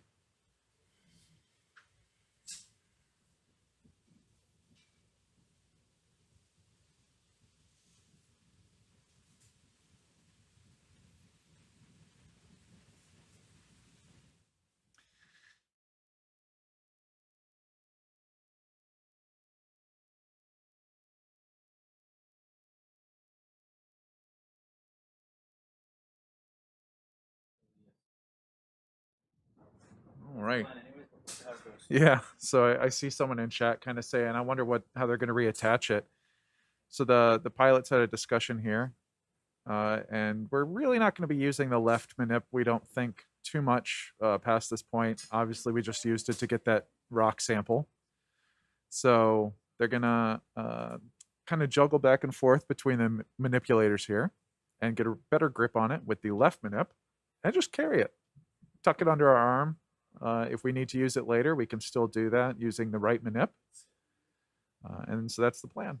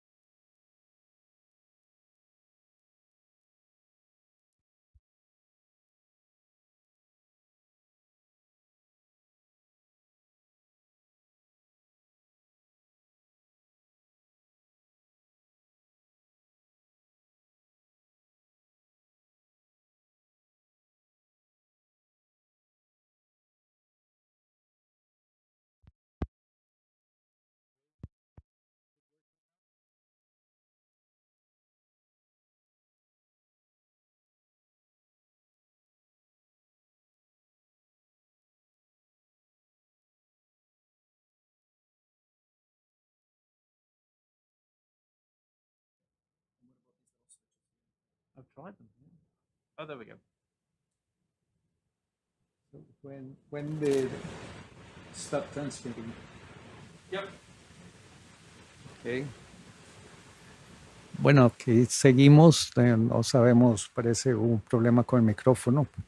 Es Jorge Cortés, aquí continuamos viendo estas impresionantes formaciones rocosas en el montículo llamado Fuente, como a más de 200 kilómetros de distancia de la costa de Guanacaste, Costa Rica, a 2.700 metros de profundidad.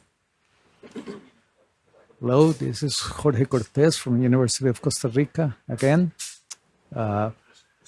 sitting in for a few minutes here, looking at these impressive rocky outcrops with some drop off of maybe 10 meters or more. And here we are. This mount is called Fuente, and it's over 200 kilometers off Guanacaste, Costa Rica, on the North Pacific of our country. And the depth here is almost 2,700 meters. And we see all these ledges with different organisms. And something I'm noticing is that most of them are in the dark rocks, which seem to be harder than the white ones. Previously, we try to take a piece of that white, and it's like chalk. It just falls apart. That's a giant anemone there, tube anemone.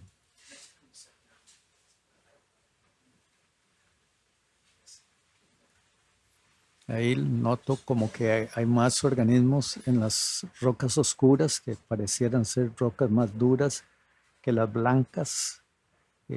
Temprano se trató de tomar una muestra de esas blancas y se deshace como tiza eso.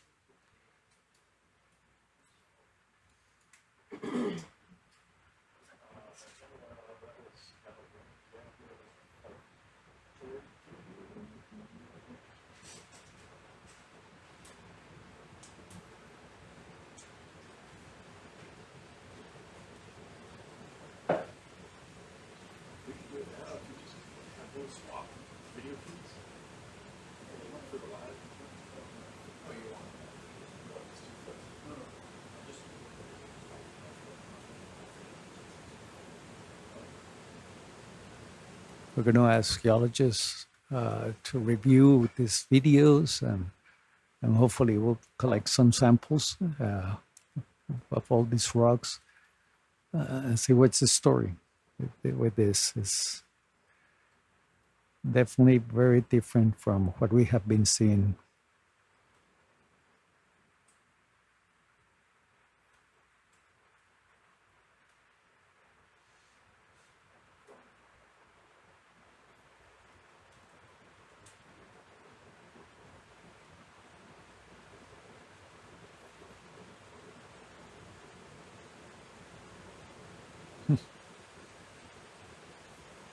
Cool.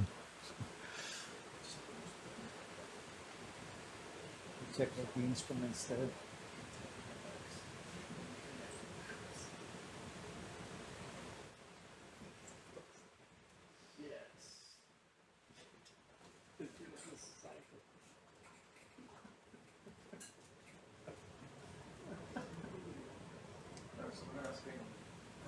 We have someone asking how dark it is down here. I mean, if we turned off the lights, it would just be a black screen. It'd be no different from if our video feed just cut out. Yeah.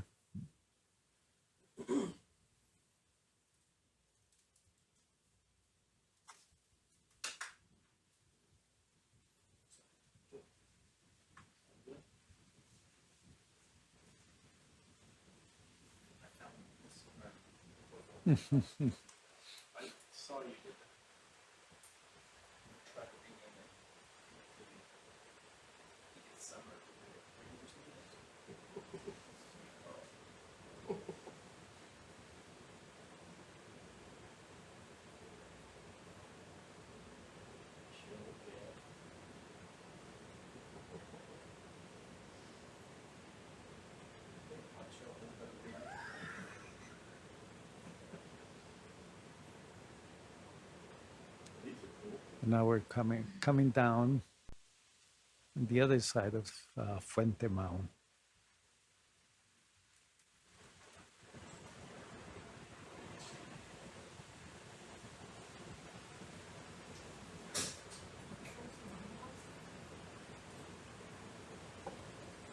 Tomamos una muestra con la cuchara, con el scoop Del carbonato. de los dos. Dicen, Se puede la bueno, capa negra. la capa negra parece basáltica. Pero hay que ver, porque puede ser porque no se mezclaron Que y algo totalmente pelado. Hay que ver, o sea, si sí, está interesante. Los organismos están pegados en lo duro. pero están las intercalaciones esas. Vamos a ver si encontramos un buen lugar. Si se puede, ¿no? Según el plan. Ve que dice collect lobster. Vamos a ver.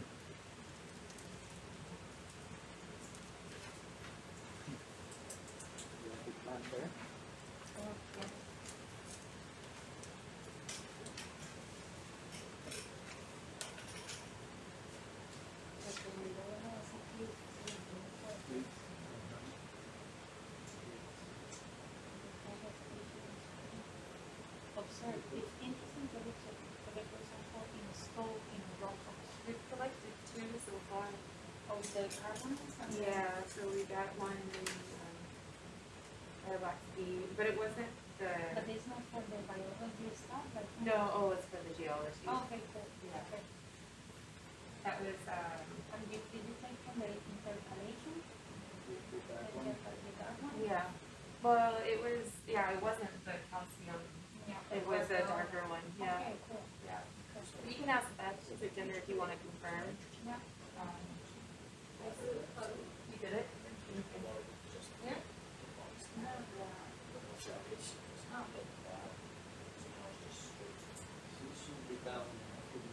Yeah, maybe just wait and then you can.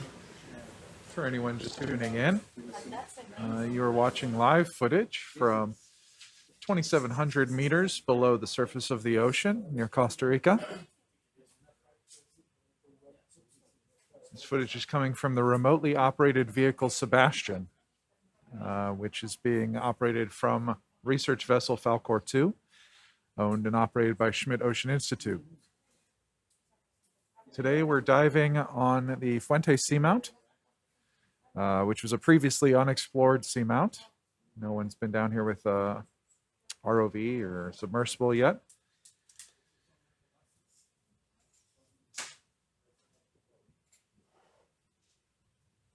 And it's increasingly more and more World Ocean Day across the world. June 8th, World Ocean Day. We've still got a couple more hours here. Let's see, it's about 6 o'clock in the evening here for us on the ship, local time. We're still in the 7th. But for those of you who have made it into the 8th so far, happy World Ocean Day. Right now we've got Chill at the pilot seat, and Adam is co-pilot. And for data logger, I'm sitting here, Alex, the multimedia technician on for this expedition.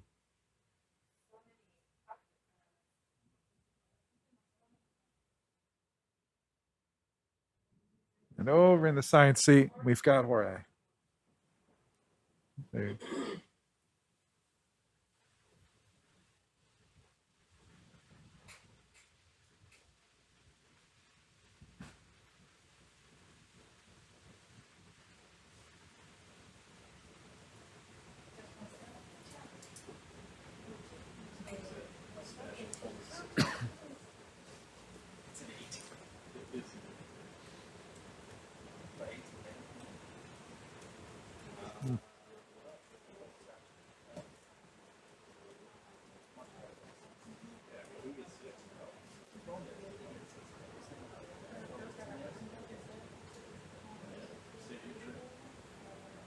We keep on cruising across this Fuente Mount, and looking at this, all these rock fields, and you should notice there are animals in the sediments, on the rock, over the rocks, and attached to the rocks.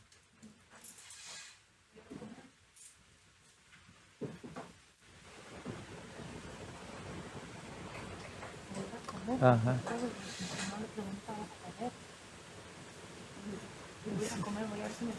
Ah, sí, sí, sí.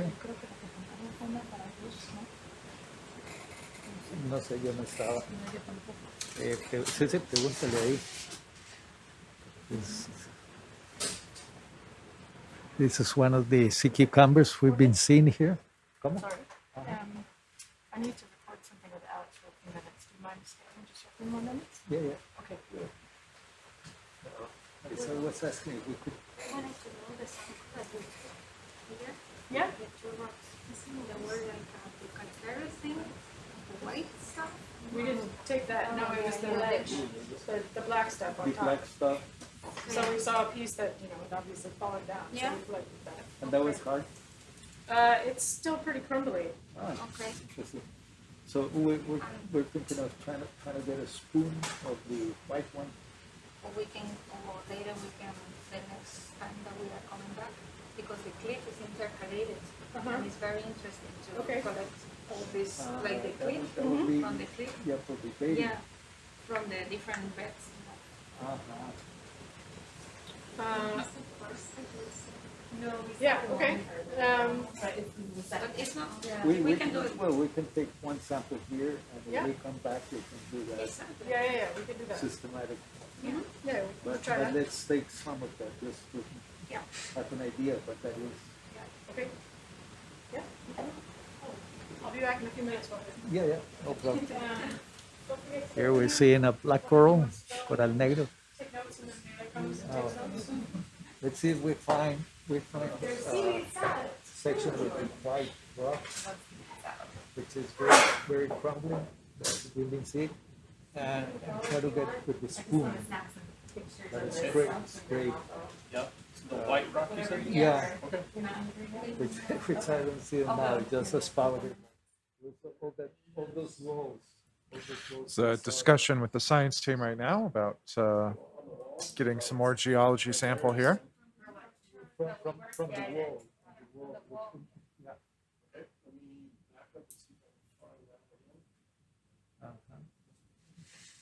Where it was cliff and the white underneath? Yeah, you did. You come to that? Yeah, you guys get the school. Like that. We can take from the bottom, from the base of the cliff. You don't have to be high. Well, we can just give it a try, see what's the consistency of the material. No, en el blanco. Para meterle una cucharada, porque si lo vemos aquí, sacar cucharadas y las alturas, porque ahí va a poder hacer otro así. Y ahí sí, yo creo que con esa separación no hay mezcla de así, sí. Eso se podría hacer, no, yo tampoco digo, está pensando.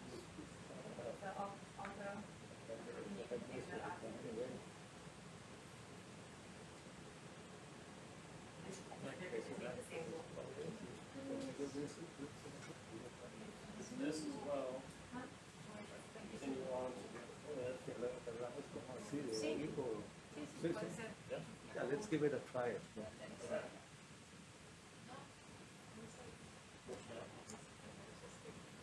From what we've seen, it's like crumbly. So let's see how that works.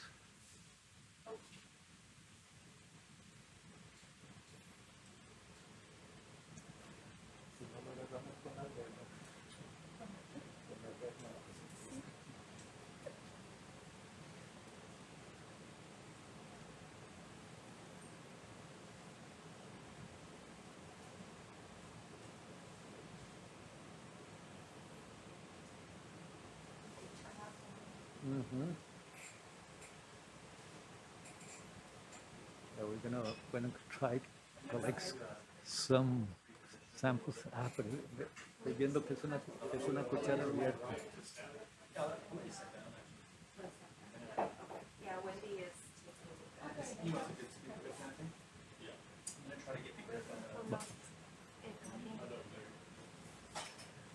vamos a tratar de tomar una muestra de esta roca clara.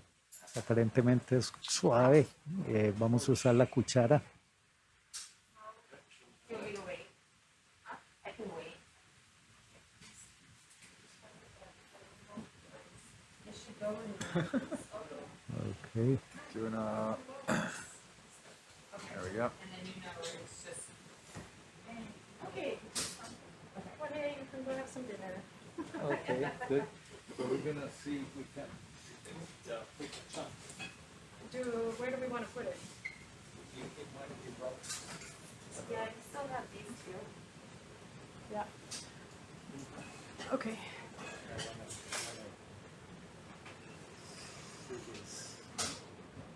Last time I just stuck it in the soft side. Well, maybe over here in the softer. I don't know how well that's going to stick. Or unless you're having a drip. That's not how hard it is. Can we bring the gain down just a touch?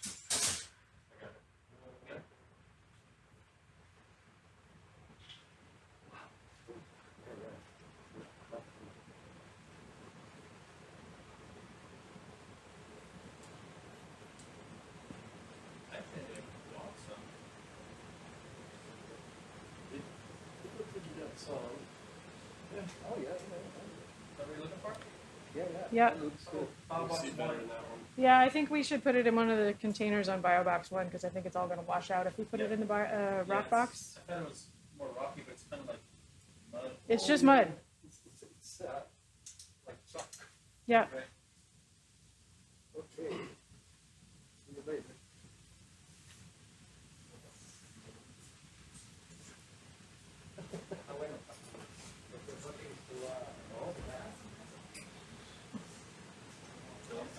You can maybe put the whole, would the whole scoop fit in there?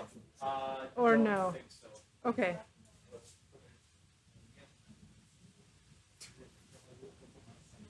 Well, hello there, little fish. That was a little cusk.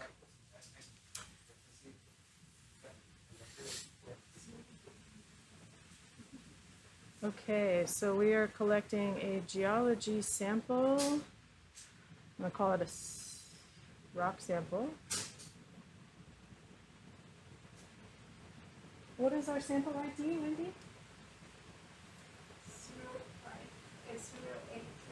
Okay, are you entering it? Yeah. Okay, great, then I won't. Yep, I'm coming.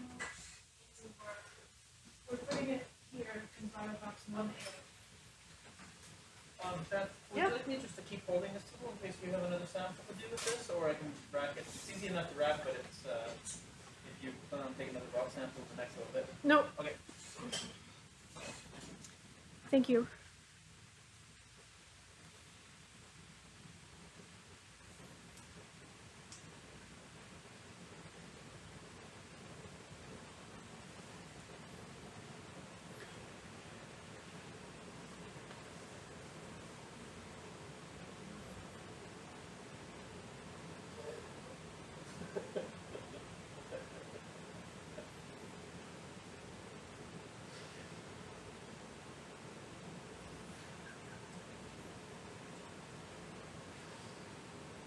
Okay.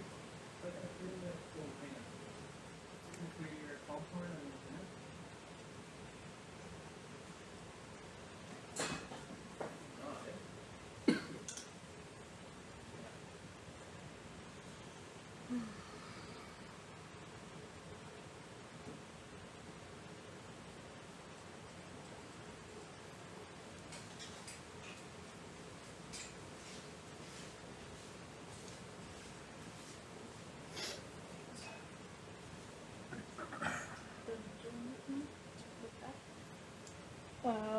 Yeah, the only other thing I would put in here is waypoint WP18 for waypoint 18.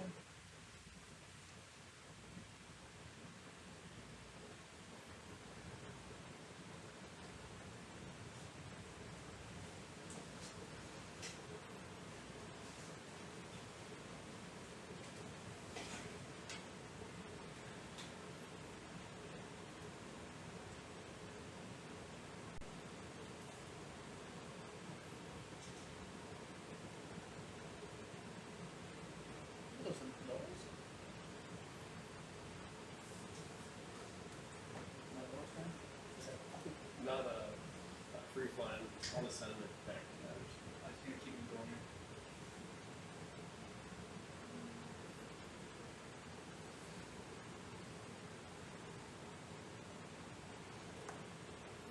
going. All right, let's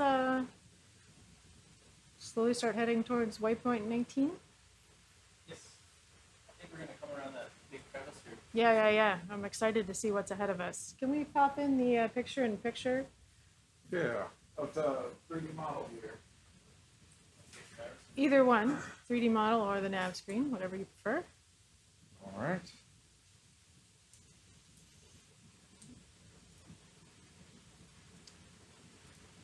Pop that up for now. There you go. So for our viewers at home, you can see the picture-in-picture showing our view of Sebastian over the seafloor topography. You can see that we're about to come around towards a large fissure of some sort. We're excited to see what's coming.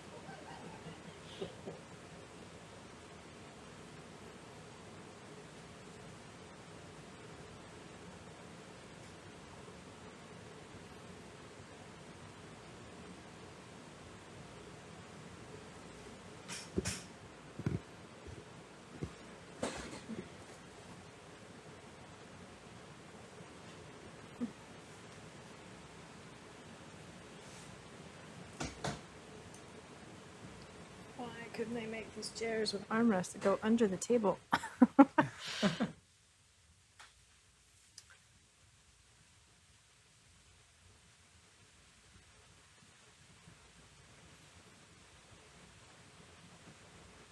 You can definitely see how much sediment moves around in this environment by how murky the water looks here. And when we've sat down on the seafloor, it's so easy to disturb just this really fine, silty sediment.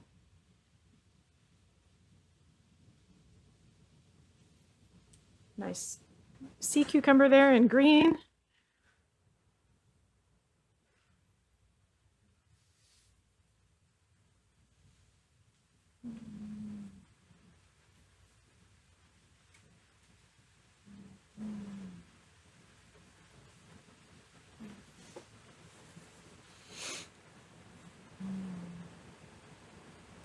You can definitely see that life is preferentially attached to these darker rocks as opposed to the sediment. And even the sediment, if you remember some of our dives from earlier in this expedition, like yesterday when we were on the unnamed outcrop nearby, you know, the sediment looked like it had tons of things living in it. But here, it's a little more sparse, which might be an indication that that carbonate ooze is either not a good substrate material for animals to get into, to burrow into. We've seen how sticky it is. Also that that material may not have a lot of organic carbon, which is what would be attracting animals to live in those sediments. We're seeing fewer of those Xenophyophores, fewer brittle stars in the sediment. Although we do see quite a number of these sea cucumbers and acorn worms that process the sediment through their guts. So one of those acorn worms in purple there at the top of center of the screen. Got a squat lobster here attached to a sponge.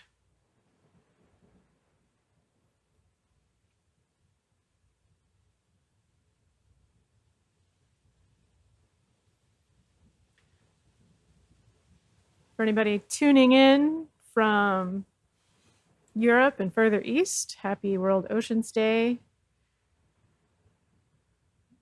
The World Oceans Day here in Costa Rica in a few hours.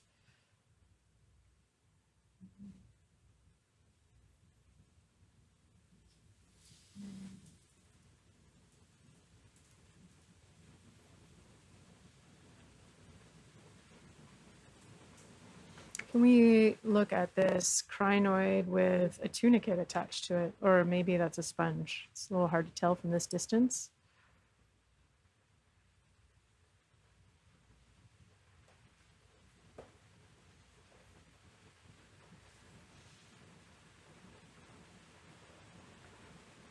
Ah, yeah, okay. So, yeah, what is going on here? I think it's a coral with a tunicate on the end and a crinoid at the base. Or no, it's not a coral.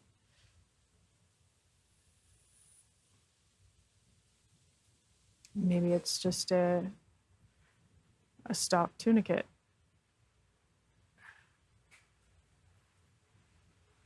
Well, whatever it is weird looking. All right, thanks. We can keep going.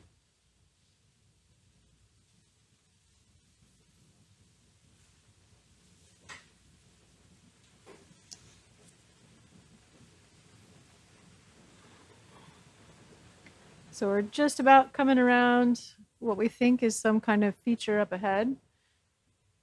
See what we get when we get there.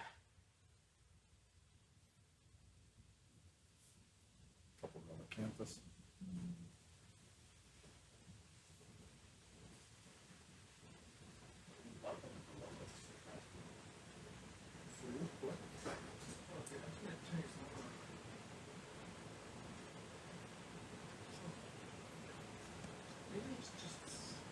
Yeah, it might just be shadow from the multi-beam. It's maybe not as pronounced.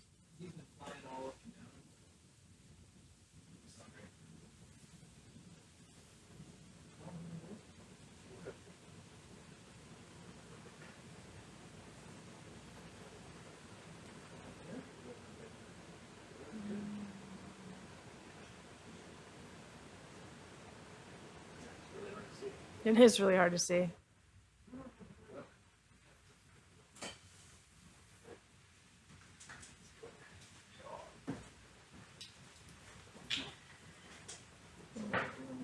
All right, we've got Trevor, the new ROV pilot, back in the hot seat.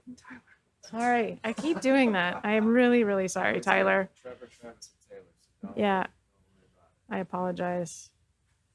I've sailed recently with an ROV pilot named Trevor, and that's why I keep doing it.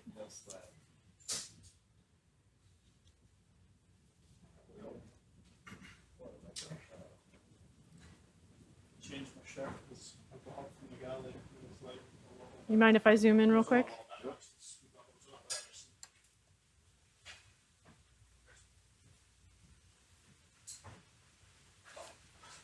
What is that?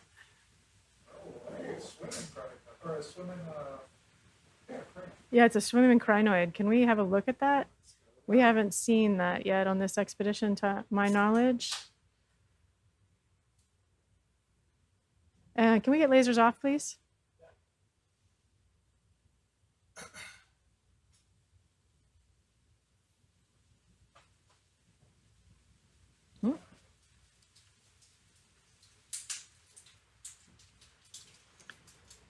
So we've seen many of these crinoids attached to the rocks. This is the first time we're seeing one in motion.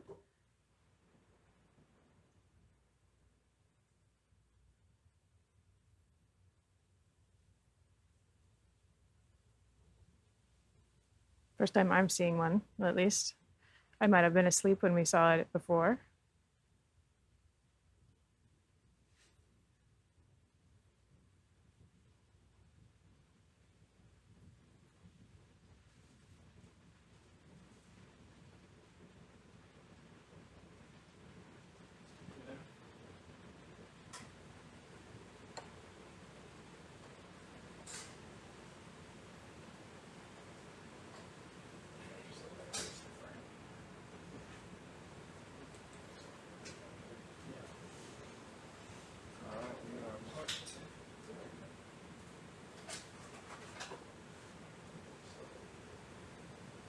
A little more graceful than the sea cucumbers.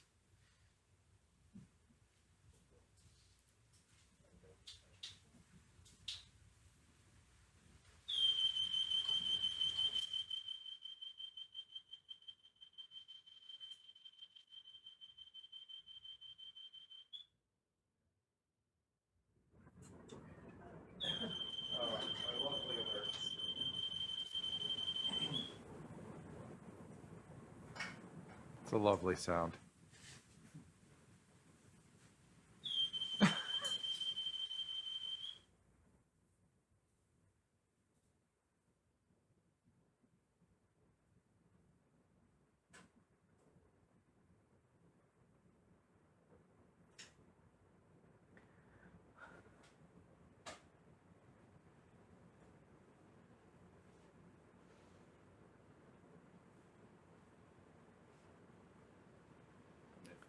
Nope, I think we're good. We can stop on that. Our little after dinner zen.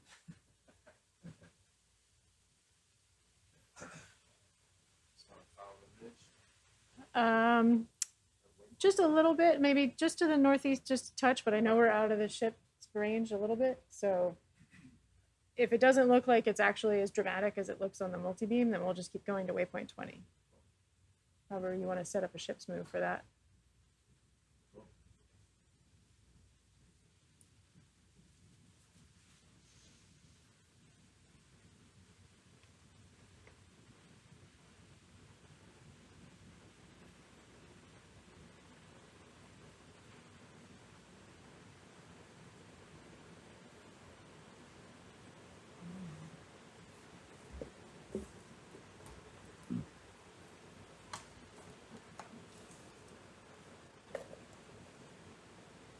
All right, so we're right at our waypoint 19.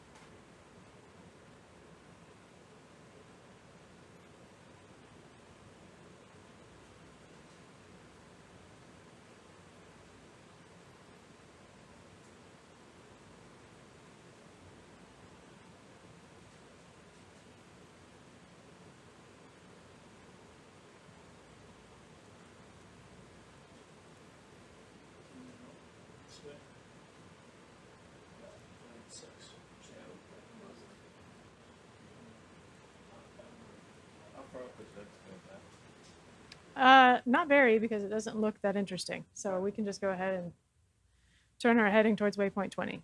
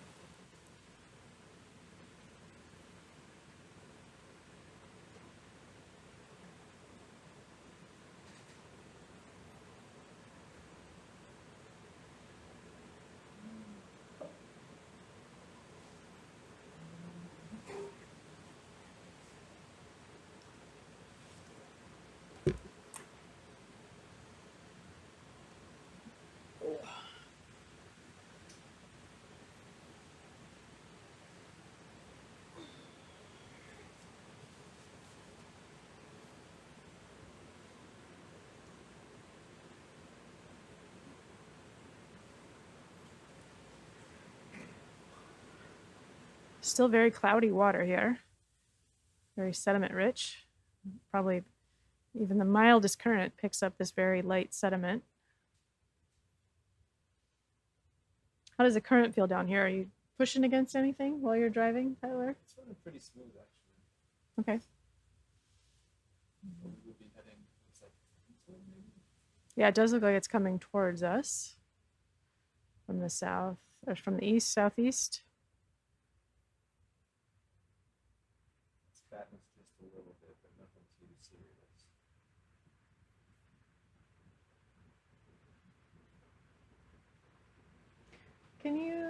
Can we zoom out on the nav screen just a touch so I can see what's ahead after marker waypoint 20? Yeah, okay. All right. This may be advice from pilots here. We're going to either start descending, or what would be your preference? Because at this point, we're going to start going down, back down to the base of the seamount, which is, I don't know, like 500 meters or so. Yeah.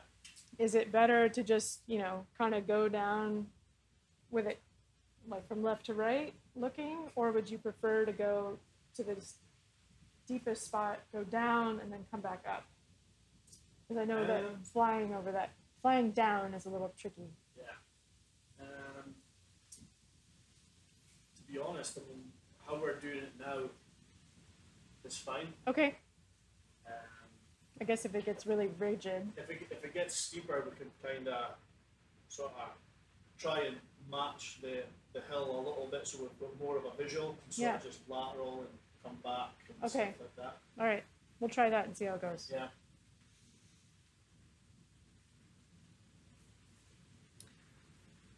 Sea urchin up ahead, all by their lonesome.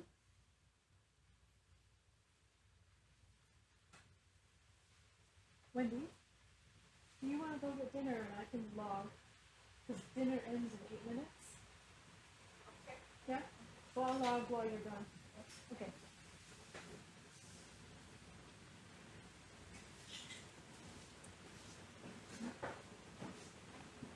Oops.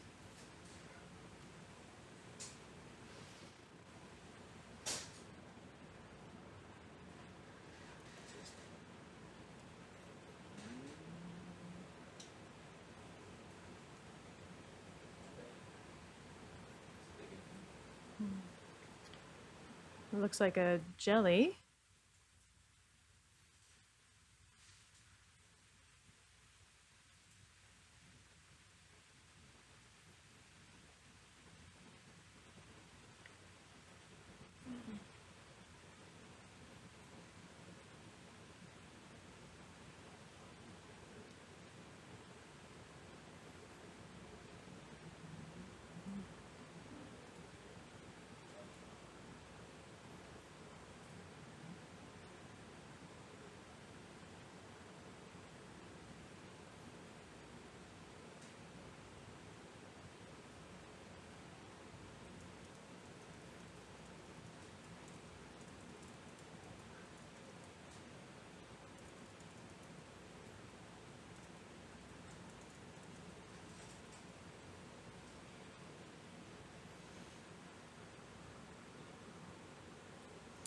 Yeah, so definitely different kind of sediment biodiversity here compared to what we saw on yesterday's dive. Barely seeing any of those brown xenophyophores. See the camera's having trouble even focusing with all the sediment in this water. Yesterday's dive, we saw a lot of sea cucumbers. Today's dive, we've seen some, but not as many. Also not seeing as many brittle stars buried in the sediment as we saw yesterday. So an indication that this sediment is different. This habitat is different than the sediment habitat we saw yesterday. So there are some brittle stars, but just not as many.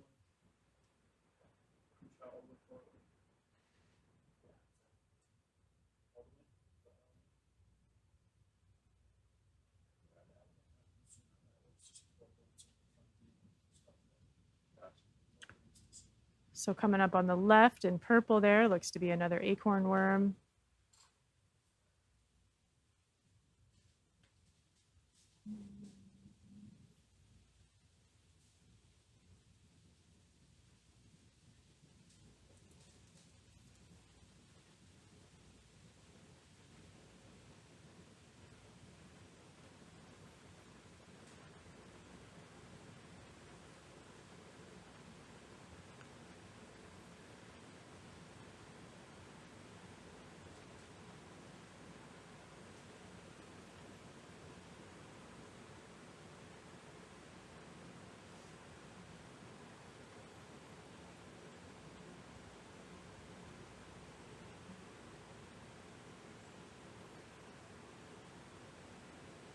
So we're currently at about 2,720 meters below the sea surface here on the sea floor.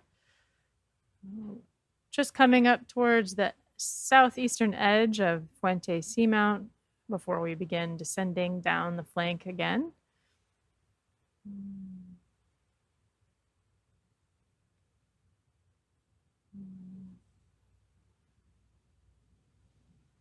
It'll be interesting to see how the currents are once we get to that edge. It definitely seems that the current is coming towards us and pushing a lot of sediment at us.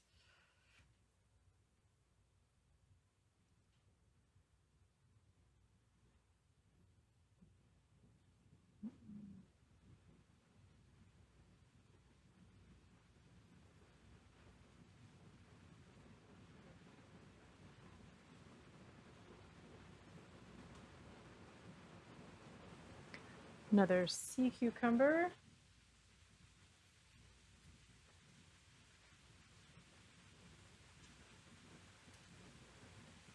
Two of them, in fact.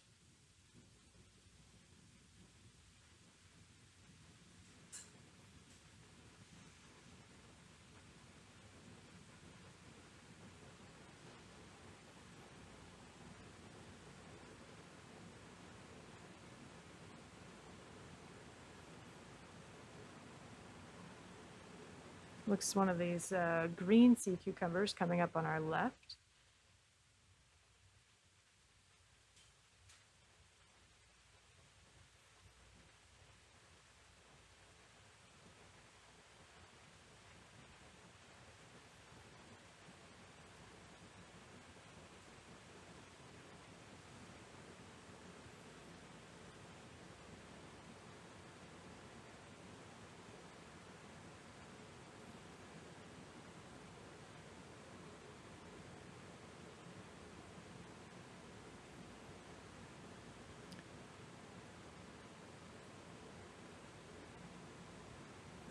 Looks like another ray, maybe? What is this coming up ahead?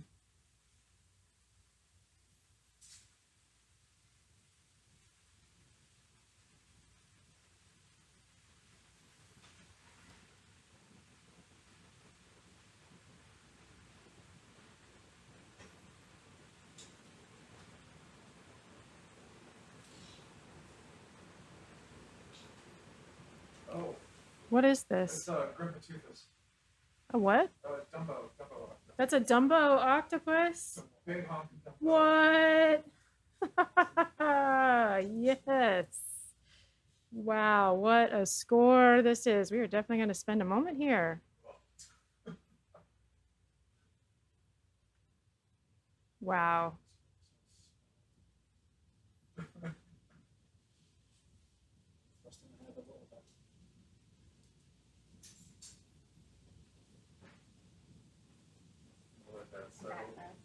We have a Dumbo octopus. What? Oh, are we gonna collect this? Have we seen it before?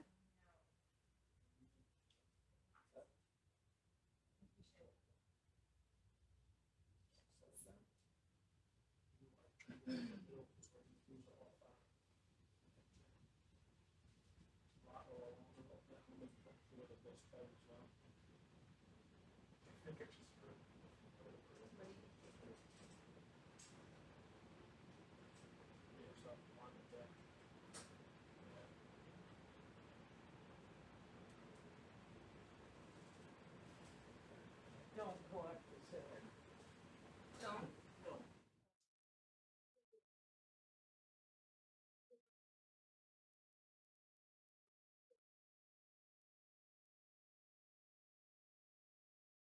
well, not yet.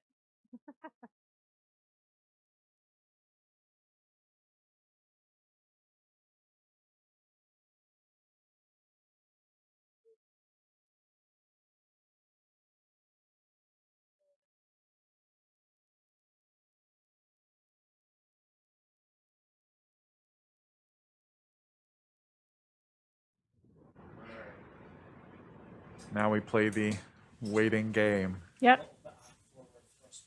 I A can still see Dumbo, a it. Dumbo is worth waiting for. Oh, 100%.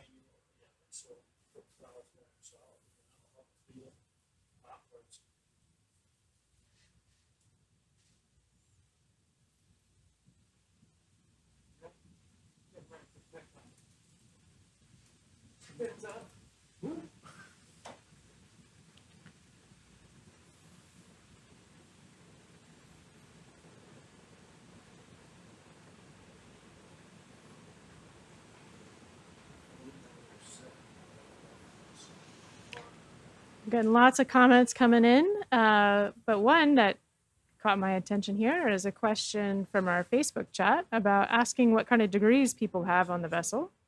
Yeah, it's a wide range. We have biologists, we have microbiologists, we have ecologists, we have people with physics backgrounds, engineering backgrounds. I'm sure I'm missing something. So it's a very interdisciplinary team. That's actually what makes these scientific expeditions so powerful, is that you have so many different types of scientists working together to understand these ecosystems, both from the physical point of view, from the animal point of view, from the environmental point of view. We also have people on board who have a lot of experience in policy and protection.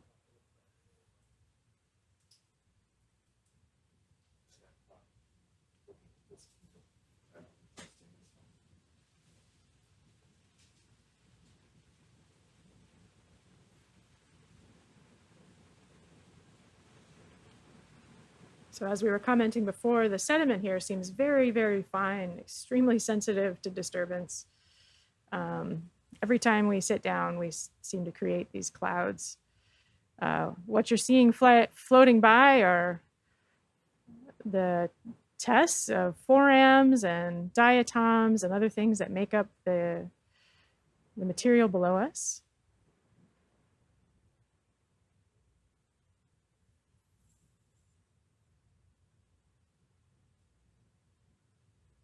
Oh, All right, looks like we're taking flight. The All Dumbo right. is about to start moving. We're gonna do our best to try to follow. You wanna, okay.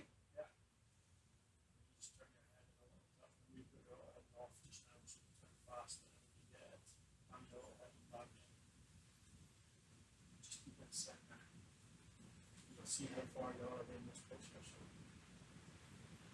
So keep back to the center. You'll see it this way. I'm not seeing what you get.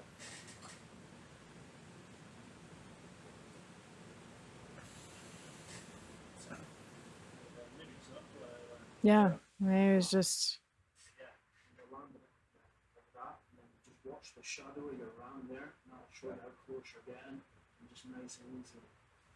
Try and get him maybe like 1.5 meters away from the front table. Thinking about it still.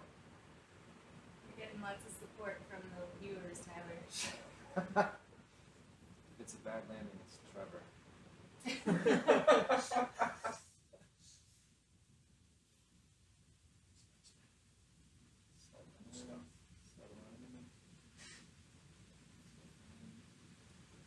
Nice.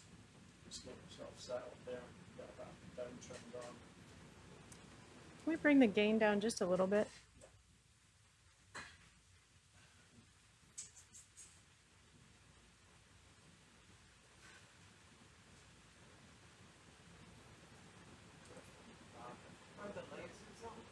No, like that.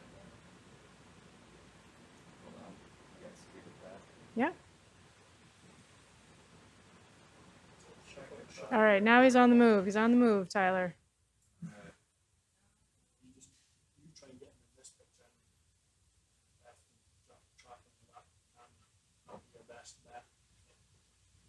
very slow motion chase. Oh, well, you sat down again. They're teasing us. Regardless of what other animals do, it'll be a good marker of how close you are to it and if you're left out.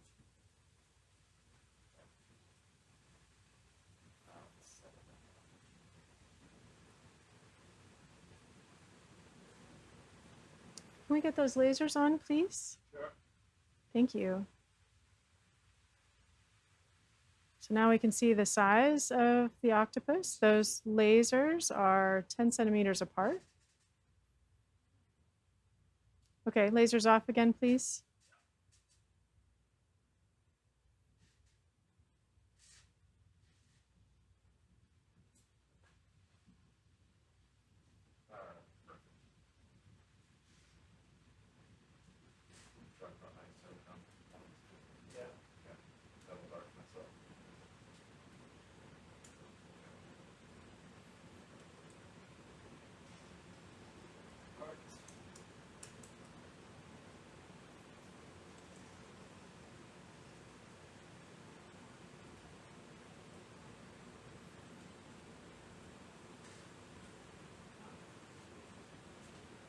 I feel like they're looking into my soul here. I'm sure it's very curious at this point.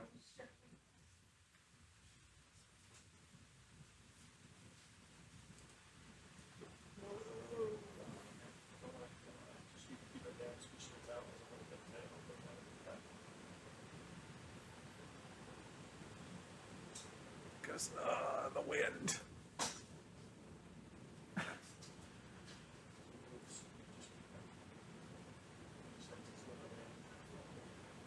No, close the eye there.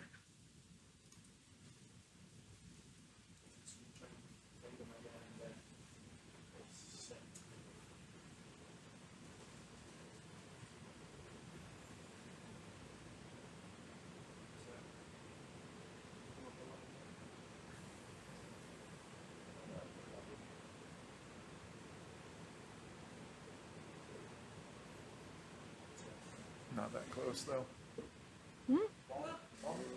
Boop.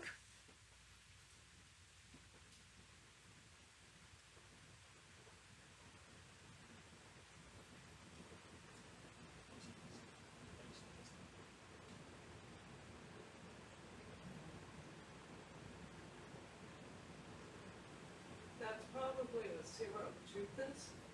I go through it, it's a small one. Okay. We're not collecting it because it's not germane to our project. Although it'd be a great addition to the Museum of Zoology in Costa Rica. They're just so beautiful. All right. Nice.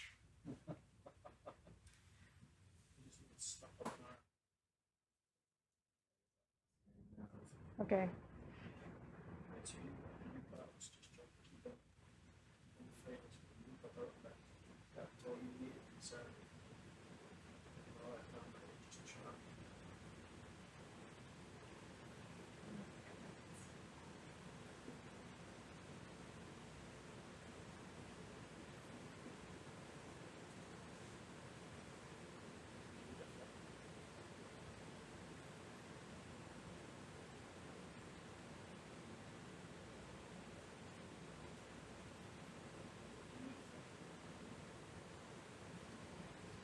Cooperating with us.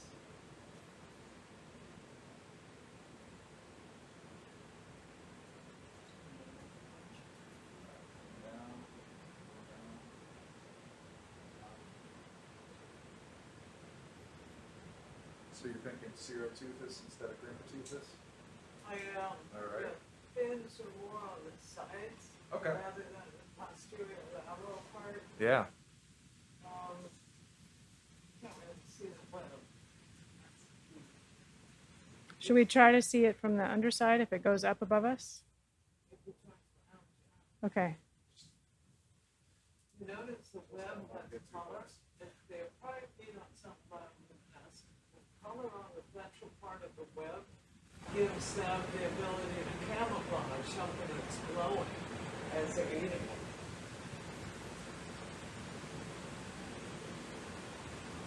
Of course, the mic's on, you know, like the rest of it. This down up just a touch. Okay. You just got to check between this and this. So, the Happy World Ocean Day.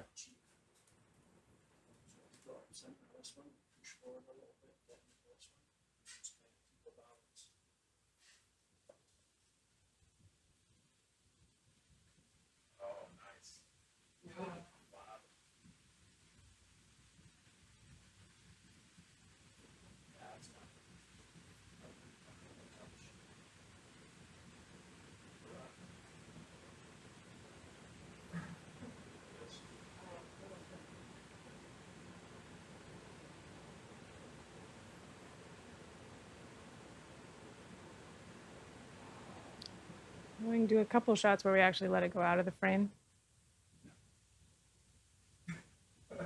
Whee! All right, and then back into frame.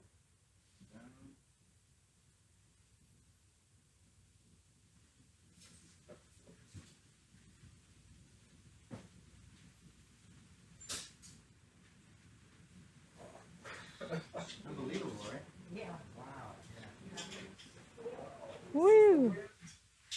Everyone's watching this one. Oh, I'm sure. You can see how soft-bodied they are. Right, yeah. Tissue just balloons.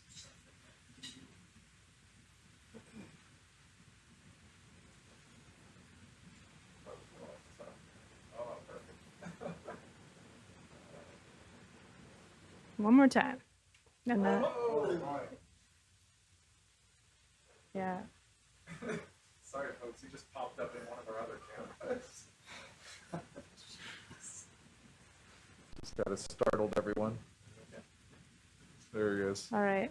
I think this will be our final shot, and then we will move on.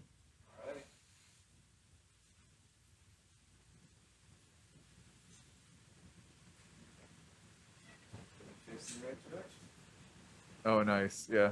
Just let him cruise on off there.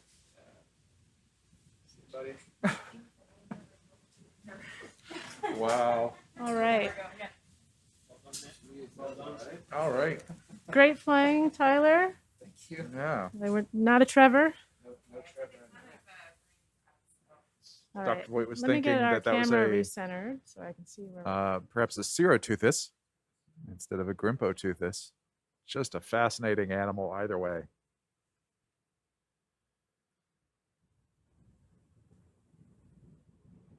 All right. Yeah, can we bring the gain up a little bit?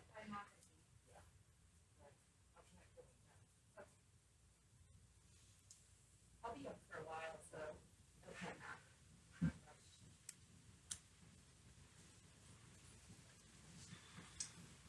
Most exciting thing I've seen in a long time. Well, you know, every dive has something great.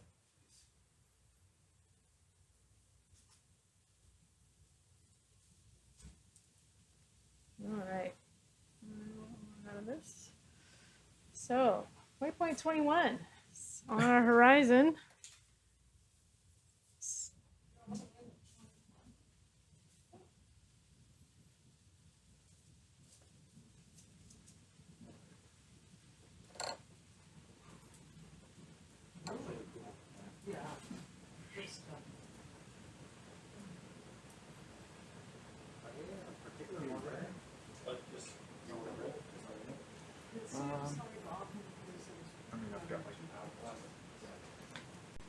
And joining us in the control room is Dr. Janet Voigt from the Field Museum, one of the experts in octopus. Janet, there was a question in the chat about whether Dumbo octopus have been observed to brood in the deep sea.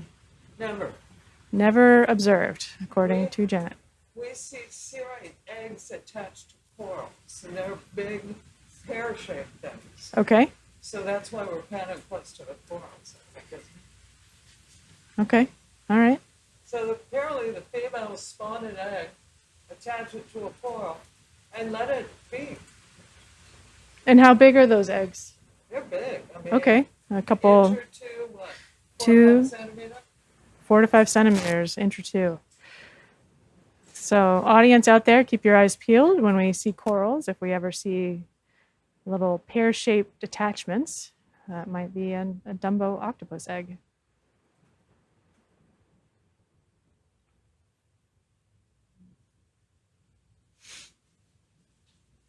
Looks like we've got some more of this broken either sheet flow or crust coming up into the field of view as we approach the edge of the summit.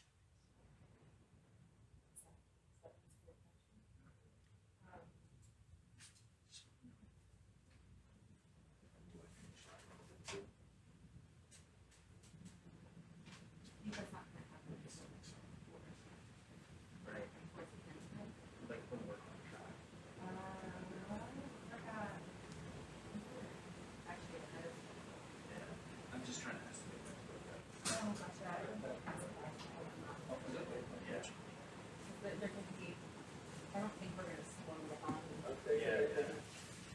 It'll probably happen on Rachel's shift.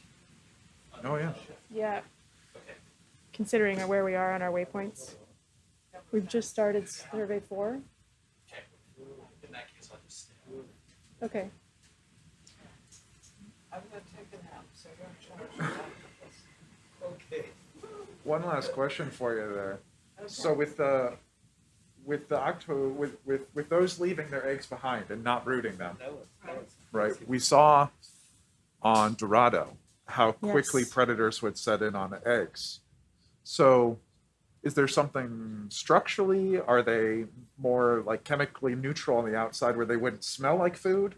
They've got a thick outer coating, and when they hatch, it's like this little lid. It's just really cool. Okay. I've seen them preserved. I've never seen one fresh. But some of them are like fuzzy, like hearing. We don't know how long it takes them to develop. You know, what the species are, any of them. Yeah. There's So so much we don't know about marine vertebrates, especially in the deep sea. It's phenomenal. yeah, there is a lot we don't know. But for those of you that didn't quite hear that, it sounded like they have a thicker egg coating or outer bit. I mean, I guess it's not a shell. It's not a hard shell, but the egg shell. It's a lot harder than what we're dealing with. The see-through eggs. Yeah. Okay. So much harder than the octopus eggs that we saw in Dorado. Fascinating. See you later. Bye, Janet.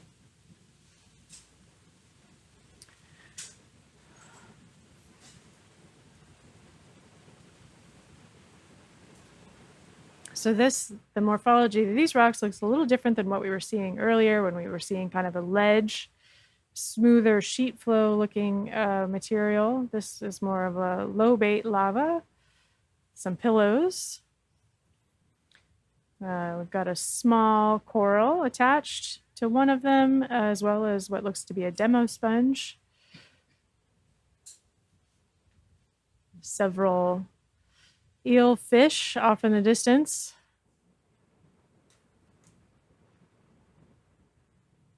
Again, this area is relatively heavily sedimented. There's a lot of sediment in the water.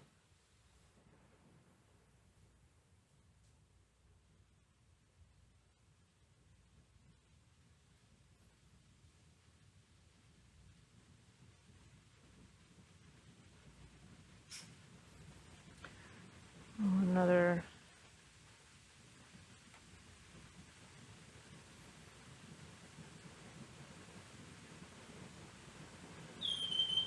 Yep.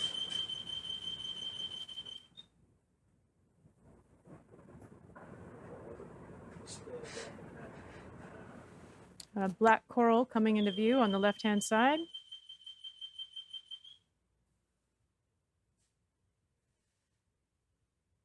Could we spend a moment looking at this black coral just to see if it's something we recognize?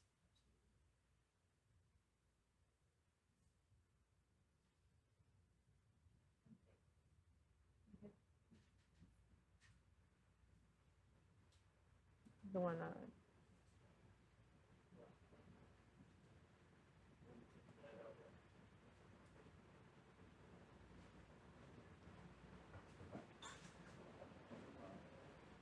Nope, there's two of them here. You can take your pick.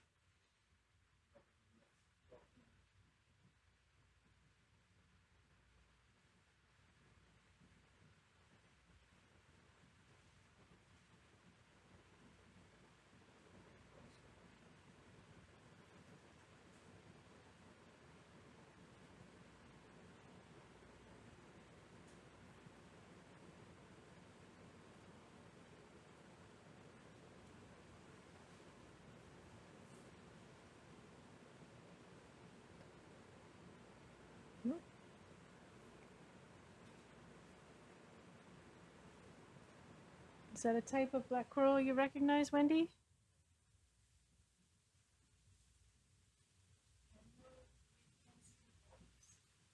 Oh, yeah, once he gets settled, I'll try to zoom in a little bit closer.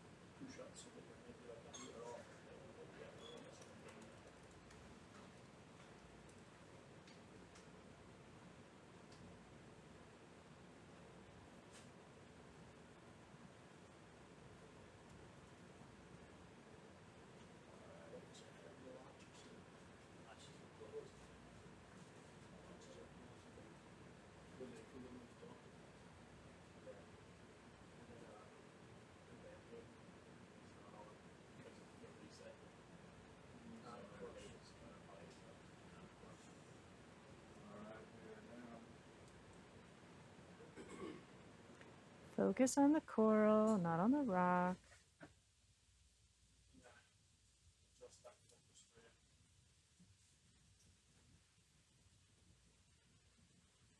Trick for that one, Mm-hmm. not that you have to do it, but there's an auto manual, so Okay. you put it in manual and then focus it with that one. Okay. I'll let him do it first. Yeah. Thank you for that. All right. Can I get any closer? That's as close as I can get, Wendy. Okay. Okay. All right. We can come back off bottom. Keep moving.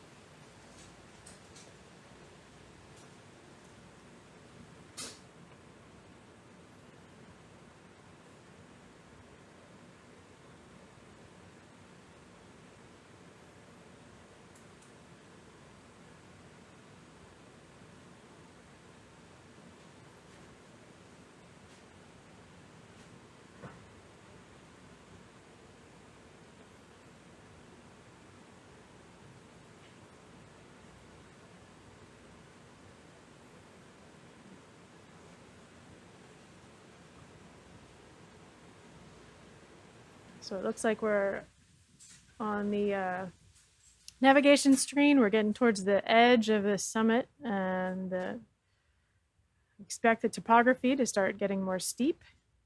And we're going to start heading down the seamount back towards the base so that we can do some more heat flow measurements.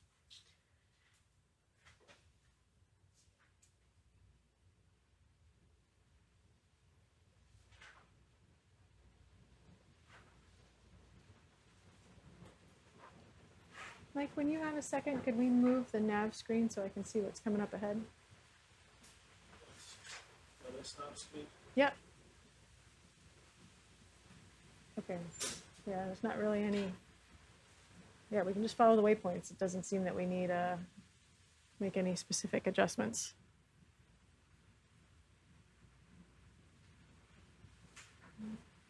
So again, we're seeing features that look like debris that's rolled down the hill here, overlying that brighter carbonate ooze with a little thin dusting of sediment on top, the browner sediment.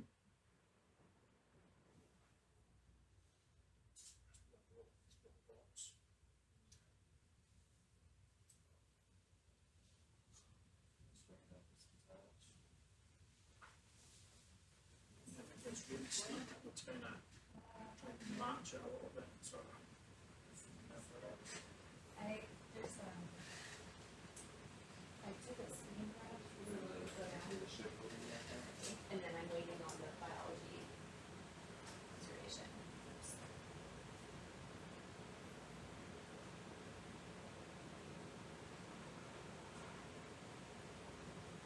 So here it looks like we see some more of these broken sheet type materials.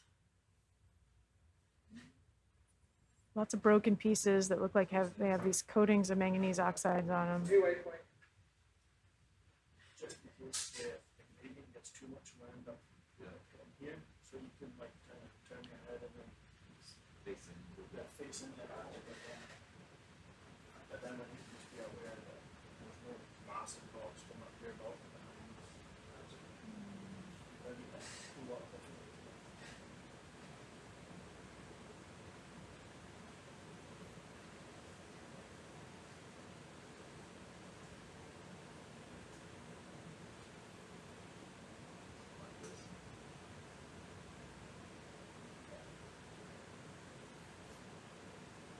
So again, we're not seeing those really large corals and sponges that we saw in yesterday's dive.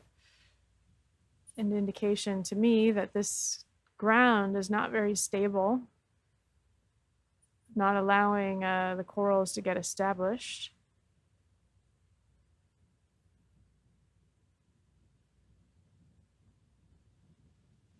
Can we bring the gain up just a touch?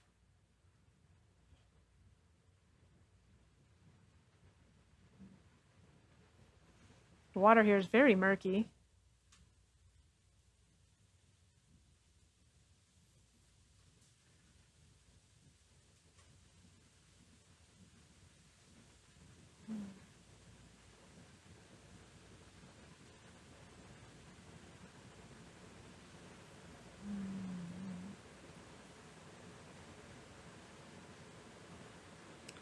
Oh, another black coral.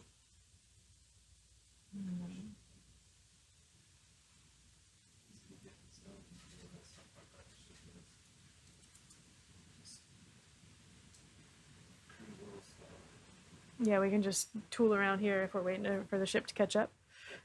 A couple things to look at below us.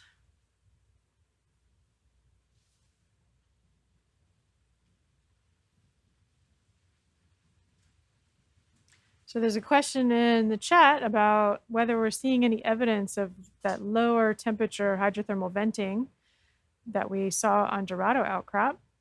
We have not yet seen that on these other two places that we've explored on the most recent dives. So today we're on Fuente Seamount, which prior heat flow work around the seamount indicated that there might be both recharge of ocean bottom water into seafloor as well as discharge. But so far we haven't seen evidence of that discharge. I remember from our expeditions in 2013 and 2014, it took us several days of exploring tiny little Dorado Outcrop, again, the size of just a couple football fields, to find those spots where the octopus were and the low temperature venting was. So just because we haven't seen it yet doesn't mean it's not here.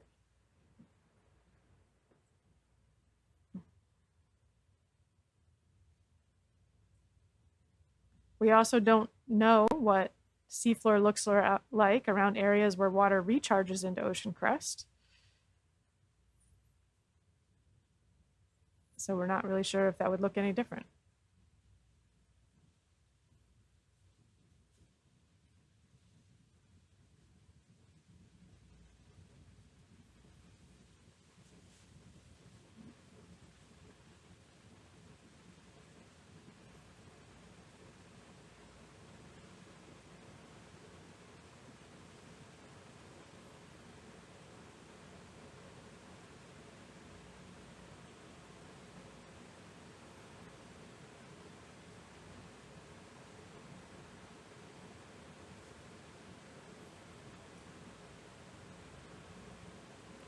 We're seeing a big white sponge attached to one of these rocks.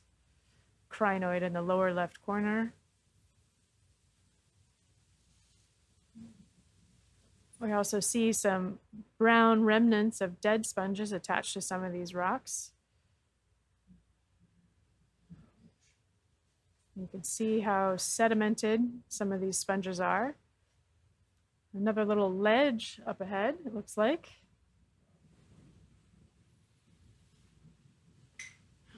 We're just about rounding the edge of the top of the summit. Going down to our right side is where the seamount goes back down to the seafloor. At the base of the seamount, we saw, for anybody that just joined recently, that ledge you're seeing up ahead, we saw some extremely dynamic versions of that. Or not dynamic, thankfully. They were staying put, but dramatic examples of those ledges, at least 10 meters tall. So this area hasn't failed quite in the same way. Still not sure on the origin of this material. Could be that there were several eruptive events that led to this seamount's formation that were separated by periods of time that allowed this carbonate silicious ooze to develop from the aggregation of dead forams and dead diatoms that was then covered over by a new sheet flow type eruption. That's one potential hypothesis of its formation. Could also be that the seamount was coated over by this carbonate ooze and that what we're seeing is actually just the formation of a really thick manganese oxide crust. So we've collected some of that material to do some geological analysis and try to figure out what it is. The material is very brittle, indicating that it's maybe more of a manganese oxide rind than an actual basalt. Can we pan over to the right there, please, Tyler? I want to see that Chonkin sea star there in the background.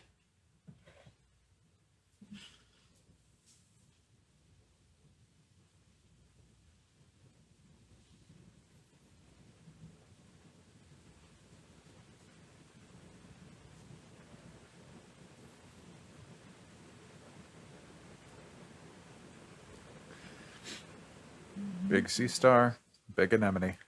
Yeah, that was a chunker.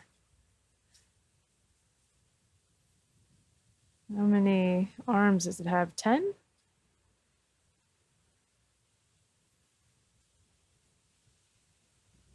Looks like it. Maybe only 8.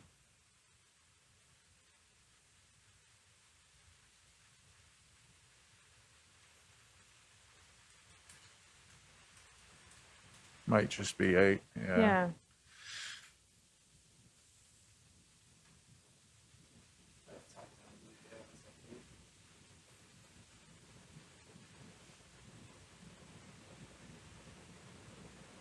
It's a well-fed sea star.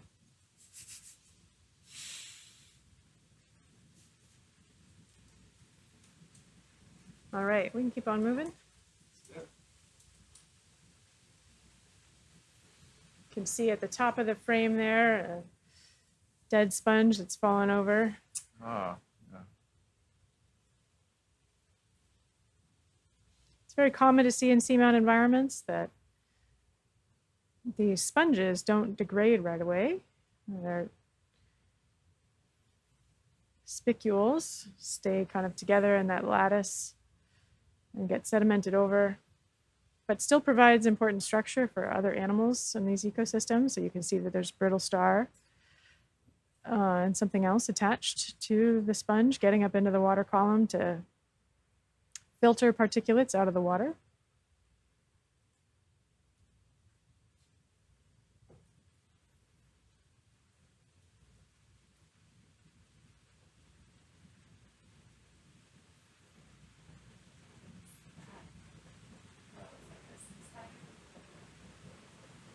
I think so.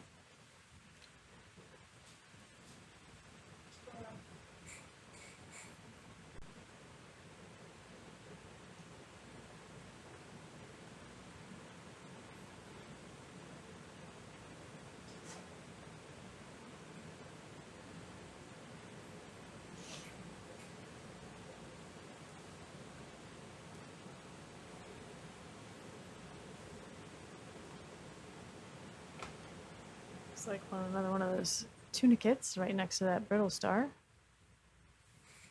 You just barely see it.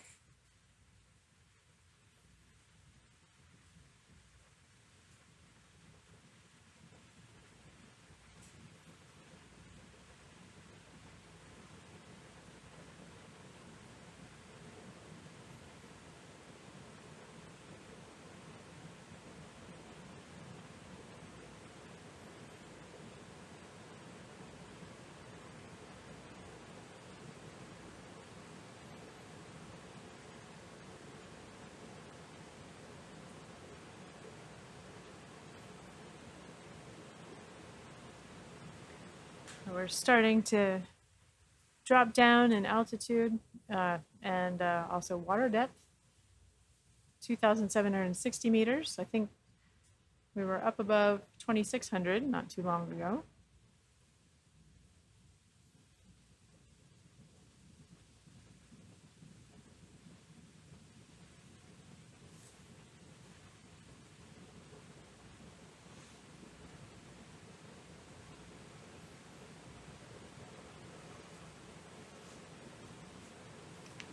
Again, it looks like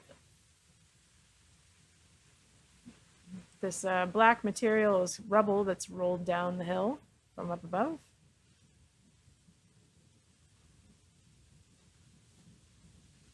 Another one of those tunicates. Seen a few of those on this dive today.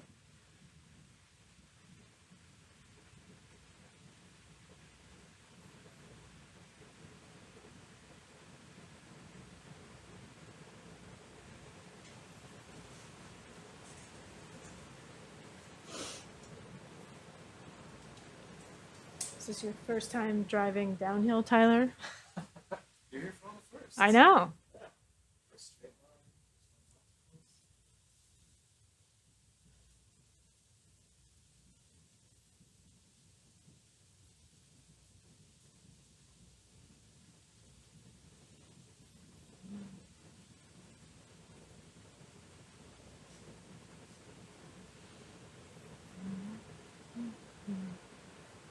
A brittle star moving about in the center of the frame.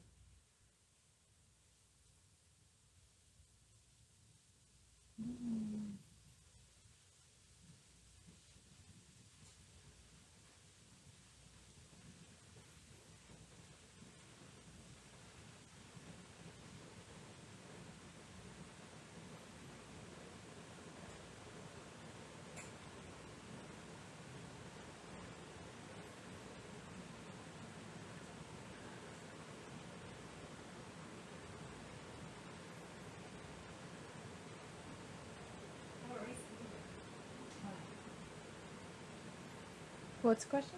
I thought it was about to feed his mouth is open. Oh. Yeah, they kind of swim around like opening and closing their mouths.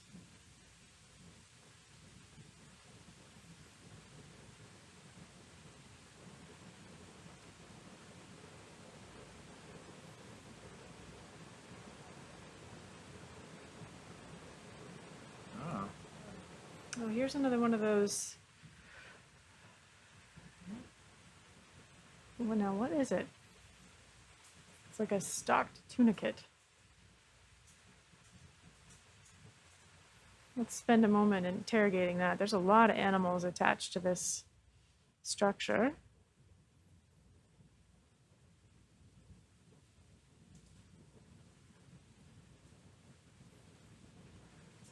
That's so cool.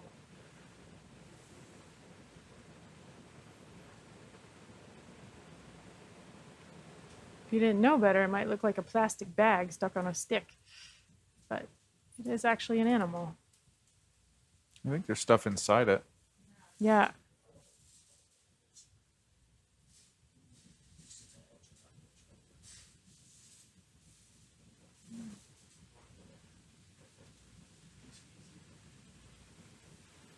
Just getting settled in for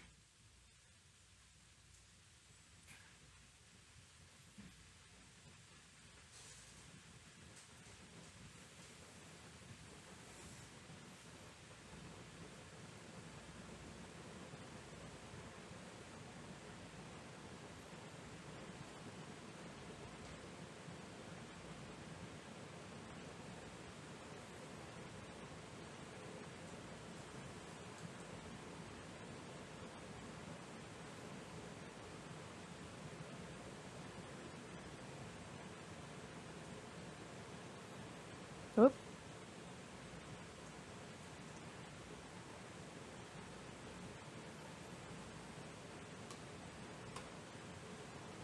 All right, we might want to come, I don't know.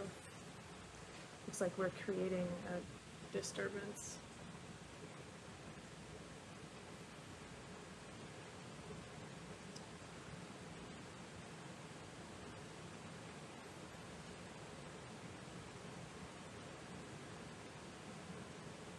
It's a very fine sediment here. Makes it really challenging to get some good shots. Oh, well.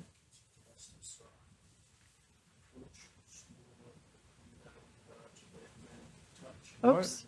What were those? Yes. See that?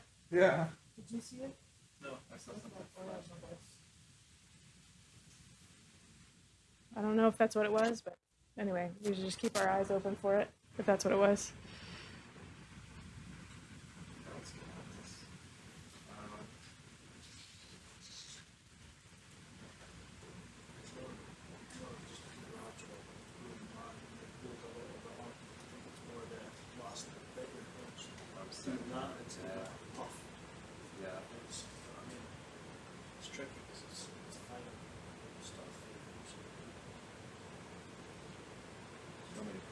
Nah, no, we can keep going.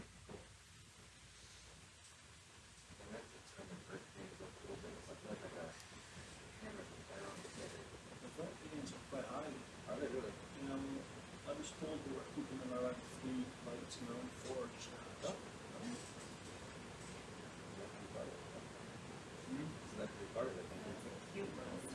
Yeah.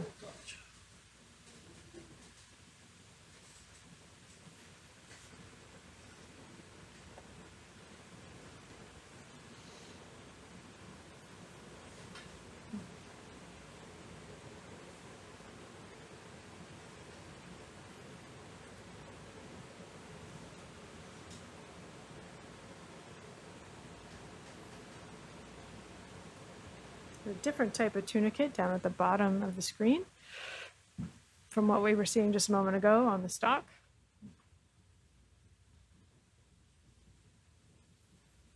I'm seeing some of these tulip type sponges. You can see there the threads of what was once a sponge. It's obviously fallen off and probably fallen down the hill, but you can still see the threads that attached it to the seafloor there. By the size of it, it was a rather large sponge.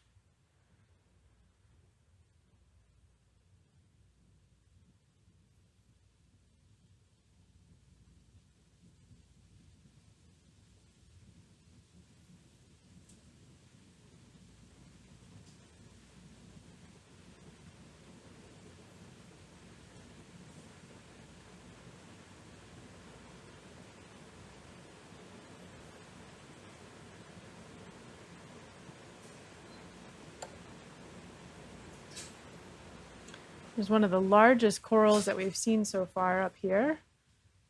And you can see that these are nice intact pillows. They haven't fallen down yet. This has been around for quite a while. It's not a rubbly area yet. And so this coral has had time to establish itself. We can also see several other things attached to it. Again, these corals providing really important structure for other organisms.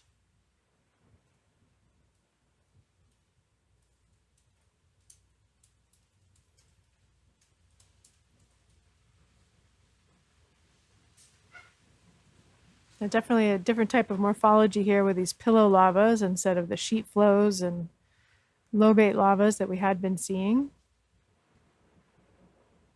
But still incredibly murky water.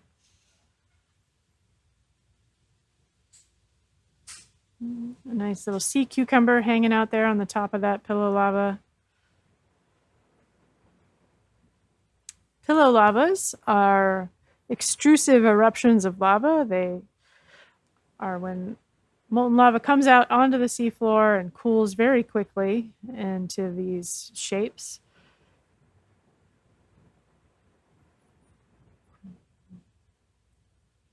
We've got a sea dandelion going off of the frame. Two different types of sponges coming into view here.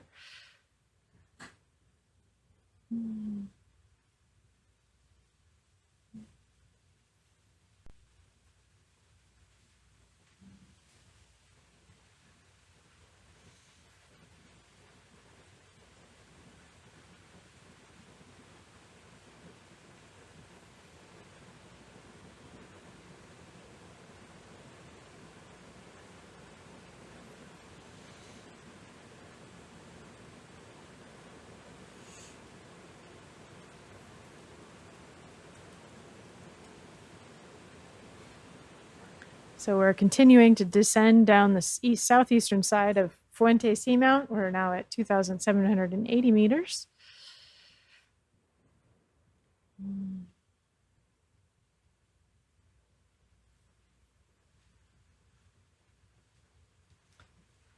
Still quite a lot of particulate matter in the water.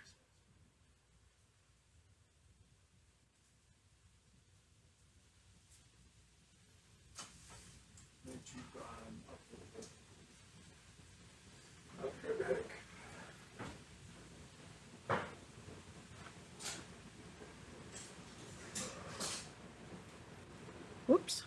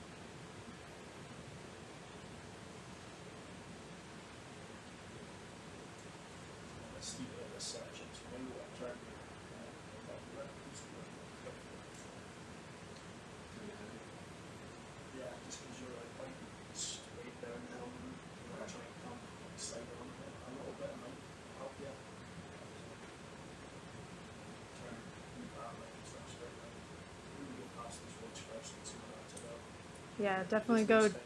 Steeper on this section. So Yeah, I this was might gonna. just be a shear. Yep.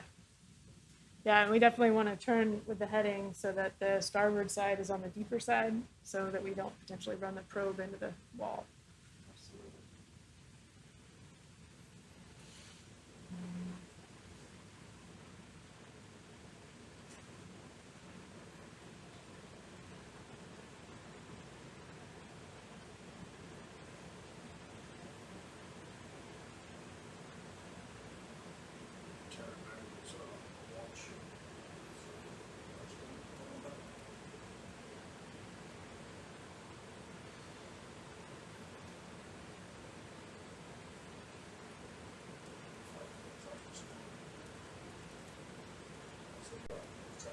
So that when you're putting down the barnacles first, you can get to see it.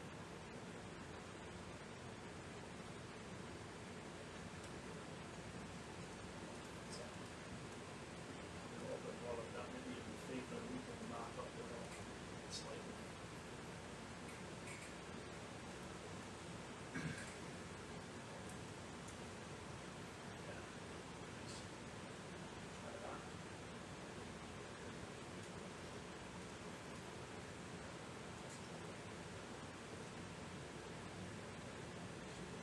Slide down backwards, I was saying. Yeah. Well, yeah, kinda. I mean, lateral and backwards, you know what I mean? Yeah. Grab walking down there. Don't come too far that way, don't. Avoid like coming towards the face, so like start coming down as we go. We've still got those things. People rely on this camera as well. I'll show you how close you are to the side for the sort of yeah, that's it. So that's the front down. So I was watching because we know there's nothing that's going to bother us here. It's all dangerous this way, so if we're going to keep that in focus, less blue, more of this, just so you can see it coming in. And if we see it coming up on this camera, we know up to the right of this, you just kind of turn and face the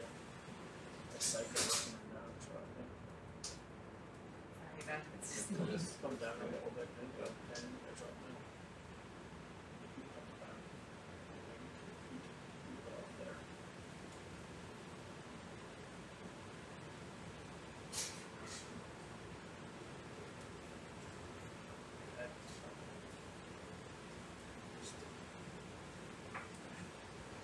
So we're coming up on waypoint 22.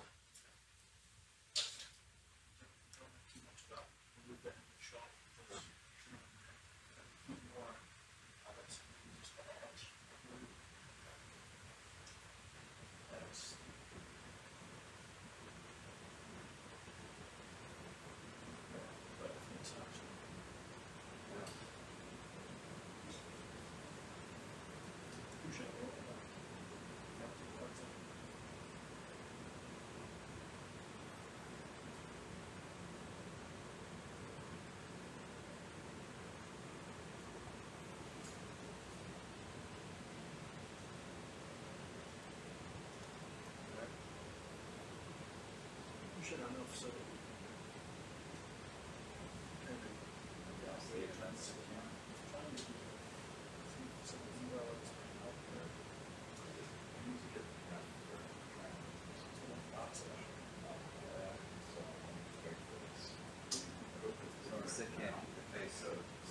yeah, just kind of, yeah, trying to give yourself some of the work also too far away, it's just shadow. Be good though.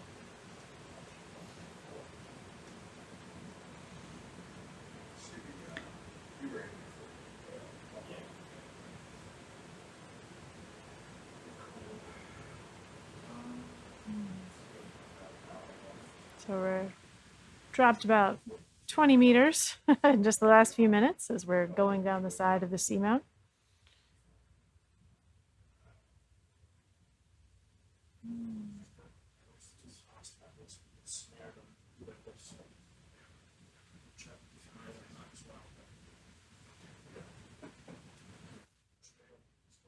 Flying down a seamount is an interesting experience.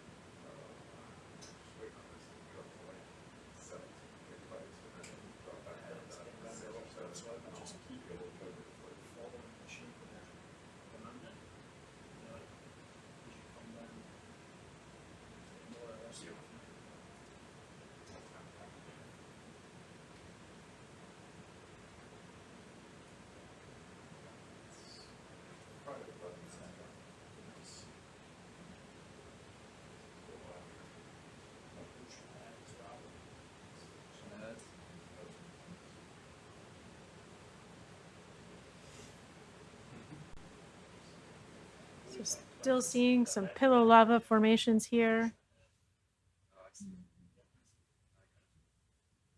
Originally erupted on the seafloor and they're still here. It's still not signs of any fluid flow yet.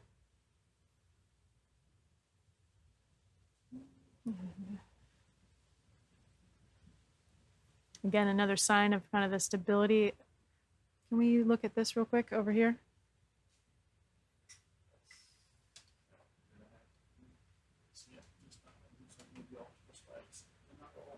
I'm not sure what that is. It might just be a sea star, yeah. Yeah, it's just a sea star. Okay. You don't need to do any. Yeah.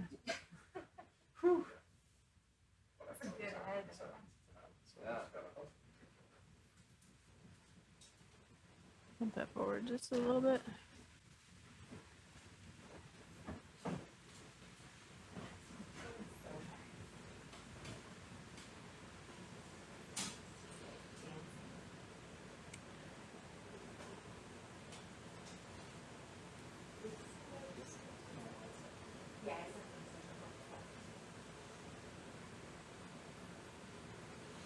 This area looks a little bit more rubbly, like the seafloor is given way. You also don't see signs of large corals attached here.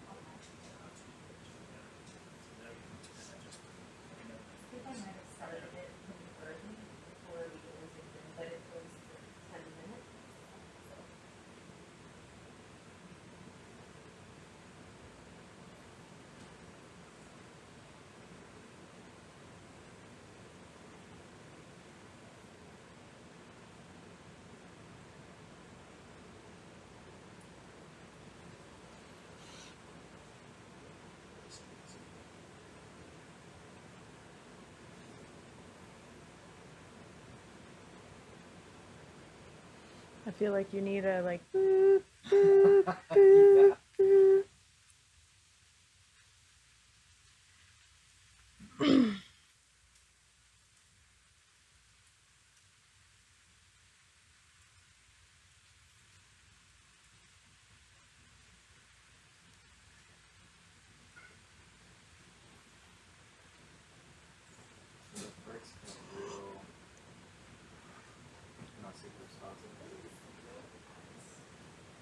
What? Above that little sponge, I think it was just a sponge, but it looked like a shy, so I was confused. Okay. Maybe I'm thinking about Dumbo too much. Mm.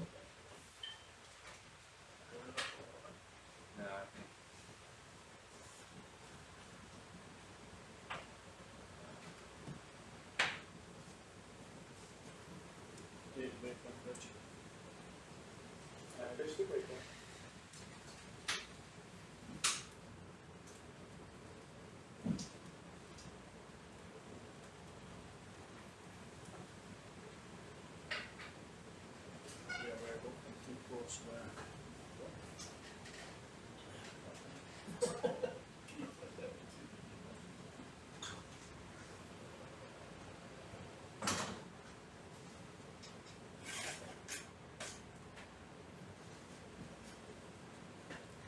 Oh, is it already that time? Almost.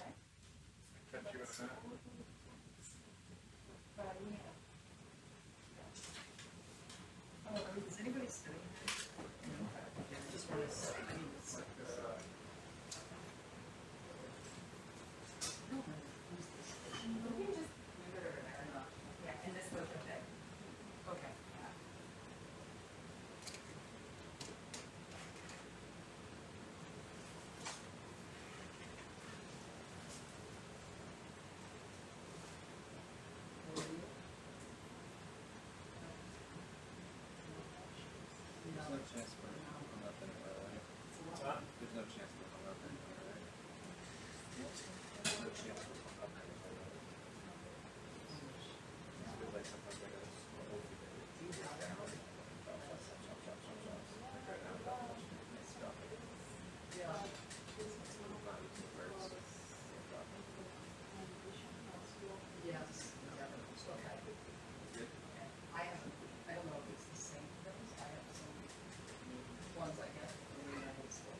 It feels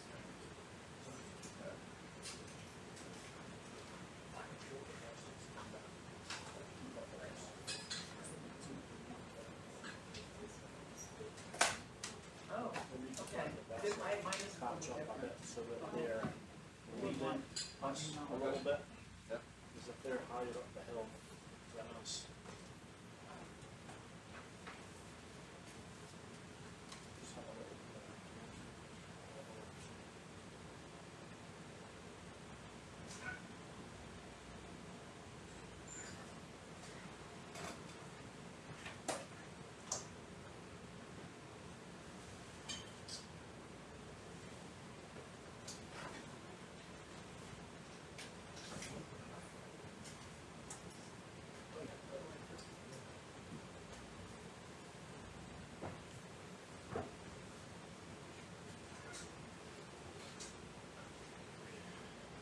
later on wanted to look this up for if he needs hand,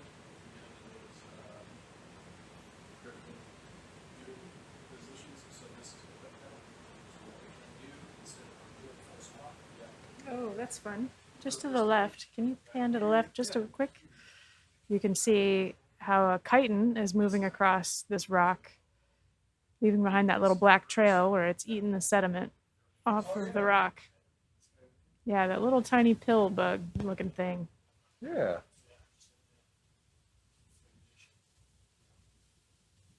Because they should be eating with a radula, like scraping the rock, right? Yeah, exactly. A couple little Xenophyophores attached here too when you start to look closely.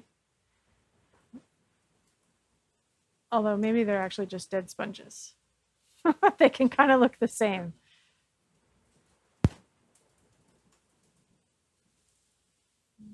Okay, we can keep going down.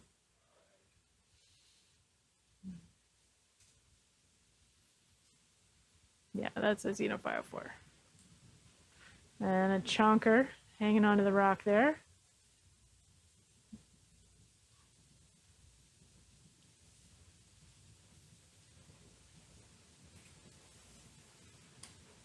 Wow.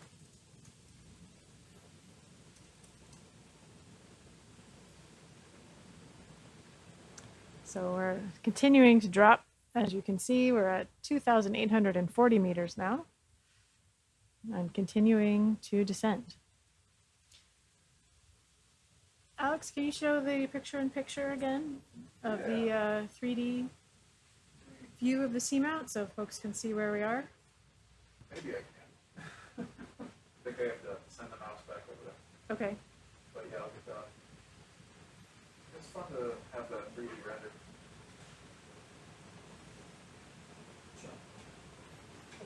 There's squat lobster.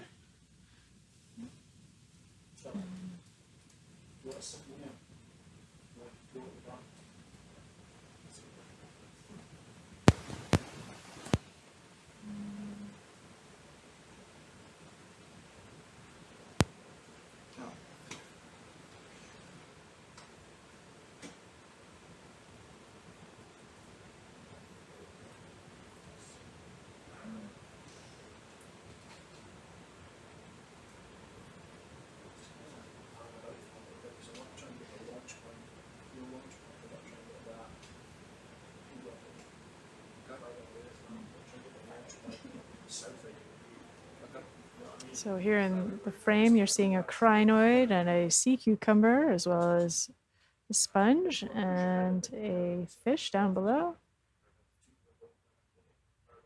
So now you can see the picture-in-picture view. See how steep this wall is that we're descending from the summit where we were above. The top left were those ledges that we saw an hour or so ago.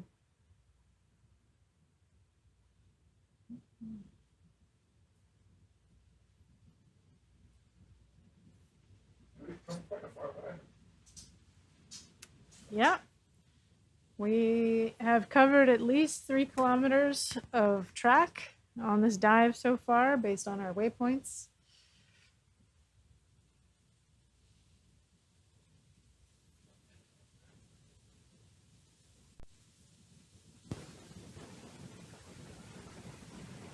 There's a question in the chat about whether we measure pressure down here. In fact, we do. That's how we actually get a record of how deep we are, is from the pressure sensors. Pressure increases in a pretty consistent way as you move through the water, increasing about 1 atmosphere of pressure for every 10 meters that you descend.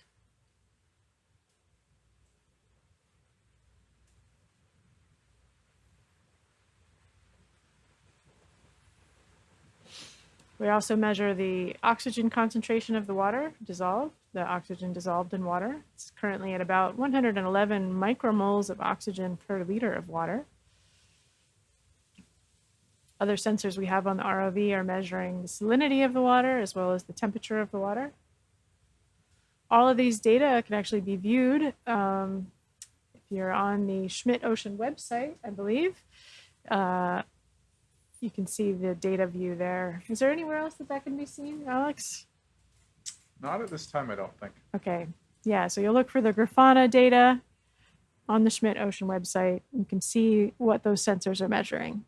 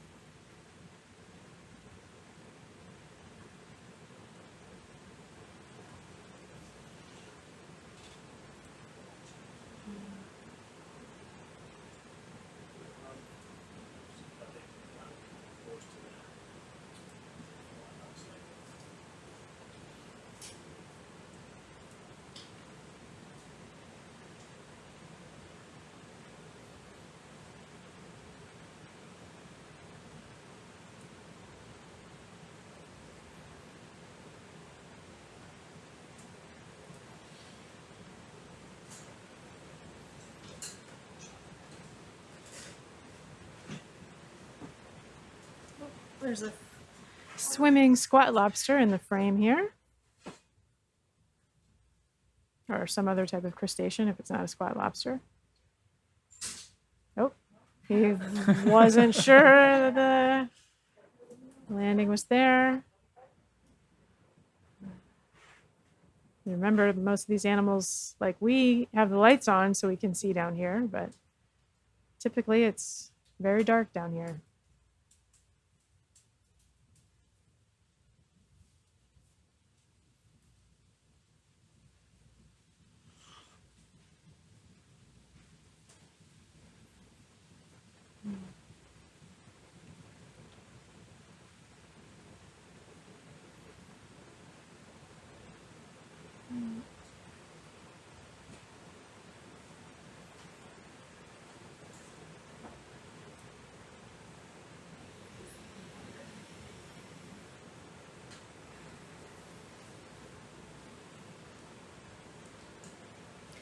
It's a large sponge off to the left side.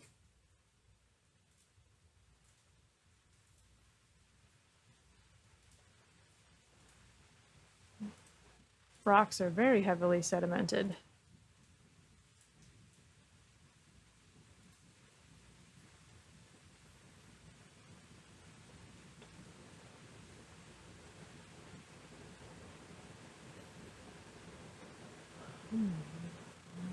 So we're on our way down to waypoint 23.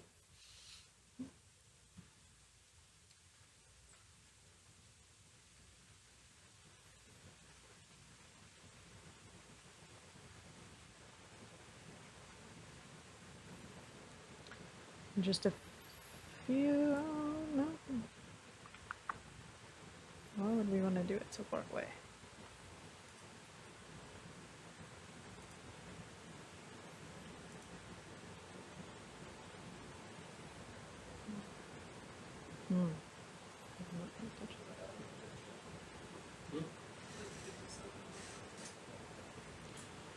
So you've seen the 3D model. I've put that up a couple times, but what the pilots are looking at and what they're using. There we go. So we have our little waypoints. You can see we're kind of wandering from point to point, looking for points of interest. And then you can see the location of Falcor 2 there.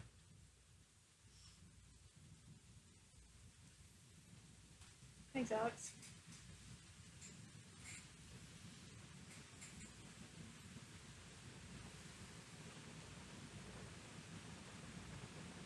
What's that?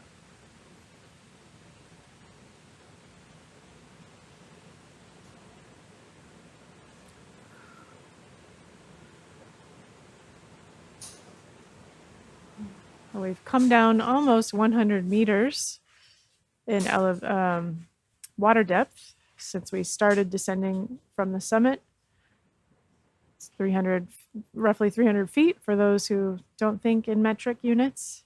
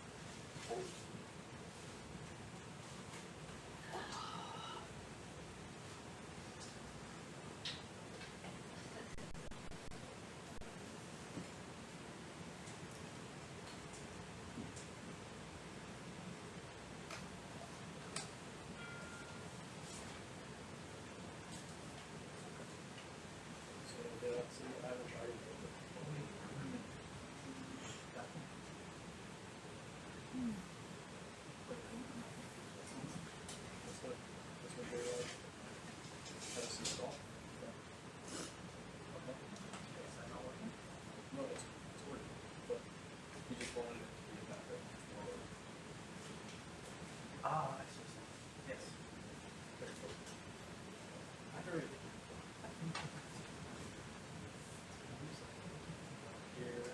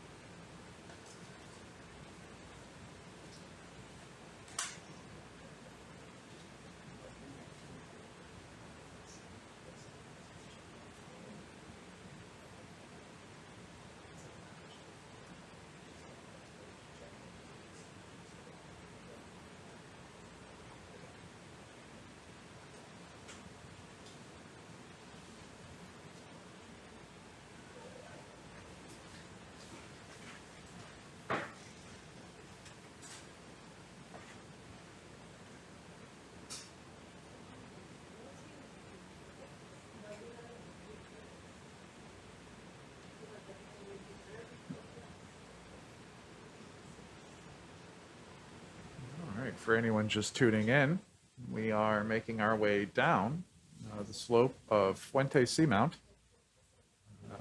almost to a depth of 3,000 meters. We're at 2925 right now. Now you're watching live footage from the remotely operated vehicle SuBastian,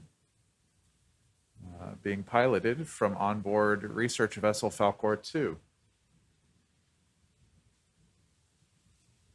Fuente Seamount was a previously unexplored seamount, now been explored for the past few hours, although there's still much to see.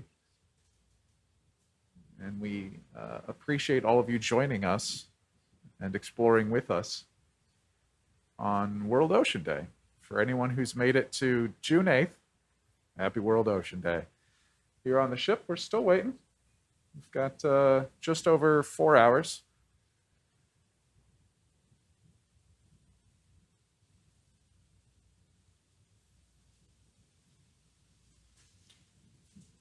For those of you who've been watching this dive or are curious how much longer it'll be going on, we will be on bottom for another 8 hours or so before potentially a little longer, depending on how long we decide to have this dive. But it's one of the longer dives we've done so far. Covered over 3 kilometers of track since we've started the dive.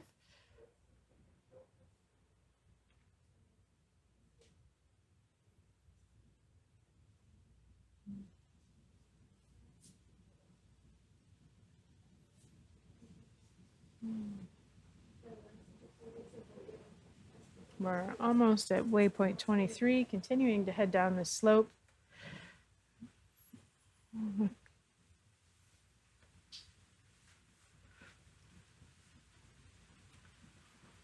We're heading down the slope to get into the sedimented area, the flatter sedimented area below, where it's going to be thick enough for us to insert the heat flow probe again for doing some measurements. Our goal is the southeastern side of the seamount was studied previously from a ship using a ship-based thermal gradient probe, a long gravity coring-like device or a long pipe that had several temperature sensors attached to it. It was lowered down from a ship and dropped into the seafloor around the seamount and recorded some anomalously cooler temperatures, indicating that cold seawater was circulating through the ocean crust below the sediments and depressing that thermal gradient. So we think that there might be an area of recharge around the southern or southeastern side of the seamount. So we're going to go down to that area again and try to interrogate that and see if we still see that record and if it looks any different.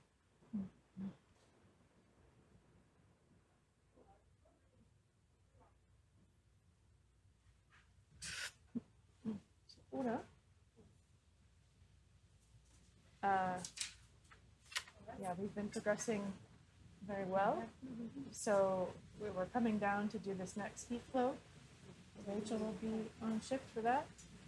And then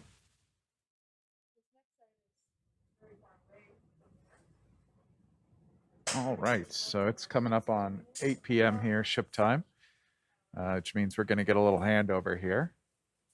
I'll be off to bed soon, and I'll awake to World Ocean Day. But for everyone else, I hope you continue to enjoy the dive. And who knows what else we'll find. Oh, you got an octopus. Up.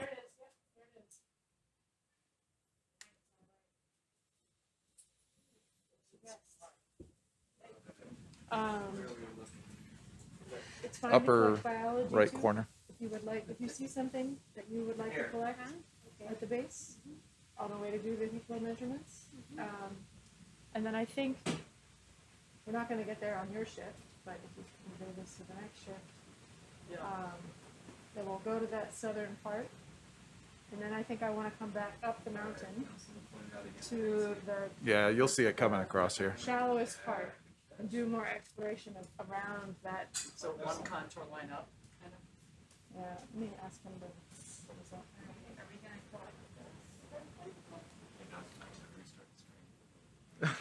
is that? We have a. Yeah, you're not Do you wrong. know which one this is, Holly? Yeah. Just wait for Taylor to get. So it's And got then the steady right position. fourth arm tucked up. Oh, Oh, he's on the move. no, it is a shortened arm.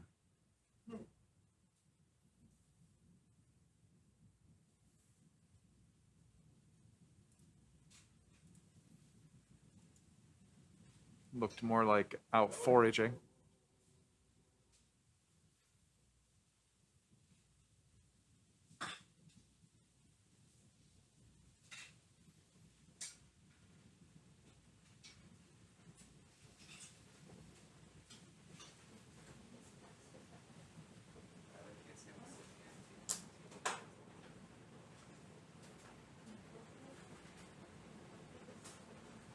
Oops, sorry. Bad camera work. Okay. It's okay. We don't. I think he's with our I'm tether. pretty sure it's the same as those yesterday. Okay.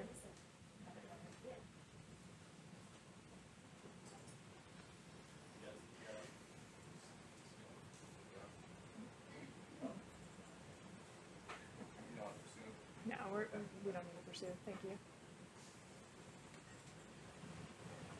Alex, can you zoom out on, or can someone zoom out on the nav map so I can see the whole seamount? Whoa, come on.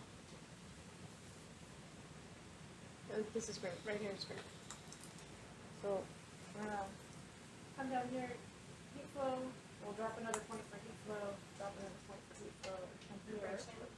And then I'm gonna ask them to put in a couple points to come up here. I want to explore these holes. And I think that'll.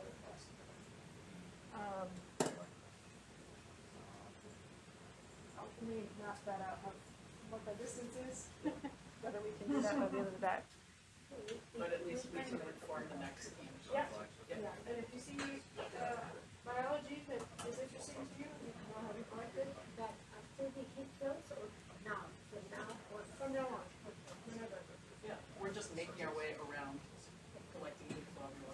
Nice driving, Tyler. Thanks, sorry I couldn't get you that last time.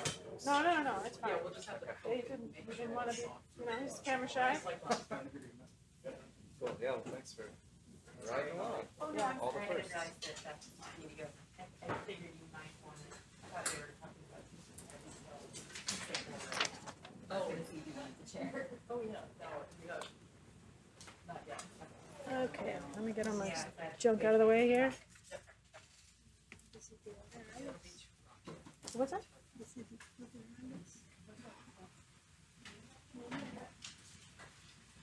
Josh.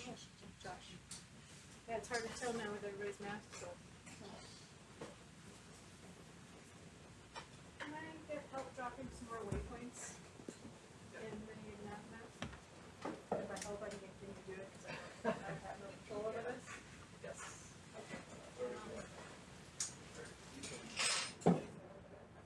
I'm not gonna Okay. do that. If you can zoom out just a tad so I can see that other one. Great. We're gonna put one right in here.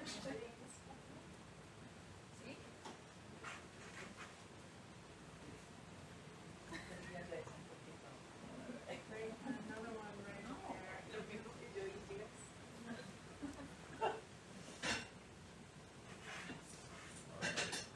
And let's see, these are 100 meters, so let's go to yeah, okay, that's good.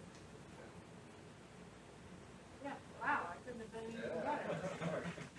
Okay, and then if you could move the map over a little bit so you can see what it says. Yeah, keep going. Keep going, right, and down just a tad. Sorry, the other way. Yeah, we're gonna set a couple more waypoints to look back up this way. See?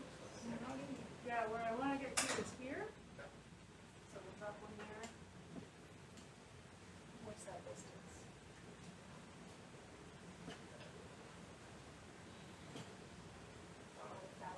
Okay, great. And then one more waypoint.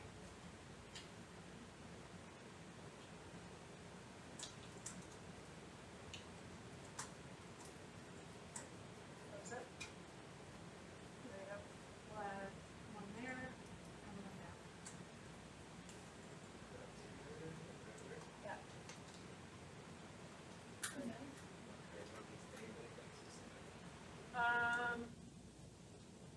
Let's see.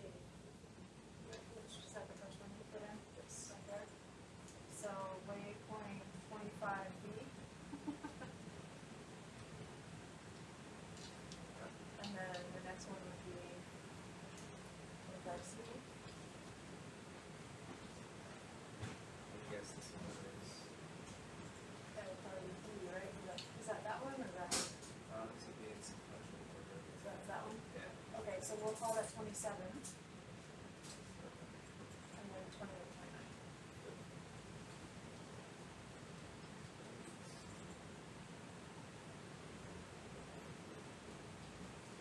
Okay, so we're adding about a kilometer. Actually, let's do that. Do some math to figure out how long that's gonna take. Good. Yes. Okay. Okay. Oh, okay, I Are thought you you going wanted to say goodbye or something? Oh, sure. All right, we've had a little changeover in our scientific shift here. So I'll be signing off for the evening. Stepping into the dive lead seat is Dr. Roliska Brittle from the University of Costa Rica.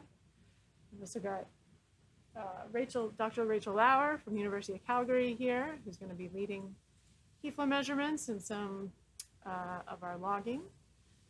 And who else is Maria. And Maria, Dr. Maria Isabel Sandoval from the University of Costa Rica is also here to provide some geology expertise to what we're seeing, help interpret what the seamount looks like. Thanks to all of our viewers for the 48 shift, and I hope you have a good night. Thank you.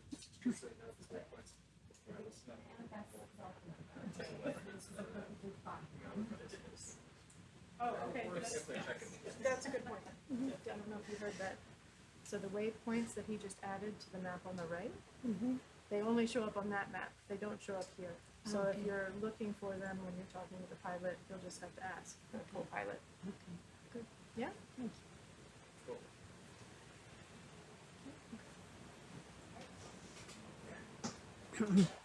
Hi, everybody. Thank you for joining us in this interesting exploration of Fuente Mound in Costa Rica. We have the two very experiment pilots. We have with us Carl, Tyler, and the technician of multimedia, that is Josh.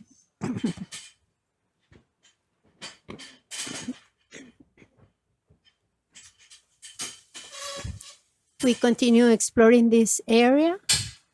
We are going to try to cover like 3 or 4 more points and do some measurements of heat flow. Hola a todos, muchas gracias por acompañarnos en esta otra sección de la exploración que estamos haciendo en el monte La Fuente. Vamos a estar haciendo algunas medidas geológicas para ver el flujo de calor, para poder determinar las características de este monte submarino. También nos acompañan 2 experimentados pilotos, Carl y Tyler. Y también tenemos en la parte de multimedia, tenemos a Josh, que va a estar hablándoles un poco también sobre lo que estamos haciendo. Por ahora vamos moviéndonos hacia un nuevo sitio donde vamos a hacer unas de estas medidas de calor para empezar.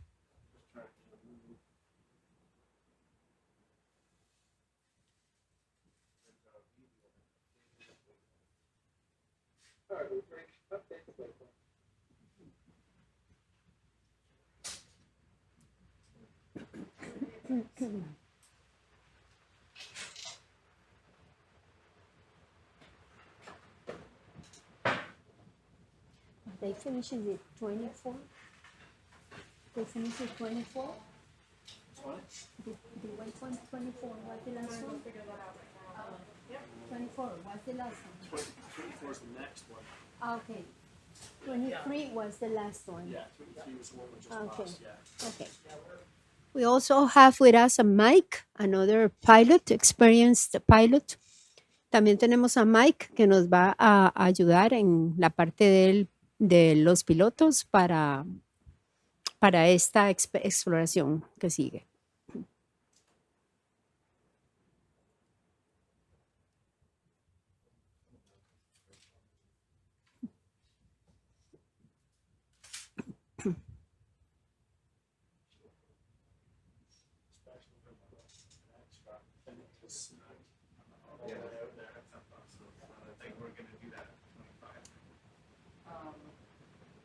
Once we get to 25, there's an 8 foot at 25, yeah, try.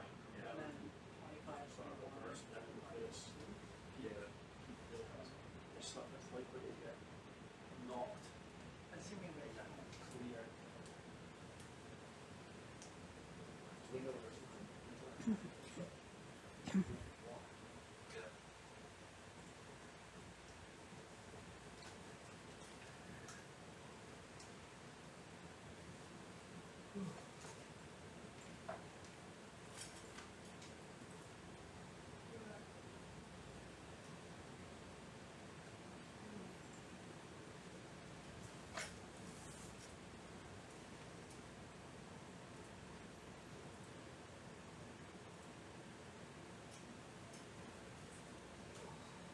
So we have a lot of sea stars on the bottom,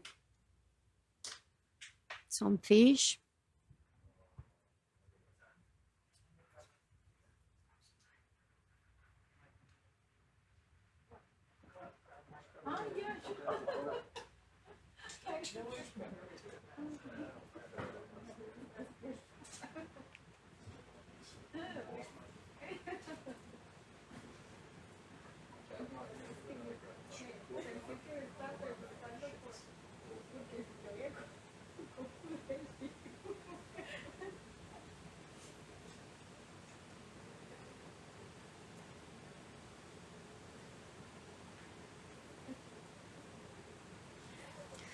Yes, I missed the coral.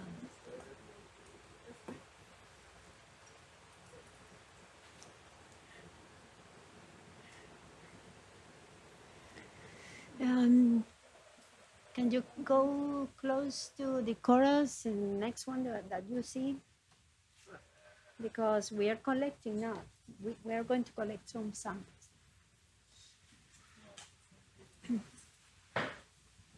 Just corals. We have some certain bias. Yes, this one, for example. There is a noctocoral. We are going to see it closer. Ese es un octocoral y lo vamos a hacer unas tomas de cerca y ver si podemos recolectar una muestra.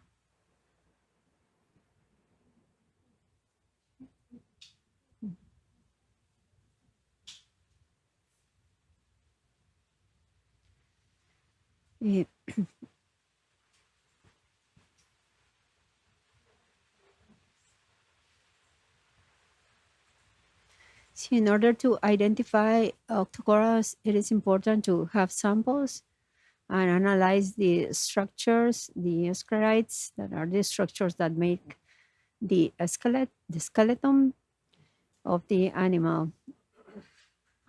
Sometimes it's very difficult just from pictures to decide what species we are talking about. But with these images that have a very high resolution, it is important. It is an important resource to work in the identification. Para identificar octocorales es muy importante tener una muestra, ya que apenas con las fotos es a veces muy difícil poder saber de qué especie estamos hablando, y lo más importante es poder analizar las escleritas, que son las estructuras que forman el esqueleto de estos corales. Entonces, ahora vamos a tomarlos de cerca y después vamos a tratar de tomar una muestra.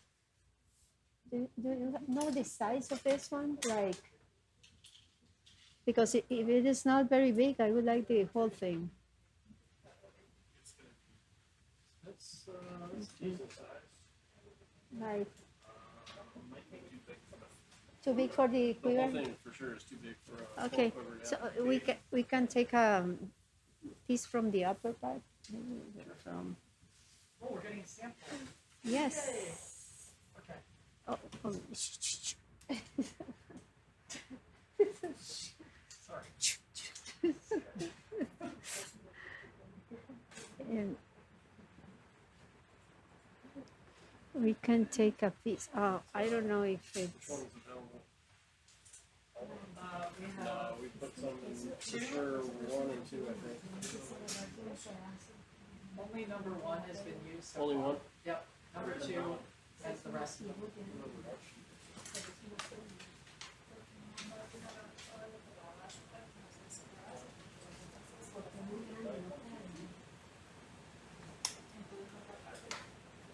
Sí. Sí. Ah.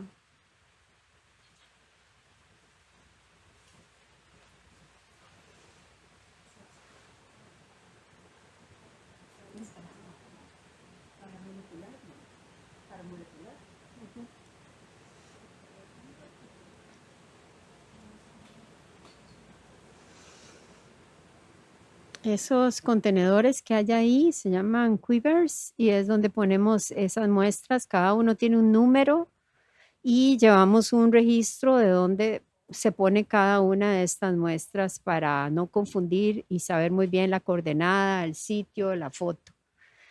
We are going to collect in these recipients that are called quivers.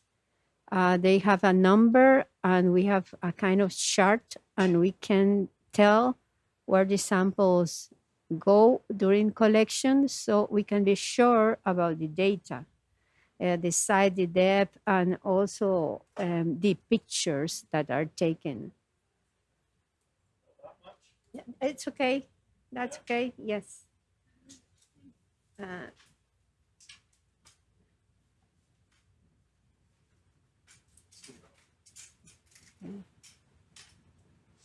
Wow, perfect. Okay, it goes in number 6. Number 6? 2. Number 2. Number 2, Rachel. Number 2, got it. Number 2.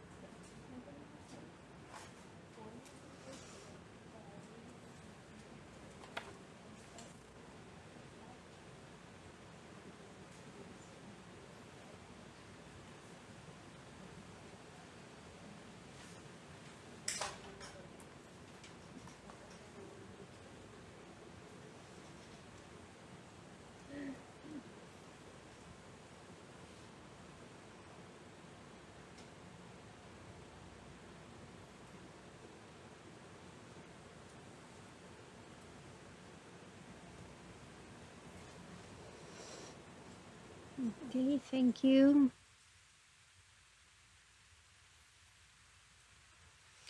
The colony will continue growing up from that place where we cut the sample. It is very likely that it will continue growing in the apical part. Estas muestras, cuando se corta solo un fragmento, ellos pueden seguir creciendo eventualmente.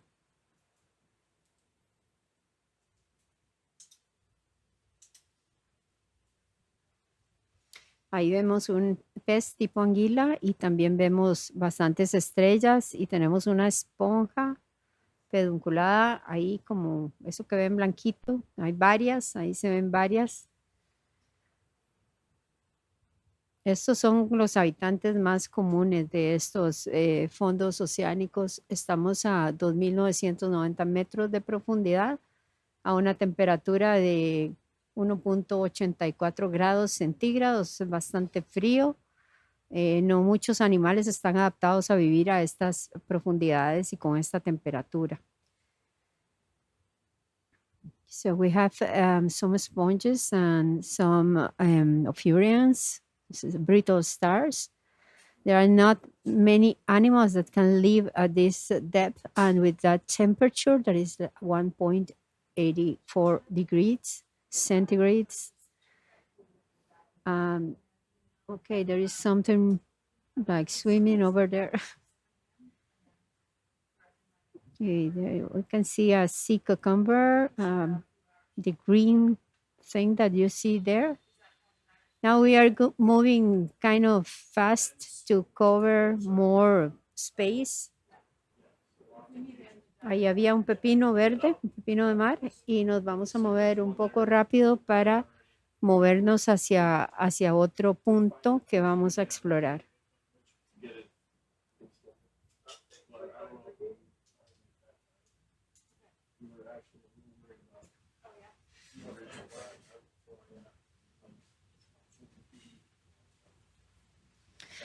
Aquí Beth está discutiendo con los pilotos, piloto y copiloto, viendo a ver cómo se hace la parte de la exploración de la parte que sigue, que ya hemos cubierto casi toda la parte superior del monte.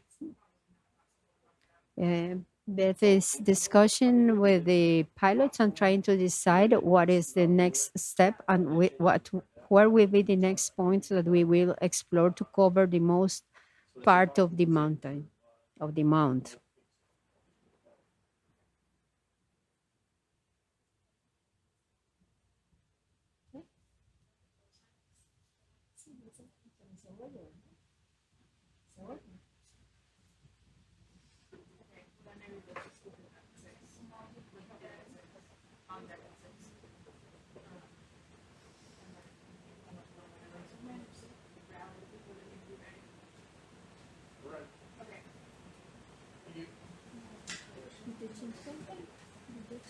I did want to change it, but the pilots don't think that we can actually push it that far because of the conditions of the ROV.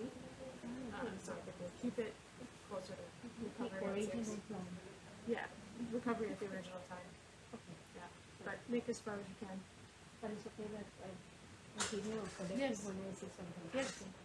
I'm wondering Where would you want to? Yep, we have the waypoints, we'll just see where there's When we space. get to the Okay, yep. Okay.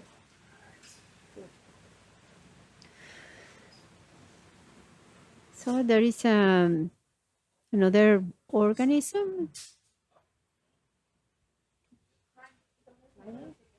It looks like a crinoid, but it's very still.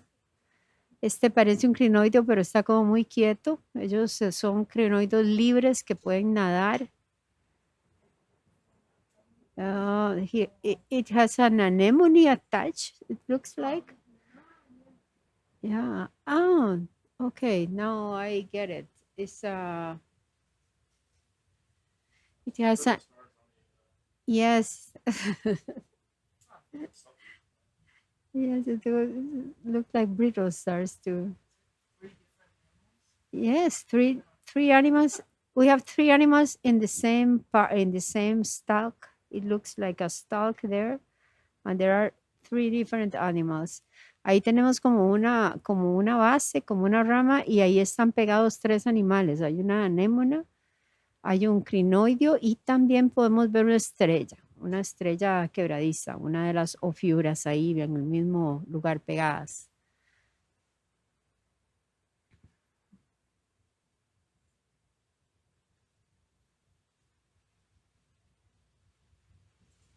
Ahí vemos ese pez tipo anguila que hemos visto varias veces.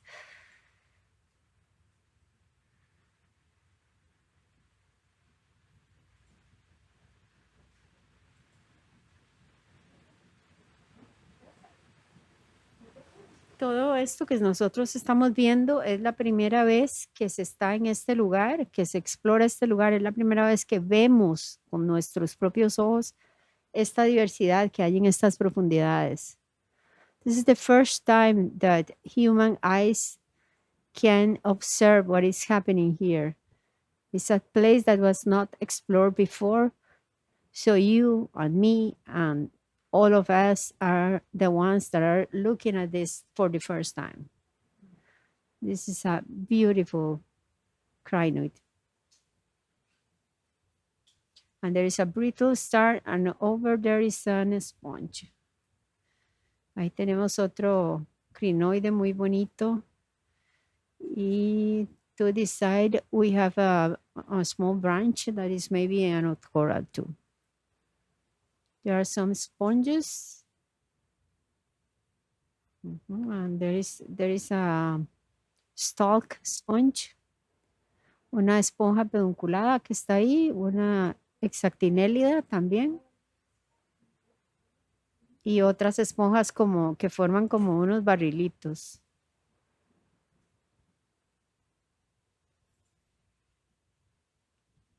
Aquí vemos otra esponja.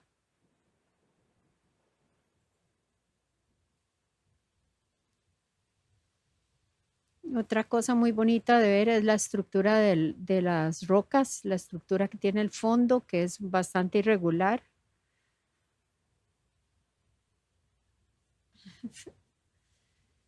We have a very irregular structure of the bottom.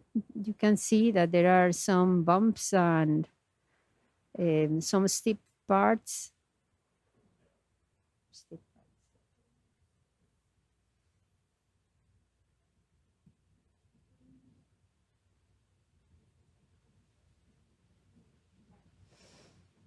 So there are more stars, more ophurians.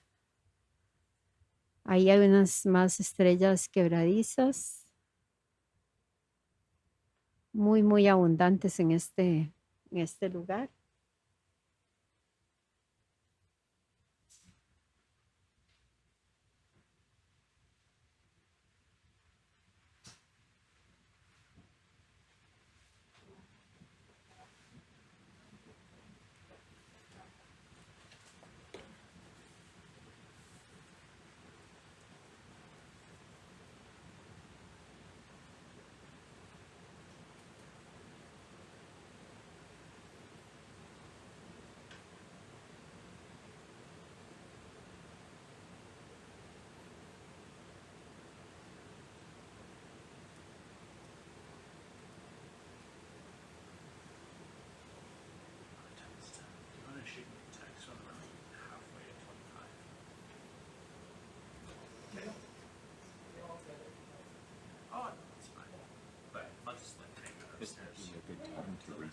Yeah, just let me know what's going on. Do you want me to just hold it on? Yeah. That one very start? Yeah. Okay. Yeah.